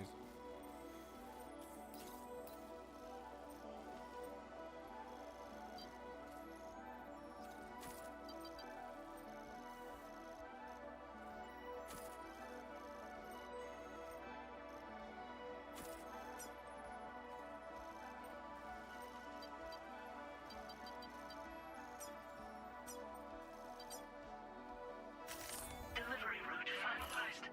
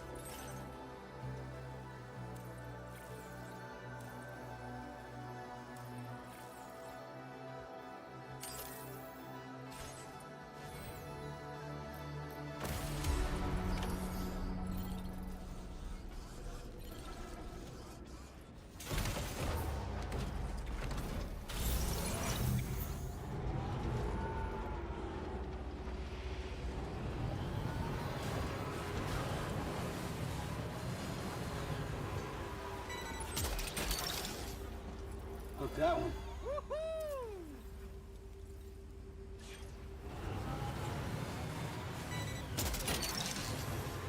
Gotcha.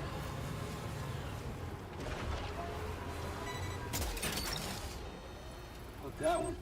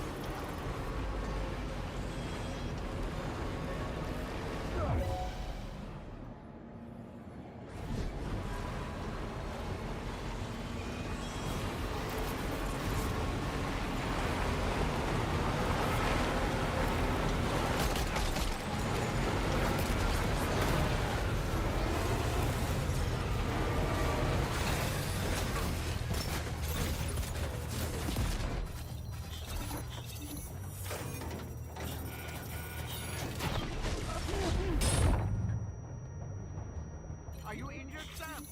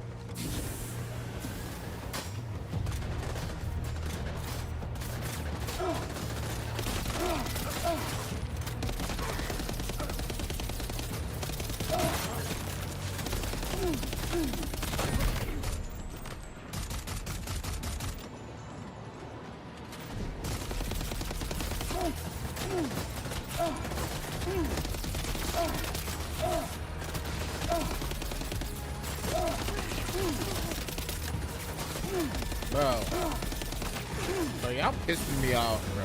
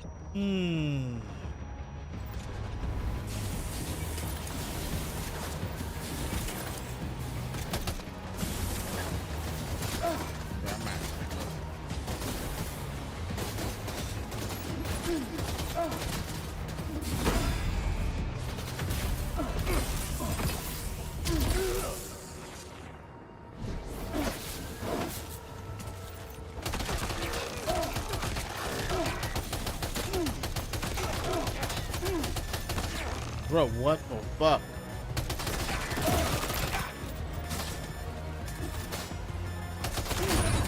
shoot, nigga. What the fuck? Sam, can you hear me? Bro. Wake up!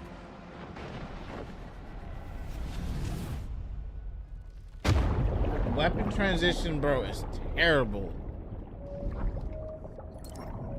Jeez.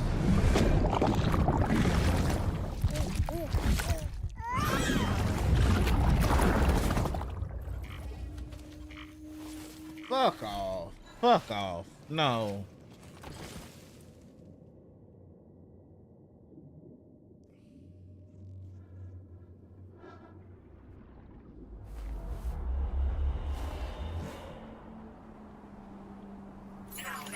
I see you've returned from the seam at last, Sam. I'm afraid your cargo was stolen, Sam. All right, Taken fuck and this. stashed in an enemy post Fuck box. this. Let me see if I can reload.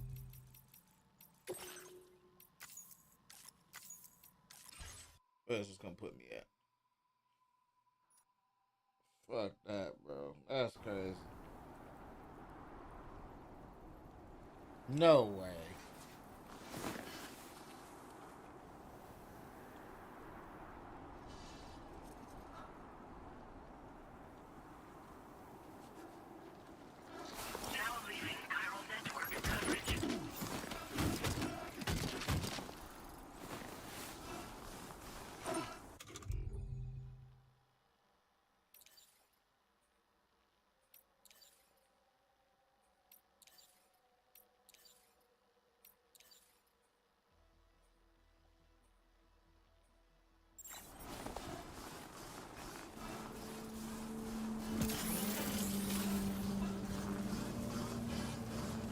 This must be their territory.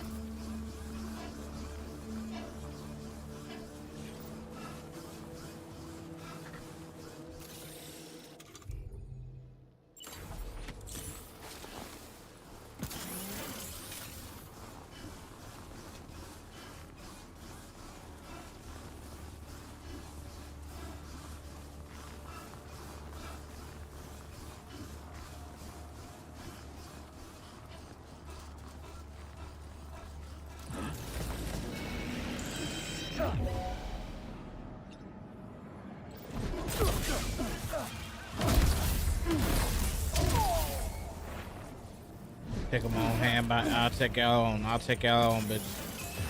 Fuck it. You better get that with. You better get that with. Bro, what? What? Dude, I couldn't hit him? What a baby back bitch.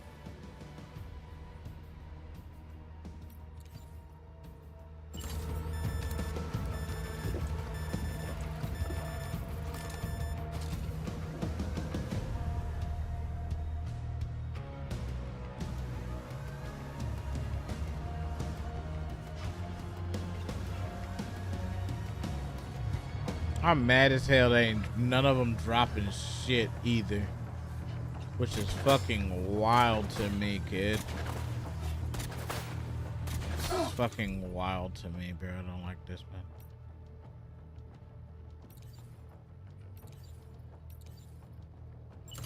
Reporting for duty. Bro, handle that. Just passing through.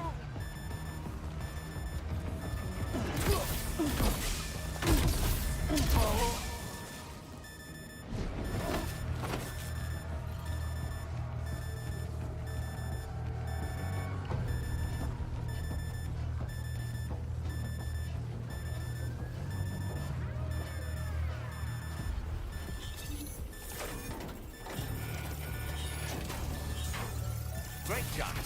No more jammers to worry about. Let's head to the Southern Environmental Observatory.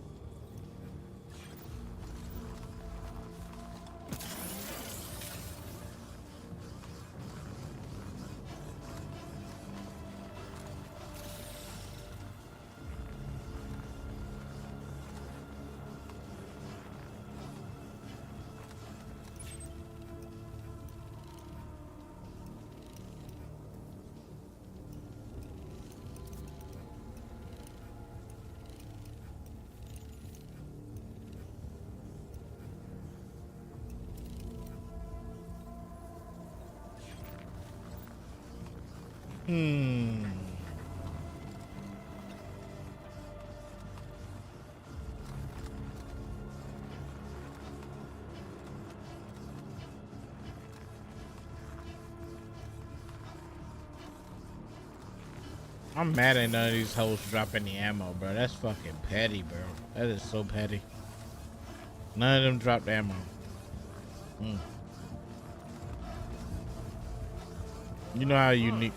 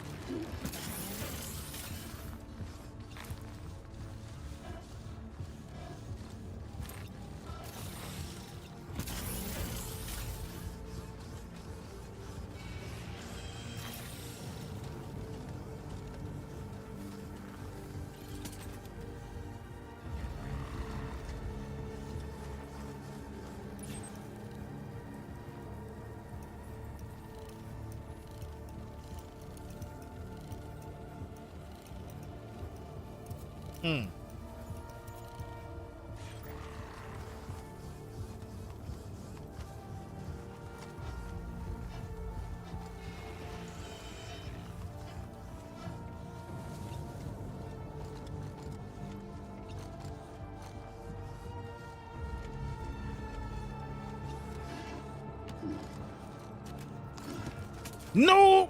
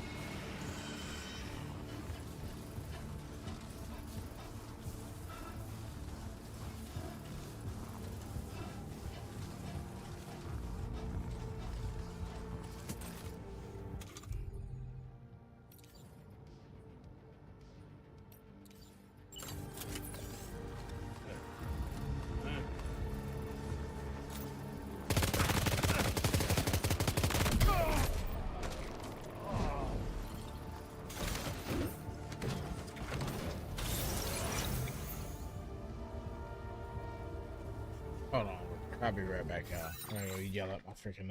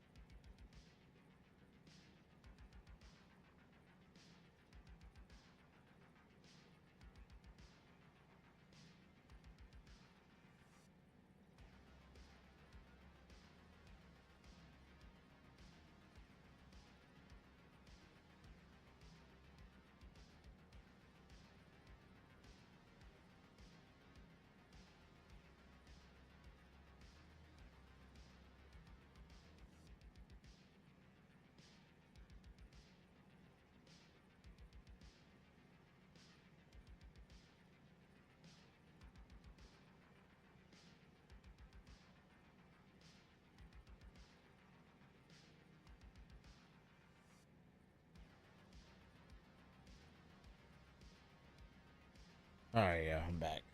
Good.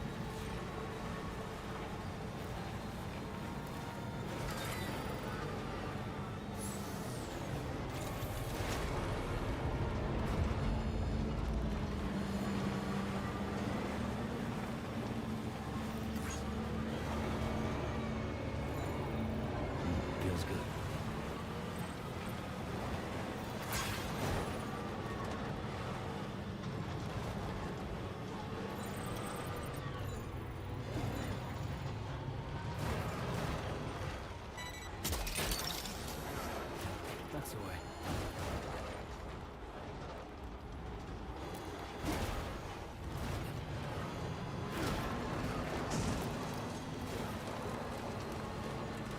See that, Sam? Those ghost mechs up ahead haven't noticed we're here. Let's try and keep it that way, shall we?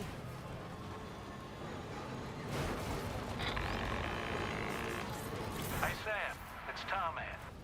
We've almost finished making our adjustments to the DHV Magellan's main cannon. Once you've brought the Southern Environmental Observatory into the chiral network, that region will be within range of our weaponry. So feel free to let us deal with the remaining hostiles over there. Just focus on getting you and your Cupid to the observatory and putting it on the grid ASAP. You can do it.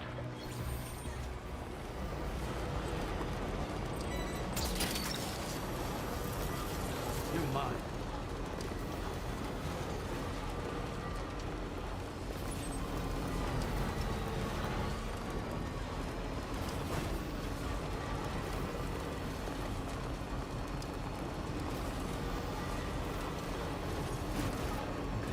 Must have been further.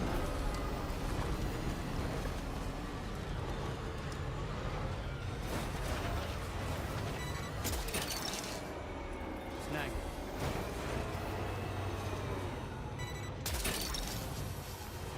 That's the way. Wowzer! Oh shit.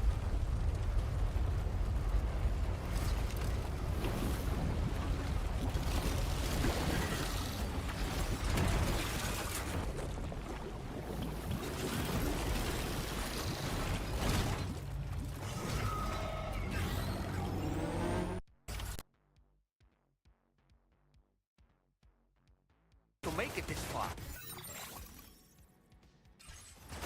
The facility is in danger. We need to eliminate them before they attack.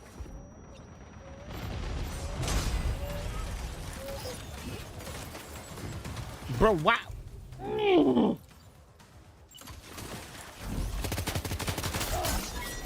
Bro. Get behind cover!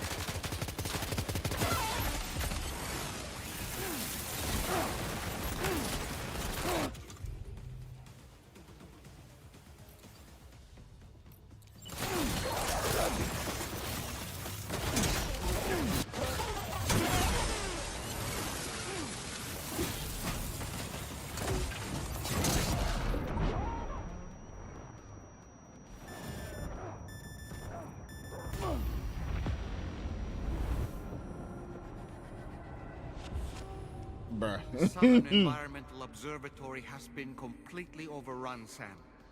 There's no way we... Bruh. Shit, boy. I tell you, man, I can't. Oh, this game is unique. There we go. Oh boy! Damn, this you fucking unique, bro.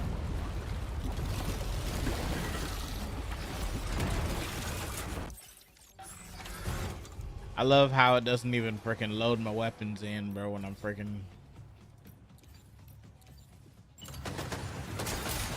Stop! Ghost mechs managed to make it this far. Stop! No! Eliminate them before they attack. Bro, I have no moves. I have no maneuverability. None whatsoever.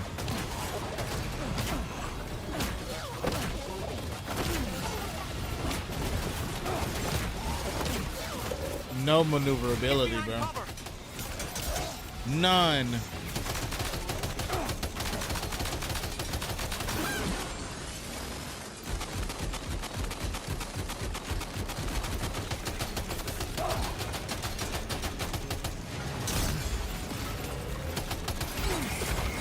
Dude, I have no maneuverability at all. I'm just...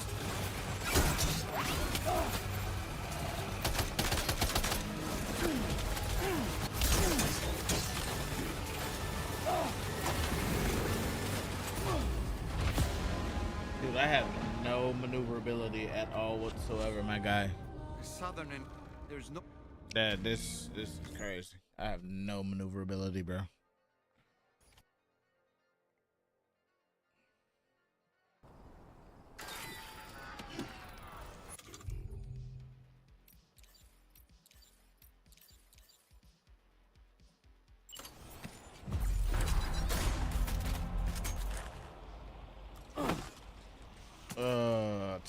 truth, Lord.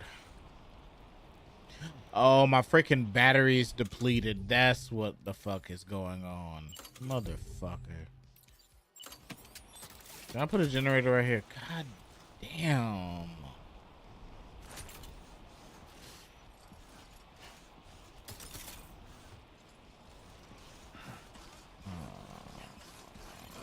That's no bueno. We go. Whoa!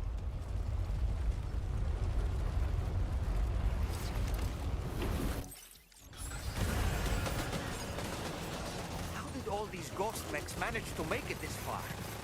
The facility is in danger. We need to eliminate Hello? them before they attack. I'm trying to aim, but it won't let me aim. What? Game. Why does it switch my Get behind cover. Pick it up, pick it up, pick it up, pick it up, pick it up, pick it up, pick it up, pick it up, goddamn.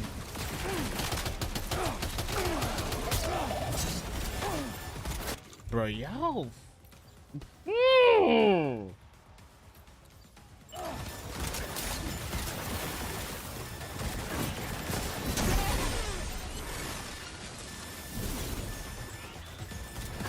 Please, please run, please, God. Fuck me.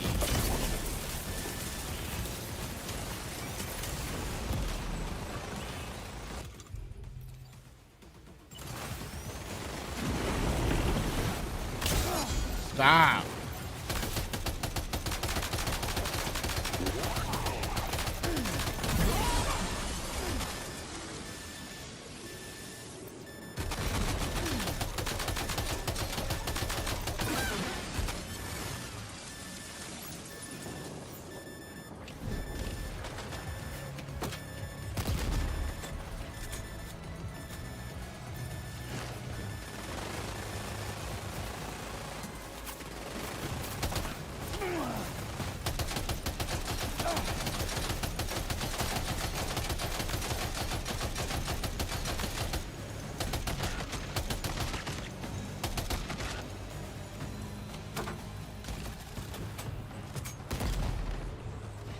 Did I make grenade launchers in this bitch? Oh, I didn't.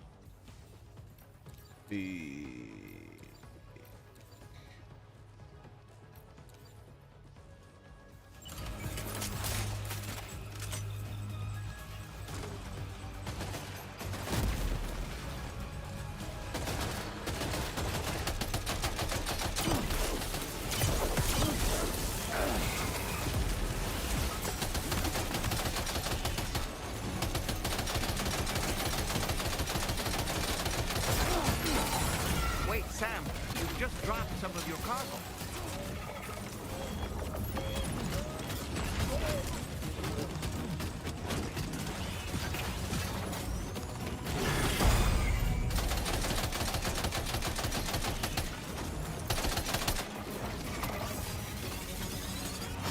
No, no.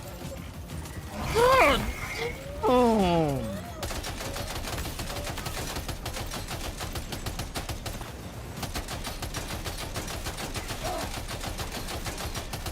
Bro, you take too much ammo.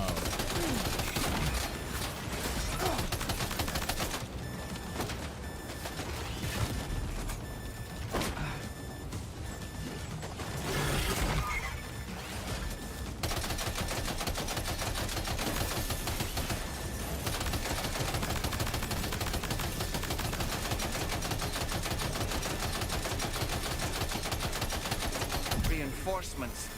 Here they come, Sam.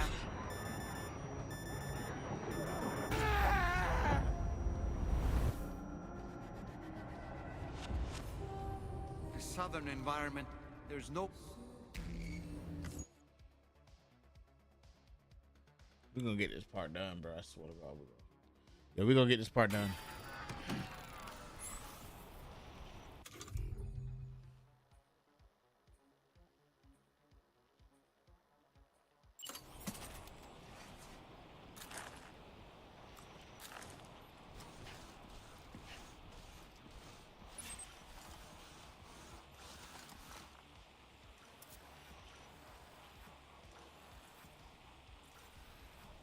You know, it would be beneficial if Shaking pretty bad. Oh boy.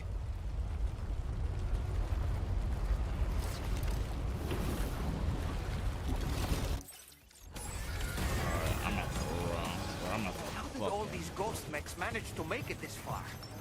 The facility is in danger. We need to eliminate them before they attack.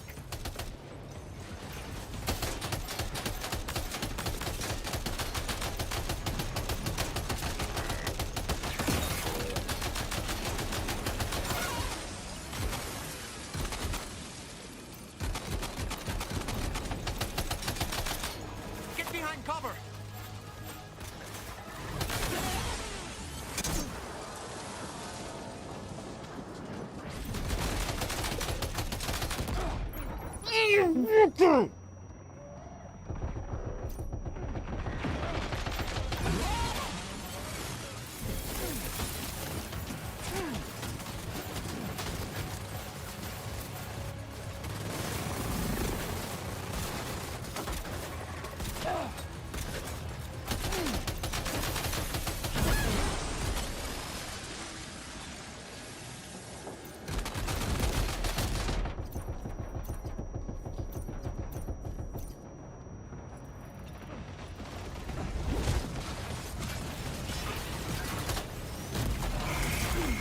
Bro, can you fucking...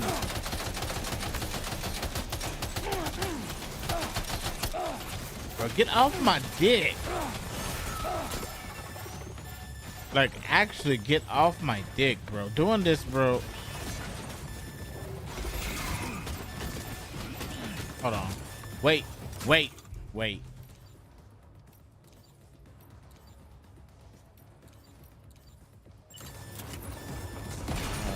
You motherfucker.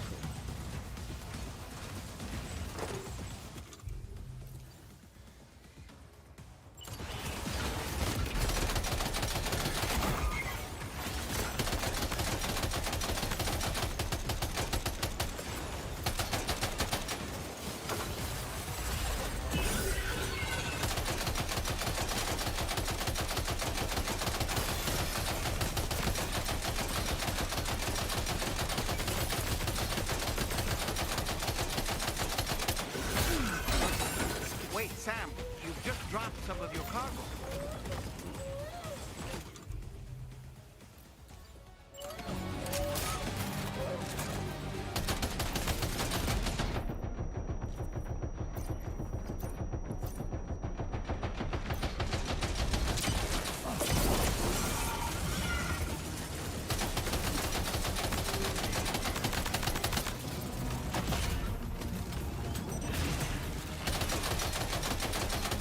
Reinforcements.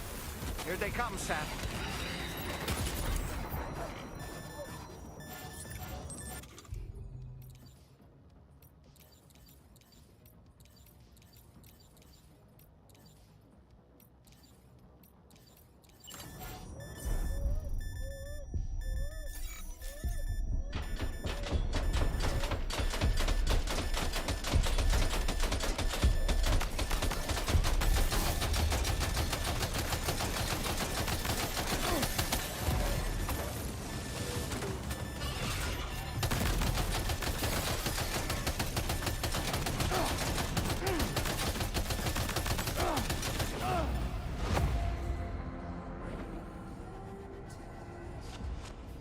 All right, I have blood bags and shit like that in my vehicle, right?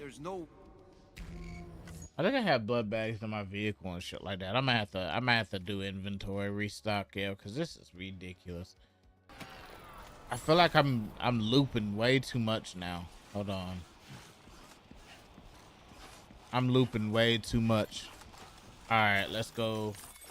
Cargo management. Boop, boop. That can go. That can go. Hold on.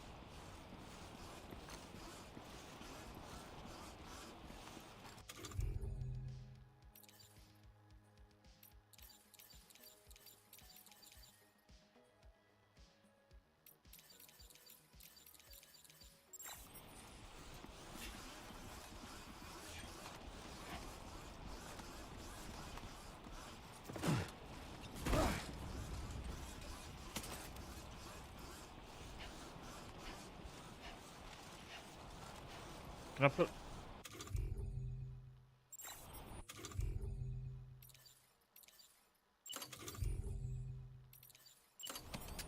Can I? Please. Please. God damn.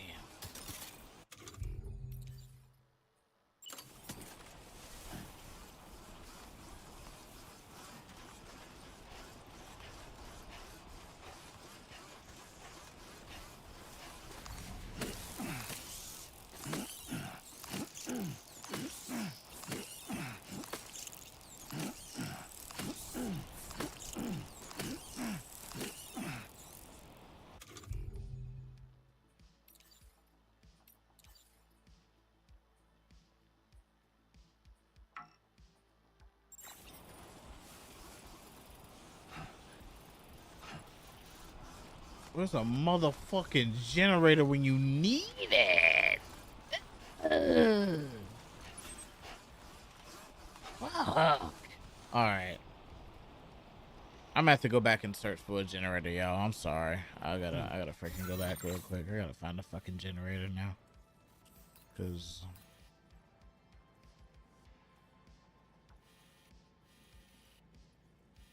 there's one over here.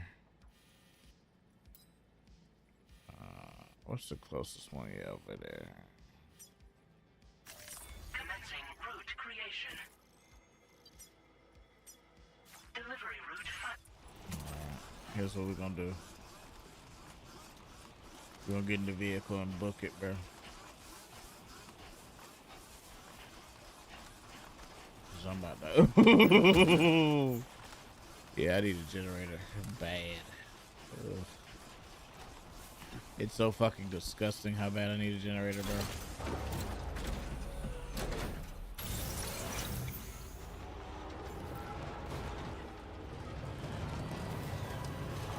Sorry, y'all. I got the side mission this shit. Apparently.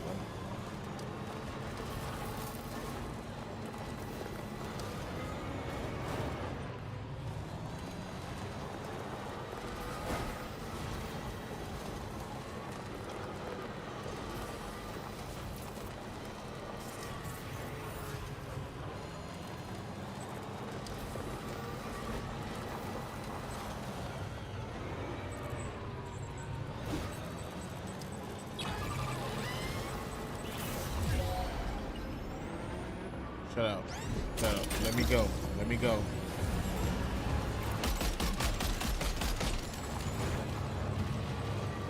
There's no way. Oh.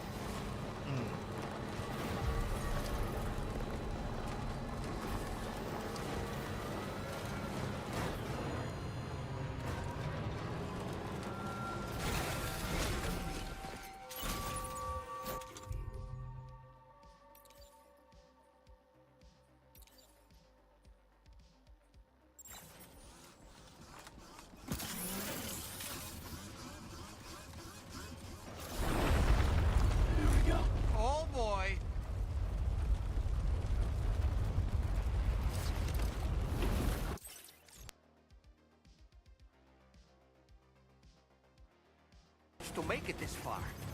The facility is in danger. We need to eliminate them before they attack.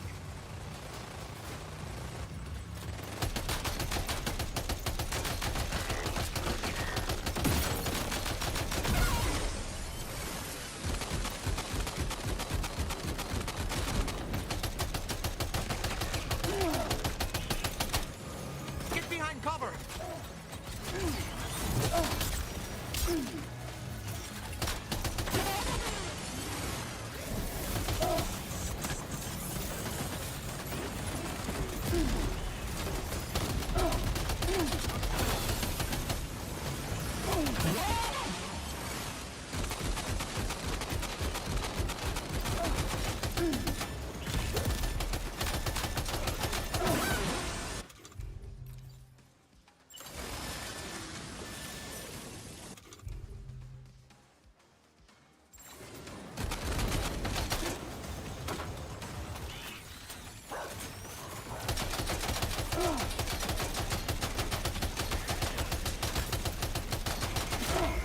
Yo, can you fucking stop?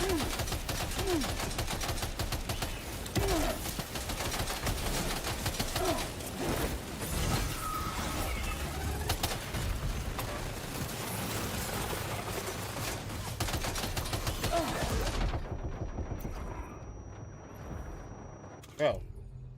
God damn.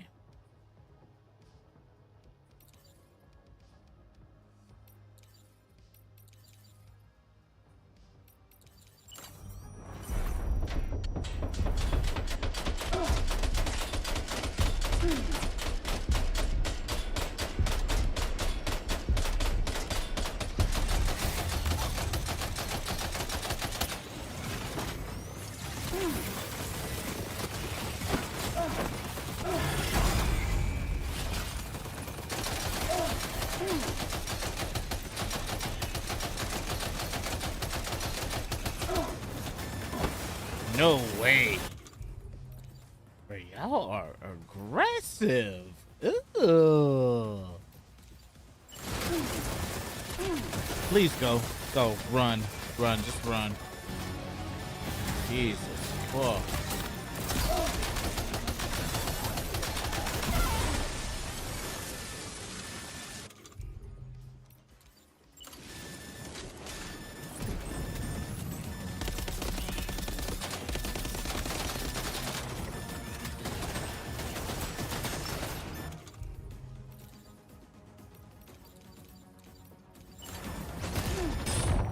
You're losing an awful lot of blood, Sam.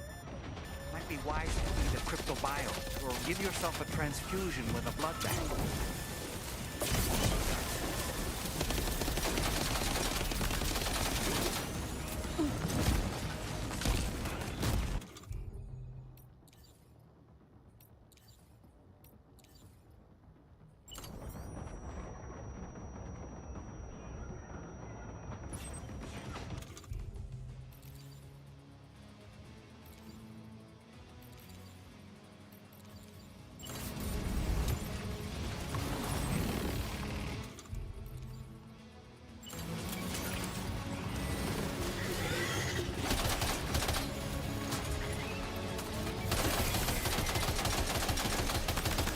Reinforcements. Here they come, Sam.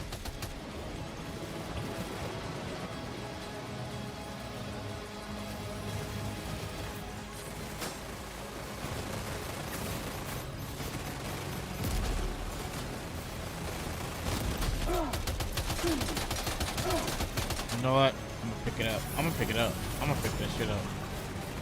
Pick that motherfucker up.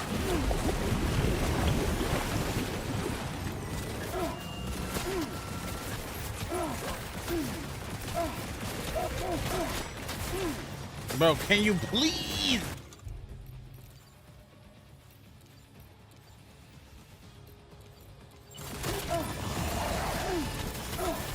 No what?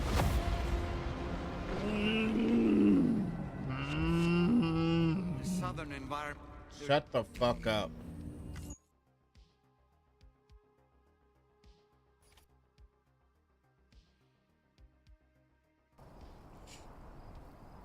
I gotta go all the way back and freaking.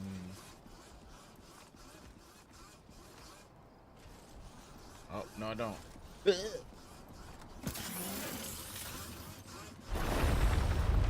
we go. What the heck?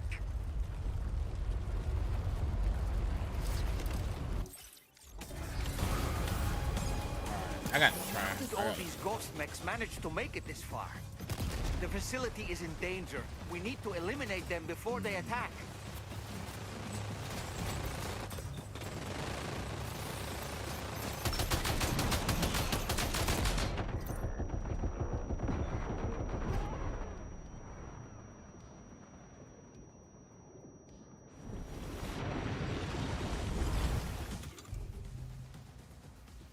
You got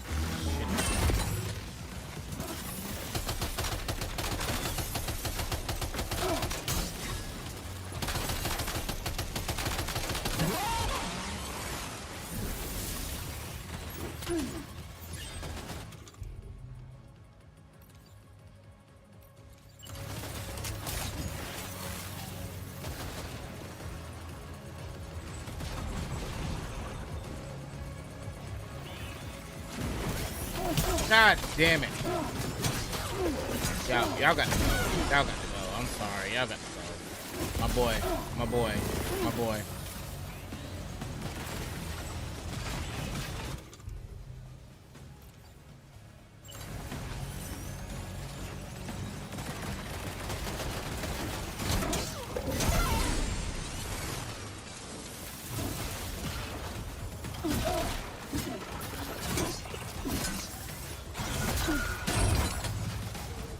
Oh boy, that must hurt.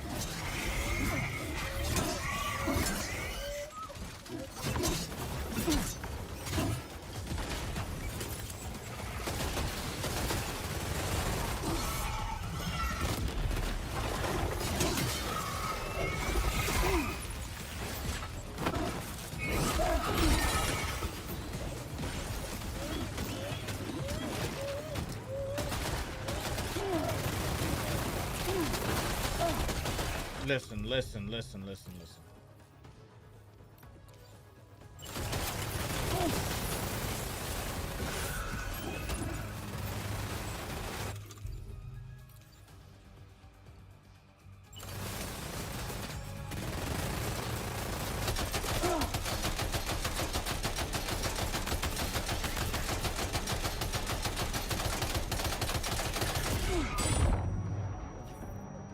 Are you injured, Sam?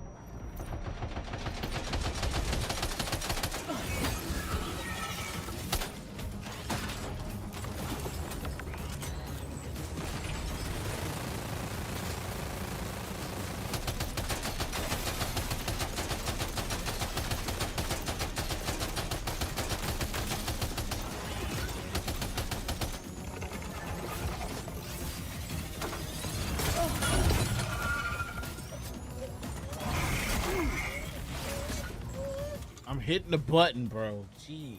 Ugh.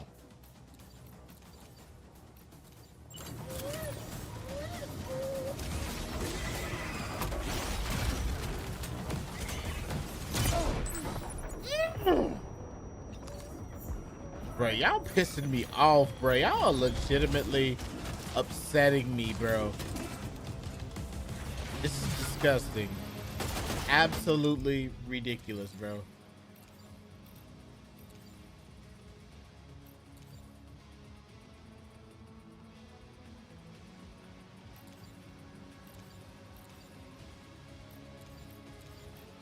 Y'all got to be some of the most freaking aggressive.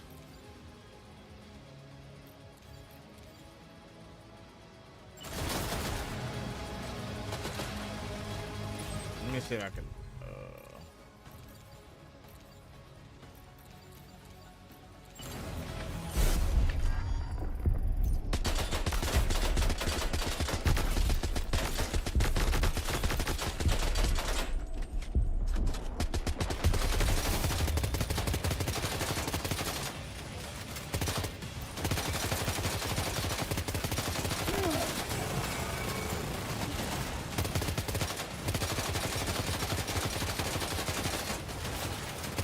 reinforcements.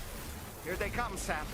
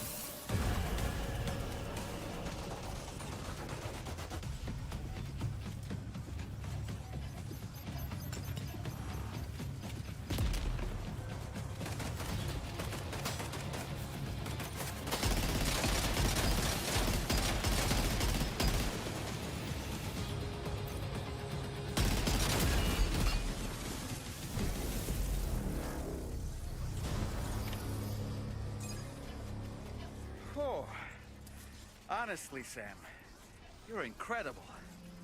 We should be able to connect the facility to the network now.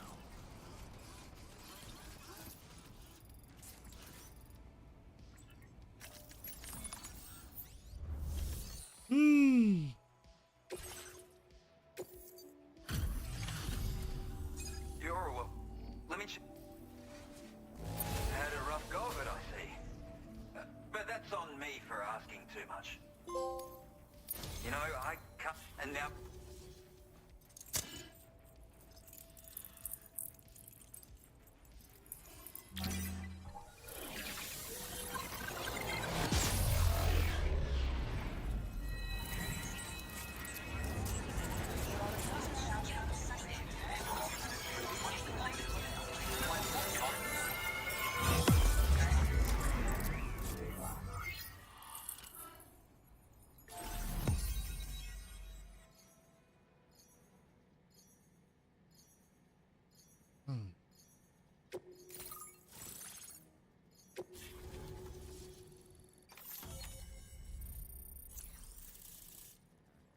That was crazy, bro.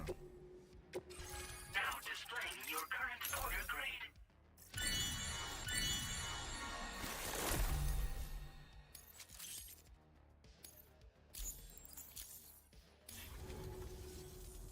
connection established without issue. And that's a relief. Our staff have all been taking shelter underground on account of the emergency situation. But now I think we can relax a little bit. More accurate observations ought to help too. Speaking of which, we've detected abrupt chiral field disruptions in several locations. Indicative of plate gate emergence, I reckon. Keep expanding network coverage and we'll find out soon enough. Unfortunately though, the tar currents near our facility are still looking awfully rough, so we can't declare our emergency resolved just yet. The DHV Magellan won't be able to join you here either. It's gonna take some work to get to the bottom of this mess. And I'm afraid I can't do much for you given the circumstances, but I'll be sure to thank you properly later. Just know that we're all really grateful. Take care, mate.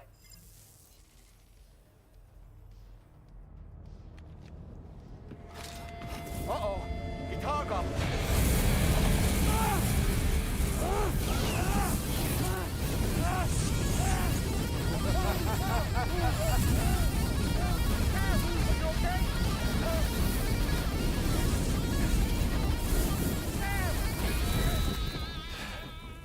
You know, truth be told, I don't really care if you and your crew link up the continent or not.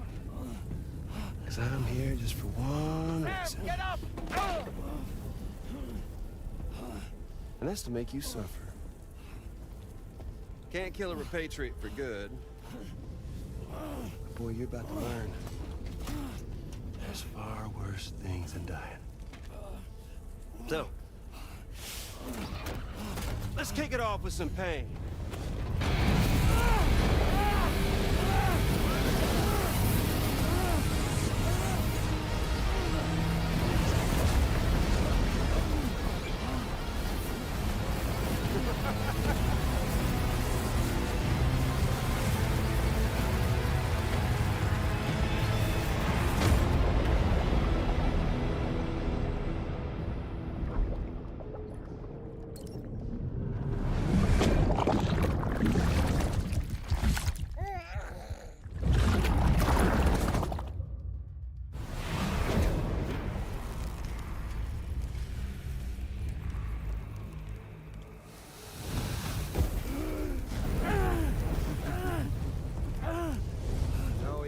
Everlasting flamethrower here has a little bit of an appetite for Kyrie. So, the moment you come back from the seam all covered in the stuff, flames roar to life, the body starts to burn once more. You will writhe in agony.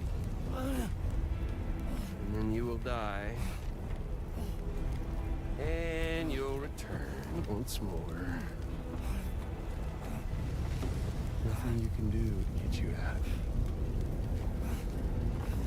It won't be long before the pain becomes more than physical.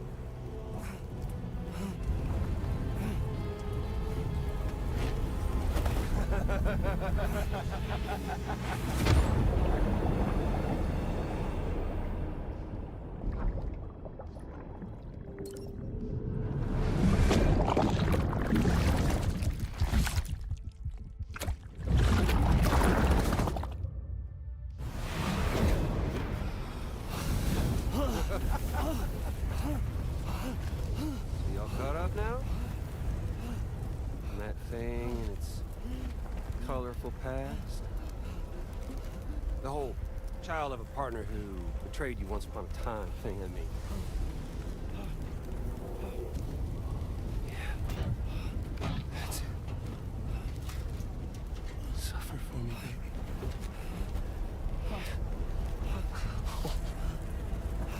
There ain't no turning gazer for you, Sam. No crossing over to the other side. So suffer. Yeah.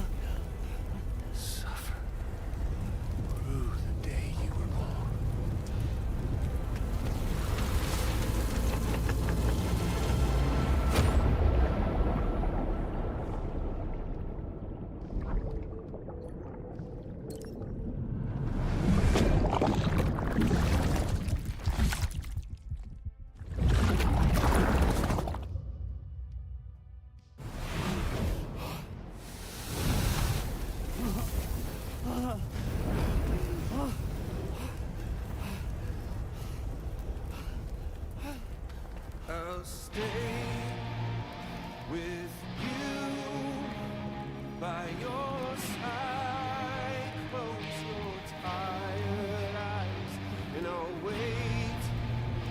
And soon I'll see your smile in our dream. And I won't wait for you. And I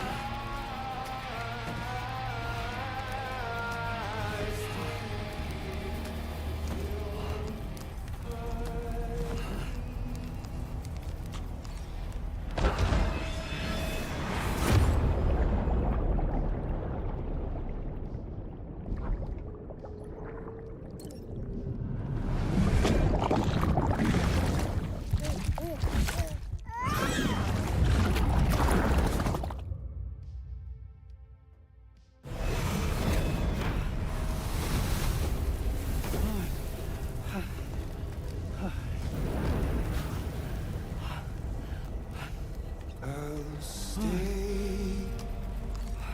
with you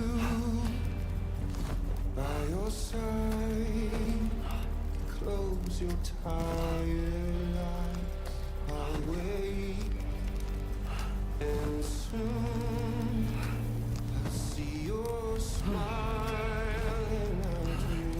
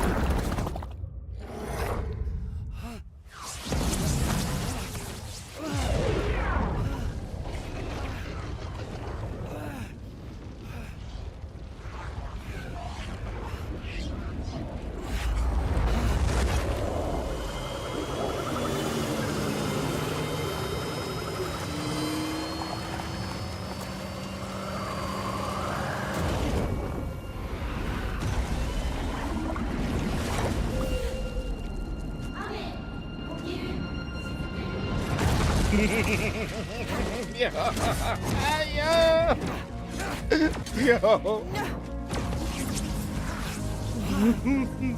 Sam.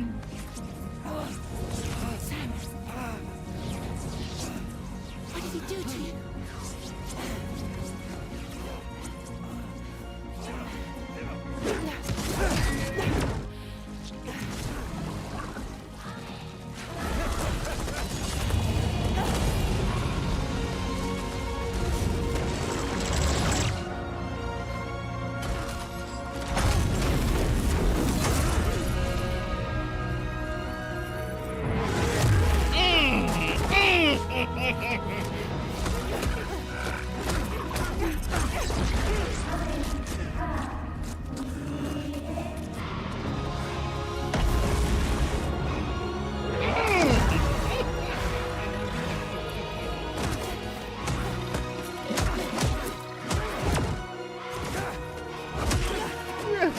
Burn.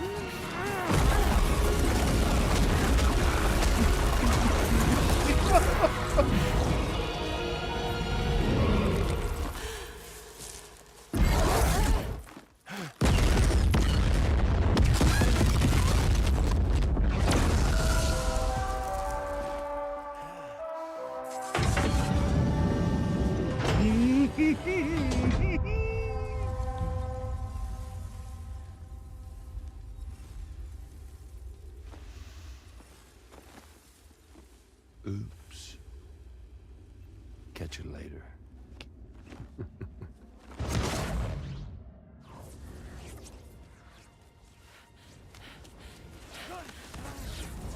Stuck in a loop of death and resurrection. Before his high is completely incinerated, he returns to us. His body is restored, only to be burned again. Don't! Even if you speed up time, the flames won't die. Come on, Sam. Come on.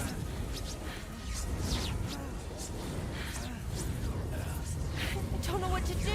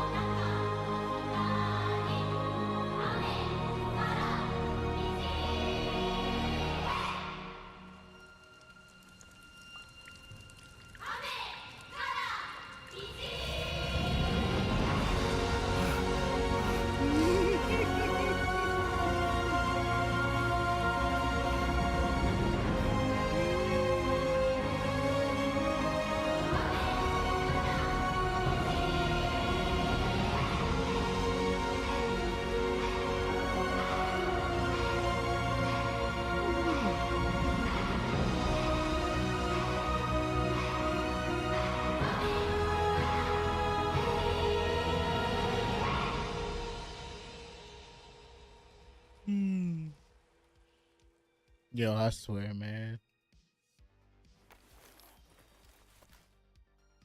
Man, this shit good.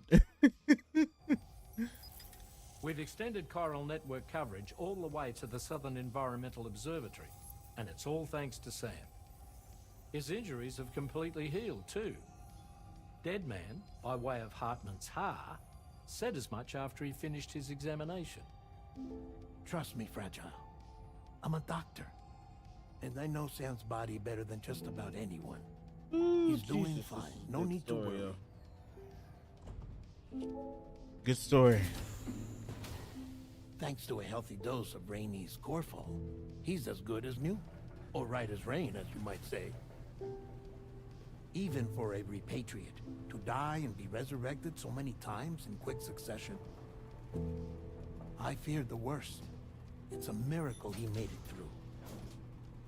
I'm sorry to say that the tar currents near the Southern Environmental Observatory Hello, are wifey. still unstable. Consequently, we'll need to keep the DHV Magellan here to defend the facility for the time being. All things considered, paving the way to Terminal Fort Knott is a Herculean task, and Sam's going to have to dig deep to see it done. Don't worry, Sam's up for the challenge. Thanks to Tarman and Deadman's efforts, his Ha may have made a full recovery. But the same can't be said of his Ka. And this journey was also meant to give Sam's mind an opportunity to heal. Isn't that right, Fragile? Soon, we'll have linked up our final objective. This will mark the end of our travels together. Which means the time to have that conversation with Sam is fast approaching. I believe we should tell him sooner rather than later. But what do you think? Well, perhaps I should broach the subject first.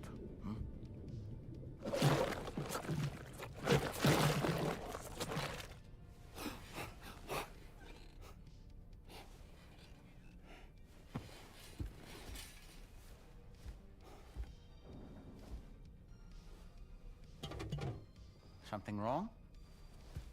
Lou's not looking right in there. Here, show me.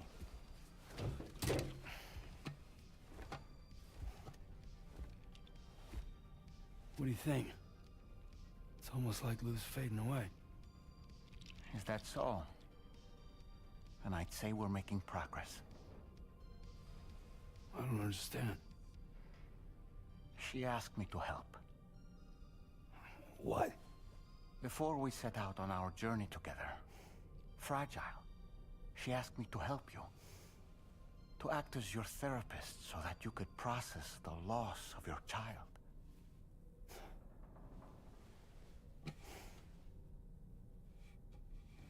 Sam, hear me out. Lou's been gone for a long, long time now. No. Lou's right here. We just traveled across Australia together. I'll show you.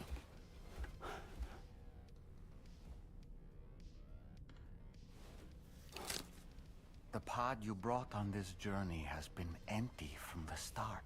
The truth is, I'm the one who's been operating your Odra deck. And it's because of that connection that I was able to share your flashbacks. Hey, Sam. Can you take a picture of us?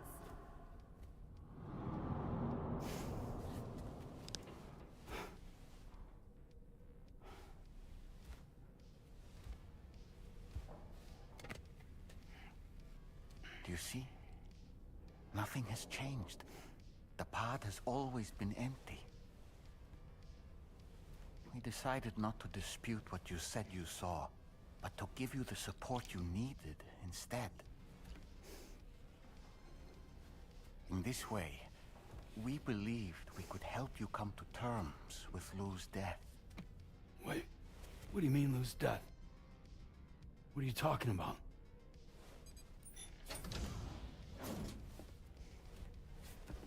Please understand, Sam. We never meant to string you along. Fragile was only worried about you.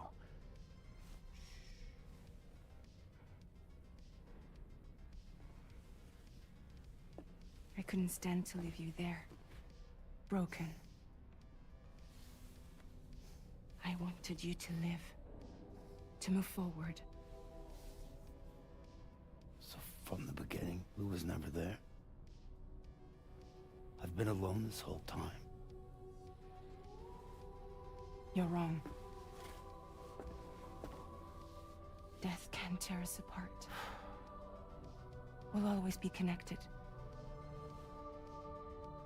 No, we won't. Lou's gone. And that's that. Trust me, Sam. We will always be with you, no matter what. You will never, ever be alone.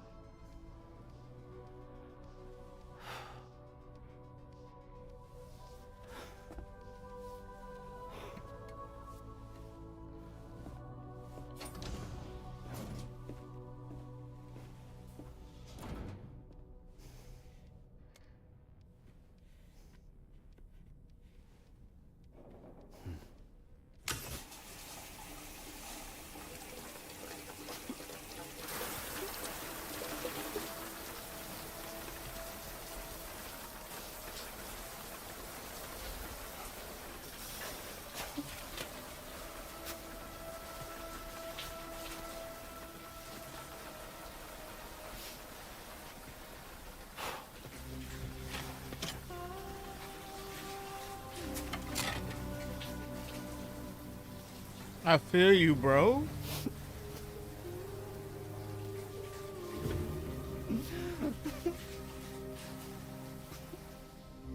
Bro. Lord Jesus. I feel you, bro. I feel you. Lord.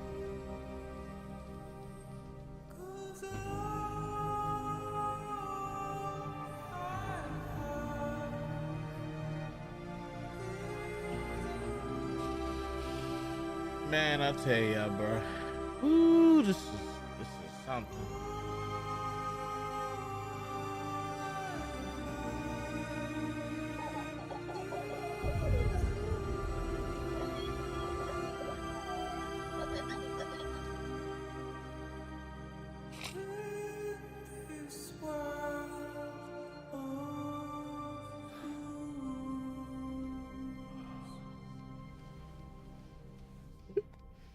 Excuse me.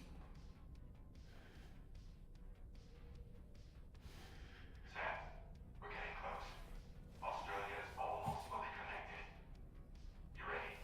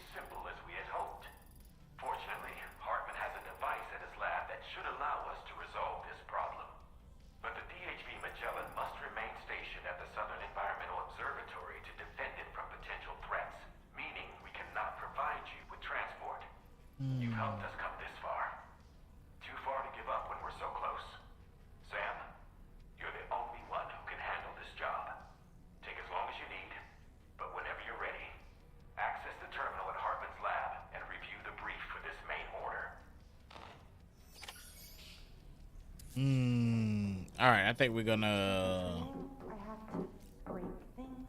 It's okay. It'll all go back to the way it was.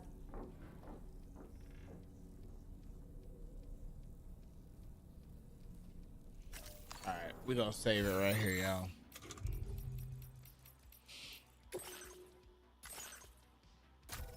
We're gonna save it right here.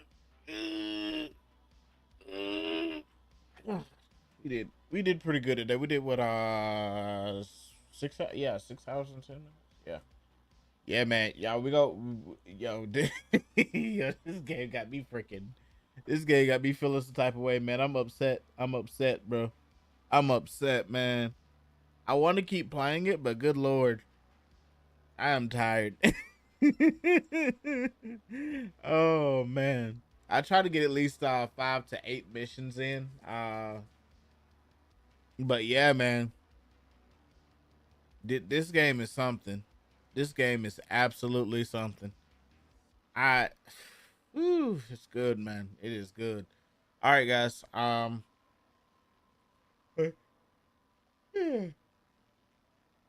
love you guys like a brother. Thank you guys for stopping by.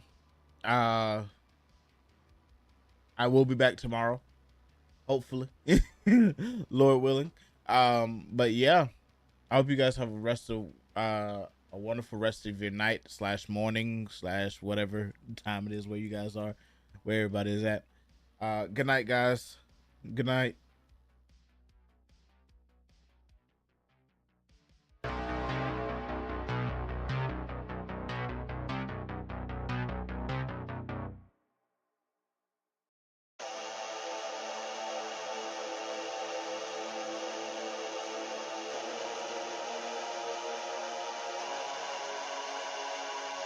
Thank you.